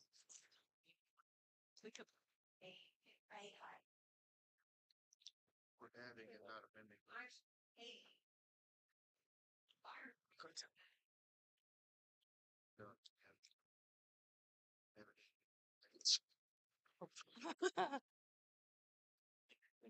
That's all I have. Candy and I had small teeth.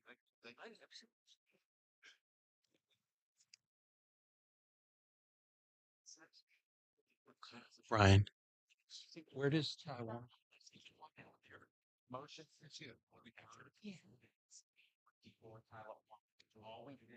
But what plank number? Okay.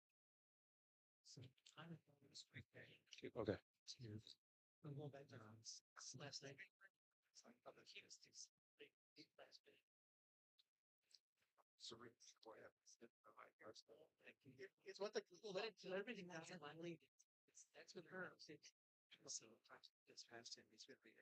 Oh, because they're right. They're going.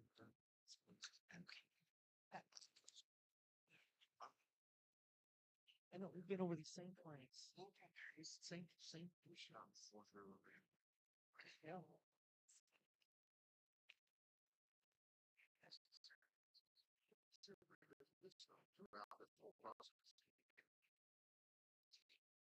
We're supposed to go to set.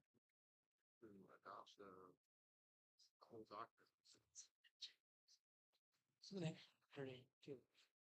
We're gonna run out of time. There's a pending motion on the table.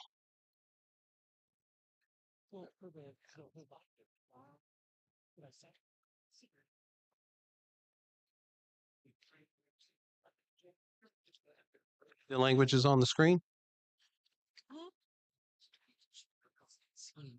Oh yeah, yeah. I'll ask for that when we get done.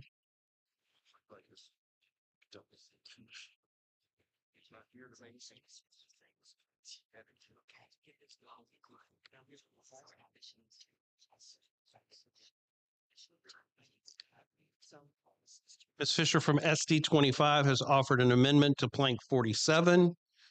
It's been seconded. The language is on the screen. Is there any discussion of the amendment? They read it one more time. Is it the blue in the blue? I can't. It's in the blue.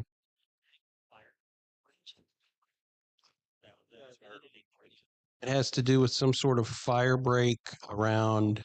From the middle of the paragraph, we oppose any energy infrastructure project, including 765 kV transmission lines, and as written from there on. Then we delete after landowners to the end of the sentence, and then a new sentence, a 547-yard fire break setback shall be maintained around any battery storage facility. Last sentence remains intact. Very good. Any other discussion? Mr. Chairman, I'll speak to this just real briefly. That had been inadvertently taken out. I don't remember what SD committee member. We had put it in business and energy, and the guy has stayed here and has been very consistent about wanting it back in. I'm for this amendment. Okay. Thank you. Any other discussion? All those in favor of the amendment to plank 47 indicate by saying aye. Any opposed? The ayes have it and the amendment is adopted. Next, I've had a call for plank 57. And after that, I have 197 that was submitted today. So if you could add that to the list. So for 57, I have sent Secretary Townsend the changes. It's on artificial intelligence protections. And I was talking to an expert who came today. So we're adding the words after on 57. Artificial intelligence protections. We believe that each person is the rightful owner of his, her name, and we're adding the words image and signage. And then it goes on likeness, voice, knowledge, etc. And we support the individual's natural property instead of privacy, right, to protect the identity, name, image, and we add voice, signature. And then it goes on data, information, and likeness from being collected, otherwise used or misrepresented to the public. And the rest is the same. And the reason. Sorry, could you give me the title that you're looking for? It says Artificial Intelligence, plank 57, and it came from Patty Yeager. No, the title of what you sent me.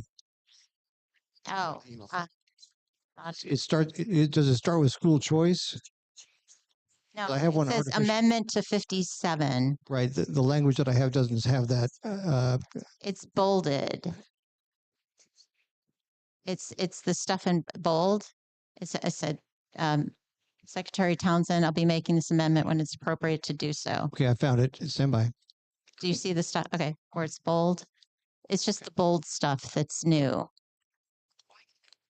Okay, there's been an amendment offered to 57. Is there a second to the amendment? Is there a second to the amendment? A second.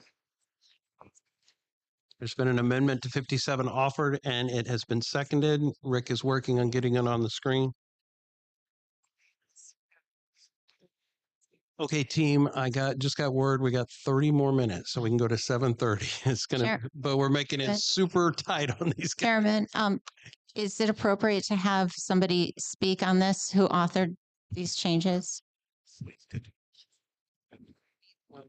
Chairman? Oh, sorry.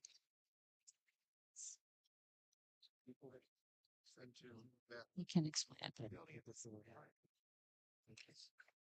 Yeah.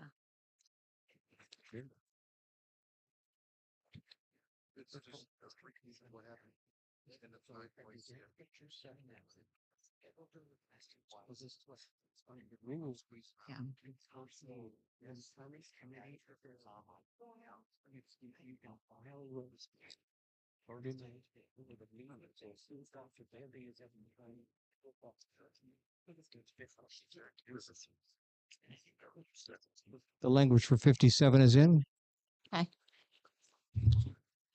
Chairman, is it appropriate to have the person who authored this speak for 2 minutes or a minute, or no? You want me to just sum it up? Yeah, we can give them 1 minute. Okay. All right. Go ahead. 1 minute.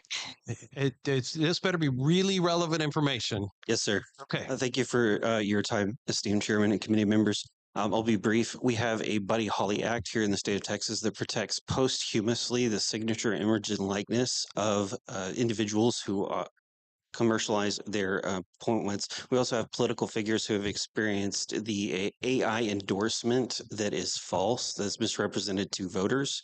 We also have issues related to the consumer protection of people who are receiving endorsements from well-known individuals and celebrities. This would protect the right of Texans, that is a natural right of their own property, of their identity, name, image, voice, signature, likeness, to prevent them from the malpractice of AI in particular. Thank you. Such as pornography and other things. Thank you.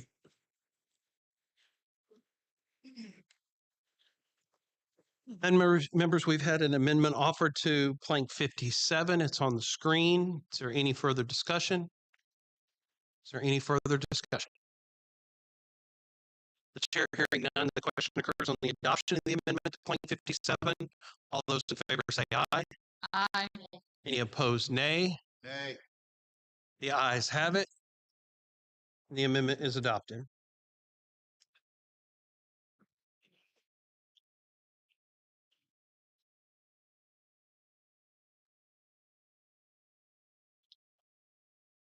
The next request that I have is with regard to plank 76. Mr. Chairman, Michael Salvo, SD21. Sorry for not saying my name this whole time. Totally not incognito. I have the shortest amendment of the day. I move to strike the word incremental in that first sentence.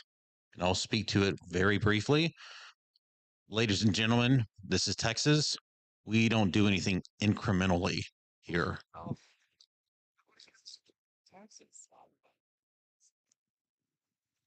There's been an amendment offered to plank 76. Is there a second to the amendment?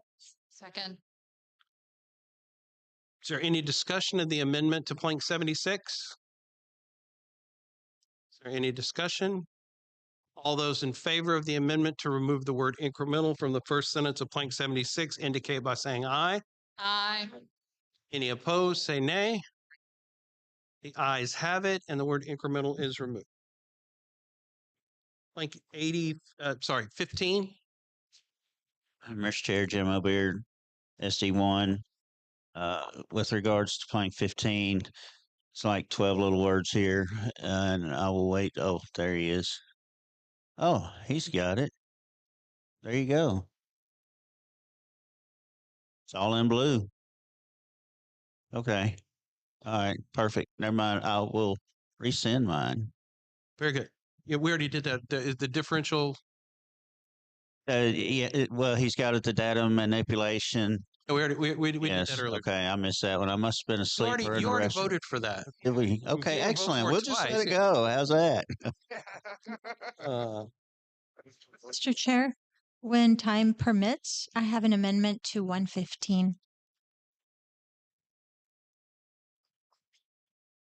Who's got 27? That was mine. So yes, I had delegate that asked to make an amendment to 27. And it was to, I'm sorry, I'm looking for the name of to strike the 27A section, the number 3, repeal Sarbanes-Oxley. There's been an amendment to amend. I'm sorry, there's been a motion to amend plank 27A, Romanet 3. Is there a second? Second. There's a second. Can I have my delegates give us one minute? I told it to be really, really brief. Absolutely. 3.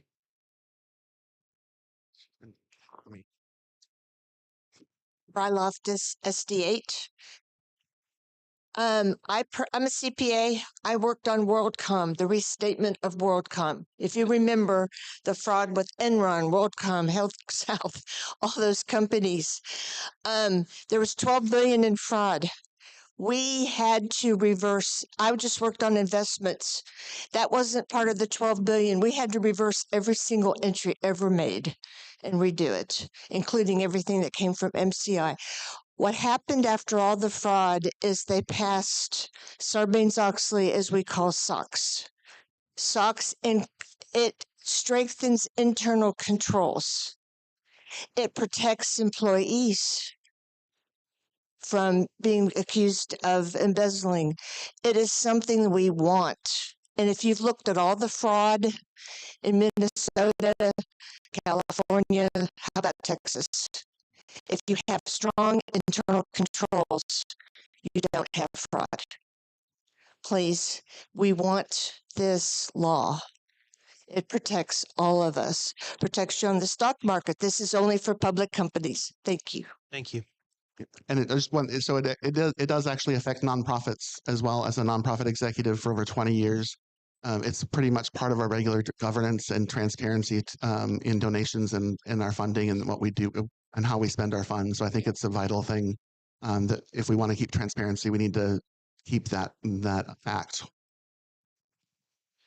Very good. There has been an amendment offered to remove the repeal of instead of calling on the federal government to repeal Sarbanes-Oxley, it would be left in place. Is there a second to the, did I already get a second? Already got a second. Okay. Is there any other discussion with regard to the amendment? Just a quick comment. Please. It also protects investors because then it just instills more integrity in what's being reported to the street and to investors.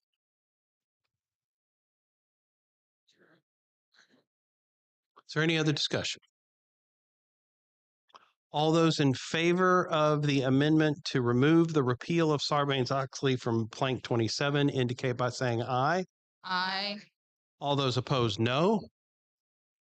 The noes have it, and the repeal of the amendment fails.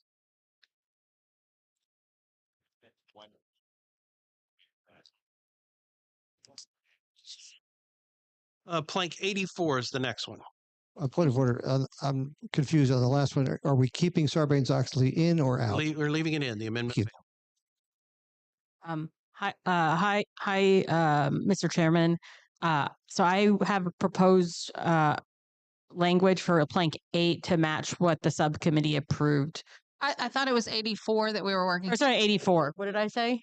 I had that amendment too. Oh. Is it the abolish districts of innovation?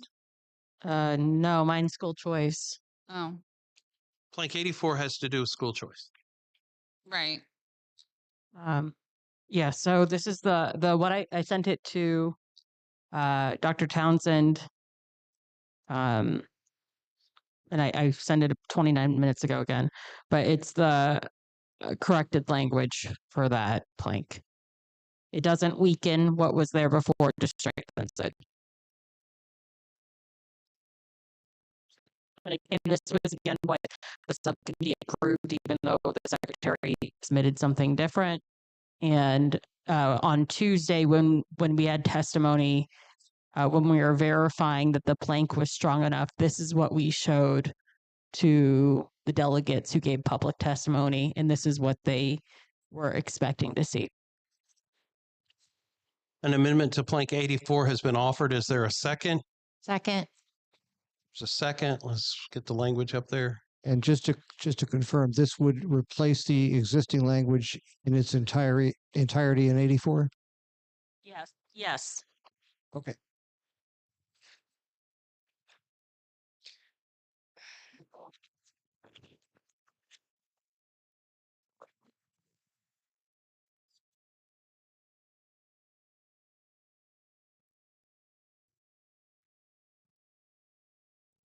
I don't know. We revisited so much the second one, all the all the same.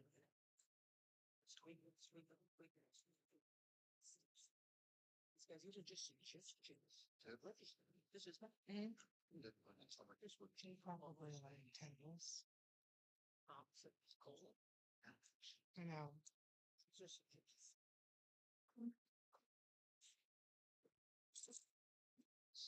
I just need down the few.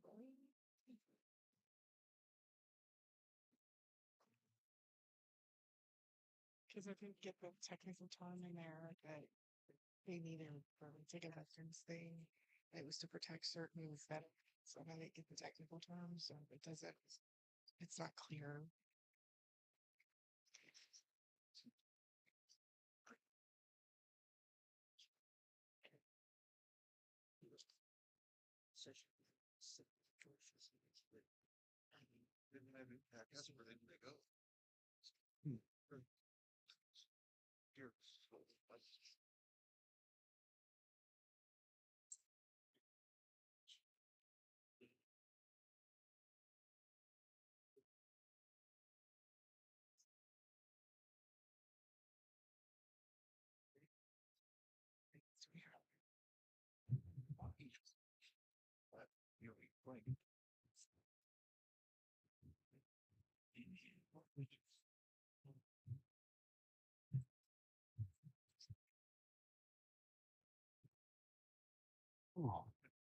Is there any discussion of the amendment?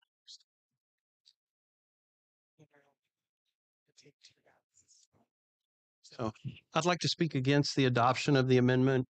I don't like the introduction of phrases like regardless of ethnicity or economic background into the platform.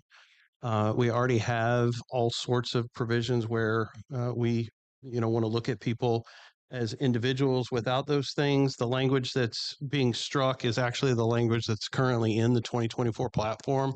And I think it's a very strong language with regard to school choice. It has been the standard by which the school choice programs have been adopted and passed by the legislature, and I don't see any reason to change it.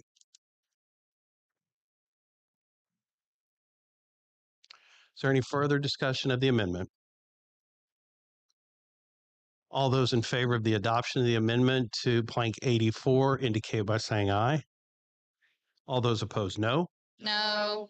The noes have it and the amendment fails. Mr. Chairman, I was on your list for 84A. Yes. So there is LP things that are being passed right now, and we need to have this language incorporated into the platform so that they can be collaborating with us.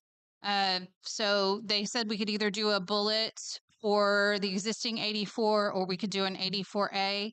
Let's create an 84A just to make Okay, it so that's for- fine. Yeah, to make it easy for legislative priorities to All right, find so it. 84A. And I sent you the language, Rick. It's abolish districts of innovation. All right, who's speaking? Susan Lamb. Okay. I sent it to you like 7,000 times. Sorry.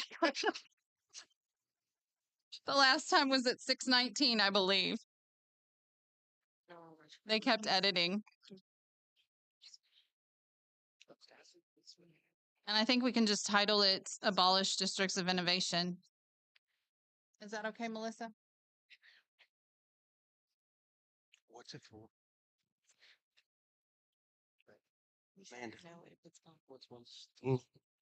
Like, yeah, yeah. It's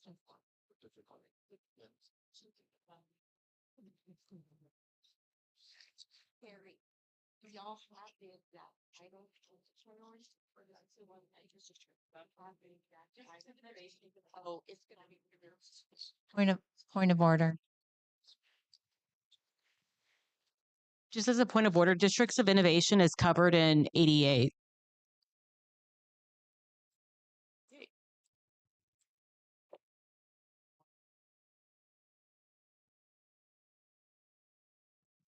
So it's very short. Is there supposed to be more than that? No, that's just it. They just Okay. need that language put in somewhere.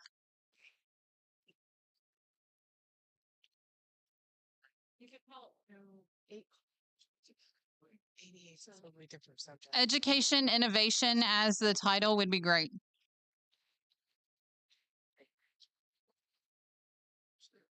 And if I could have maybe Melissa talk to it for just a minute.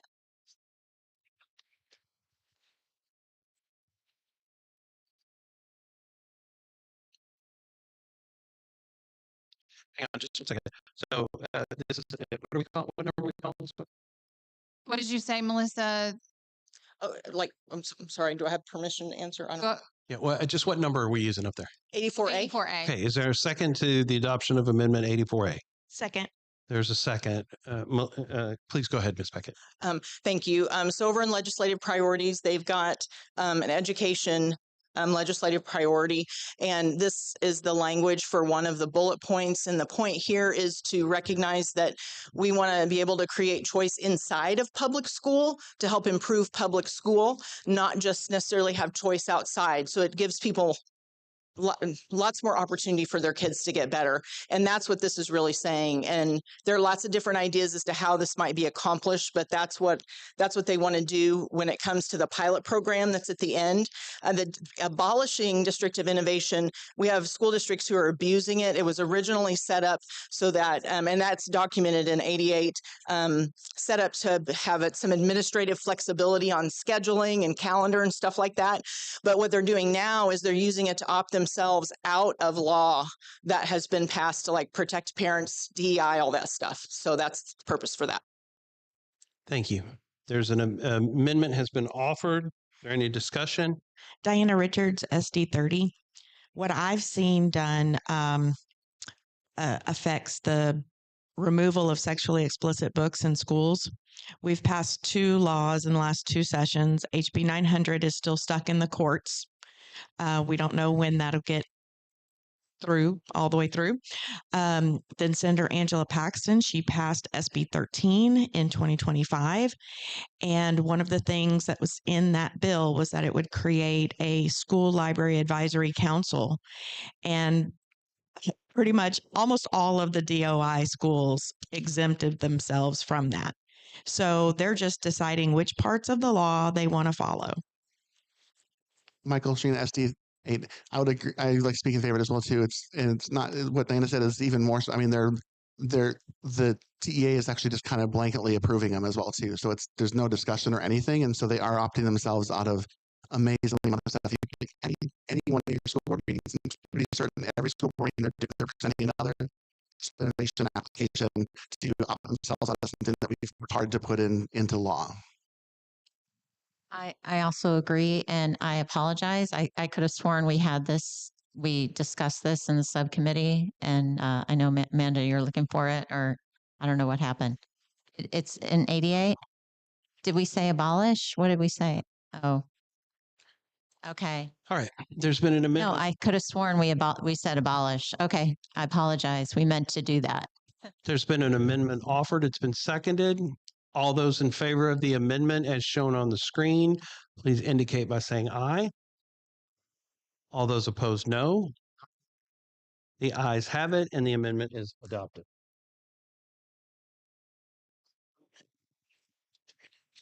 Let's go to 172A next.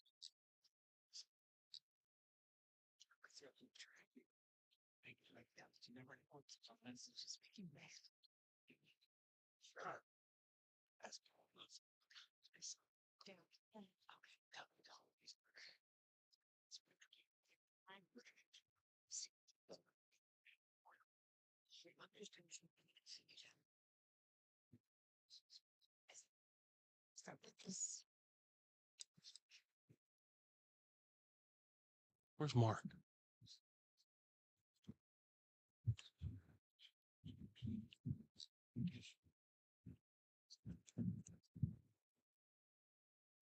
Where's Peter?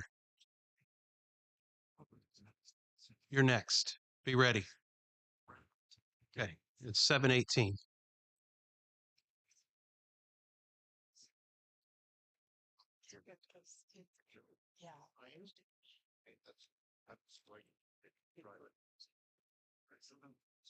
This new language is offered from a delegate as a replacement for stronger language that closely mirrors what is being worked on in legislative priorities for 172.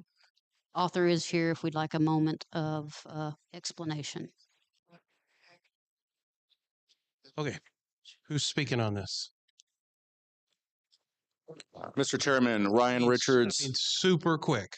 Yeah, Gaines County SD 31. I've worked with legislative priorities to get CPS reform under one of the planks. Rules Committee has ruled that they have to point to a specific plank in the platform. So here I am to put. I'm proposing very specific language under 172. And I come here. This is where it gets personal. My children have been kidnapped by the CPS. This is what motivates me to be here. I am not just going to be here. I'm going to be at the legislature to get this actually into law. I'm working with the legislature. It would be very helpful for this to be in the platform and in the legislative priorities, so I can make major changes so that what has happened to my children cannot happen to your children.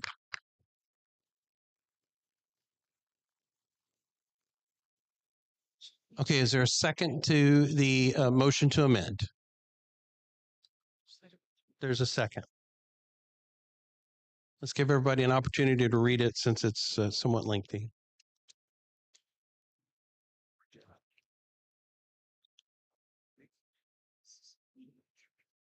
I would welcome any questions if need be.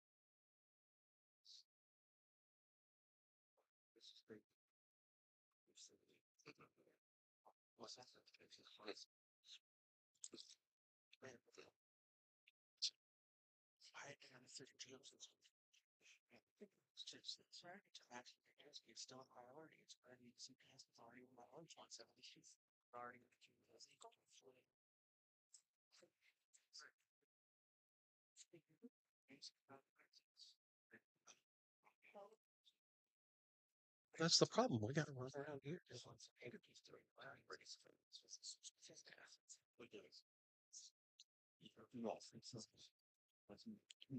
John, is everything okay?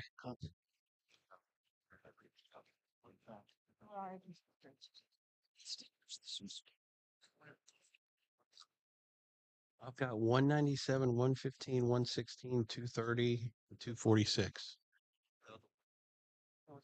I'm not going to have time. I can add it.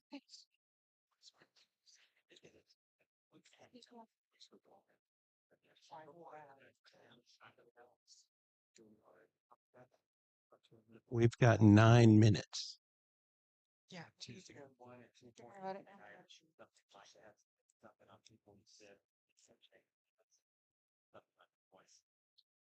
Okay. Yeah. Mr. Chairman, could you please advise that everyone use microphones so we can hear on the other side of the room? He's just asking about his amendments and if we're going Stop working. Okay, yeah, it's working now. But okay, so earlier, about an hour ago, 30 minutes ago, I submitted on 201 and 249.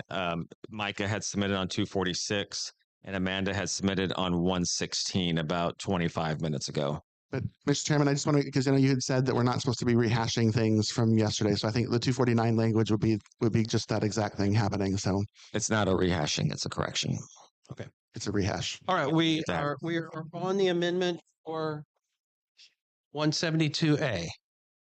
Is there any discussion of the amendment that's on the screen, which I'm being told but can't verify has to do with the legislative priority?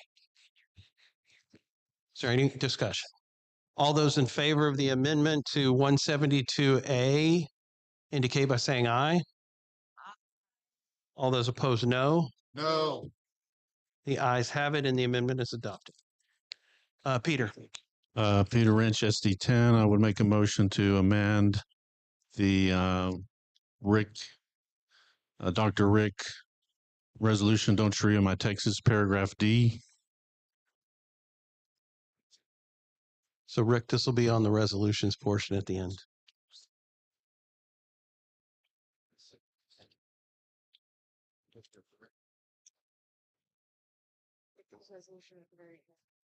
And instead of offering commentary, I would like the chairman to recognize a lady in the audience who's been waiting, who's signed up for the testimony and has been waiting at least 3 hours. Who is it? Molly, will you stand? I'll propose the amendment and then she could have her 1 minute and then we'll decide. If that's agreeable. That's fine. So, you ready? Ready for the amendment? Okay. On paragraph D, funding prohibitions, it should state funding prohibitions stop religious and or educational institutions in Texas from receiving funding from insert word taxpayers or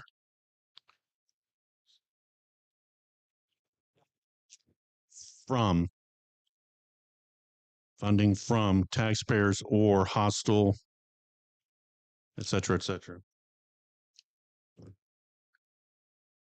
From receiving funding from taxpayers, comma. Well, you said taxpayers or. No, not in the written form.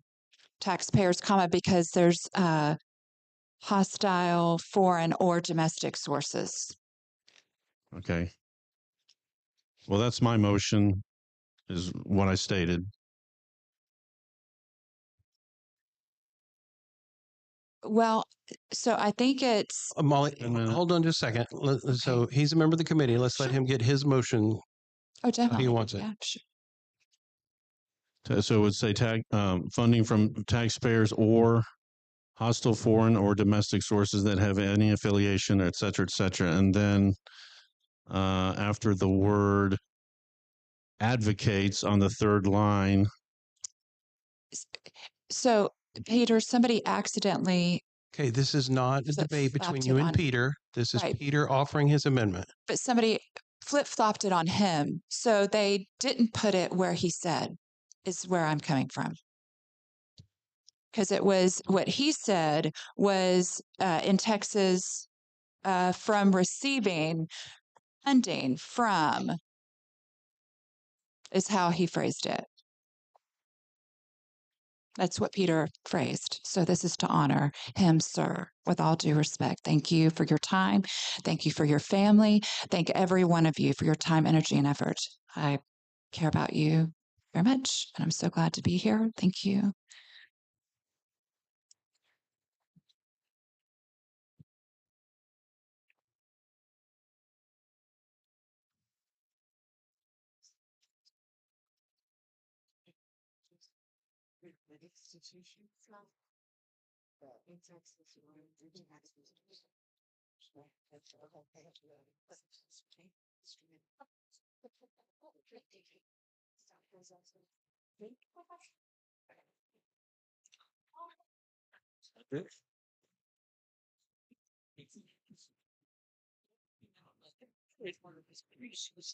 I'm going to.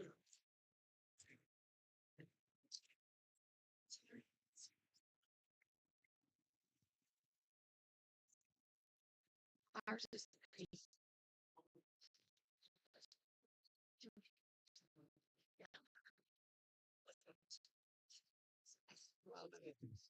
Peter, you said one word.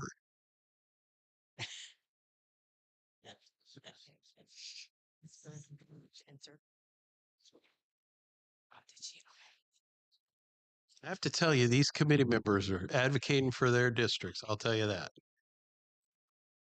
About 2.5 minutes. Everybody behind me, I'll do it. Okay, the amendment is offered on the screen. Is there a second to the amendment? Would you like to speak to this? We have 2 minutes to get the rest of the work done. Yes, there also was an extra sentence that we were proposing. Opposing jihad has not been reflected in our platform, although listening to all of you since 2006, you have stated that you're opposed to it. I'm opposed to jihad. So, Muslim Brotherhood, in addition to other groups, have stated that they want jihad, and jihad is designed to threaten Western civilization, including American principles. I worked in a compliance industry. I then started working in education as a result of that. And as a notary and as a mental health professional, we have found that it has been very destructive, and they have placed jihad in one section over moral reasoning. And then on the Islamist side, they've requested Sharia law be placed as a higher priority than moral reasoning. Jace Yarborough, U.S. Congress candidate, spoke today to SD 16. And as a military man, he took a military oath, and he boldly stated that groups that go against the Constitution in that way are even disassociating themselves from being the religious groups that they stated. As a notary, I've taken an oath to uphold the Constitution. If you're a notary, you've probably done the same if you were signed up in Texas. So anyway, I care about y'all, and that's the issue. Opposing jihad has not been in our platform. Now, there is a sentence that we wanted to include. We support enforcement with mandatory disclosure of existing sites linked to civilizational jihad with sufficient penalties. And so yesterday when I spoke, it was wondering if we would include this in plank 201 section D. It was volleyed from foreign affairs to state affairs, and then y'all are so good with plank number 4 at the Mr. beginning. Chairman, We point decided of to order. link it. Yes. We have other people waiting to make changes. Could we make God those bless you. changes, or could we? Sure. There has been a motion to amend the resolution with the information on the screen. All those in favor of the amendment of the resolution indicate by saying aye. Aye. All those opposed, no. No. The ayes have it, and the amendment is accepted. Mr. Chair, Yes. Solomon Bachman, SD23. Point of information, is there a overall motion pending right now? There is not an overall motion pending right now. Mr. Chair, Solomon Bachman, SD23. Yes, sir. I move that we adopt the platform as it currently exists. Second. There has been a motion to adopt the platform as it is currently written. And it has been seconded. Is there any discussion? Is there any discussion? Aren't there pending motions that have been brought to your attention that we were waiting to get to? There are items that have been brought to my attention, but the motion that was recognized is to adopt the platform as pending. So, were any of those like important?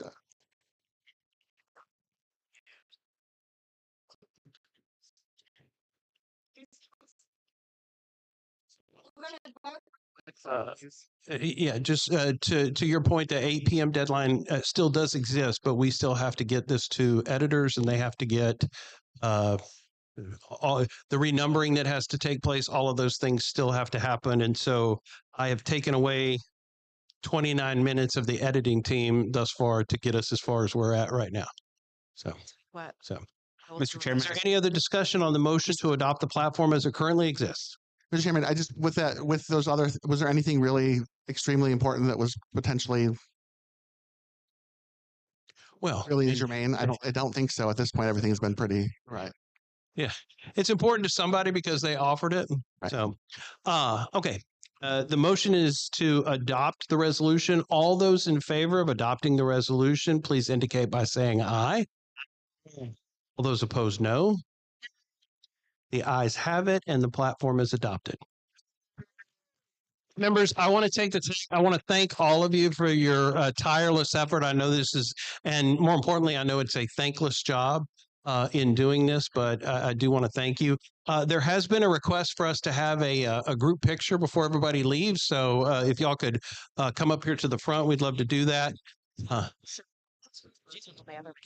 If somebody wants to buy Rick a cup of coffee since he's going to be up for a couple of hours editing, then please do.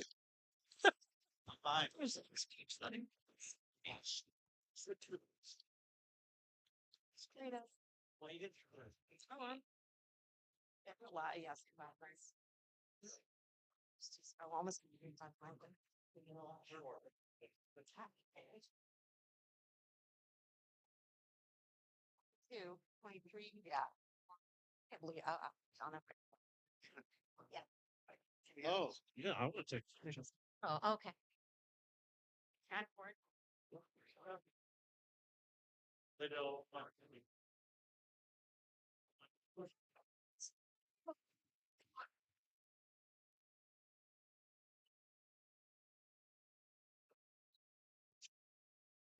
We've already adopted the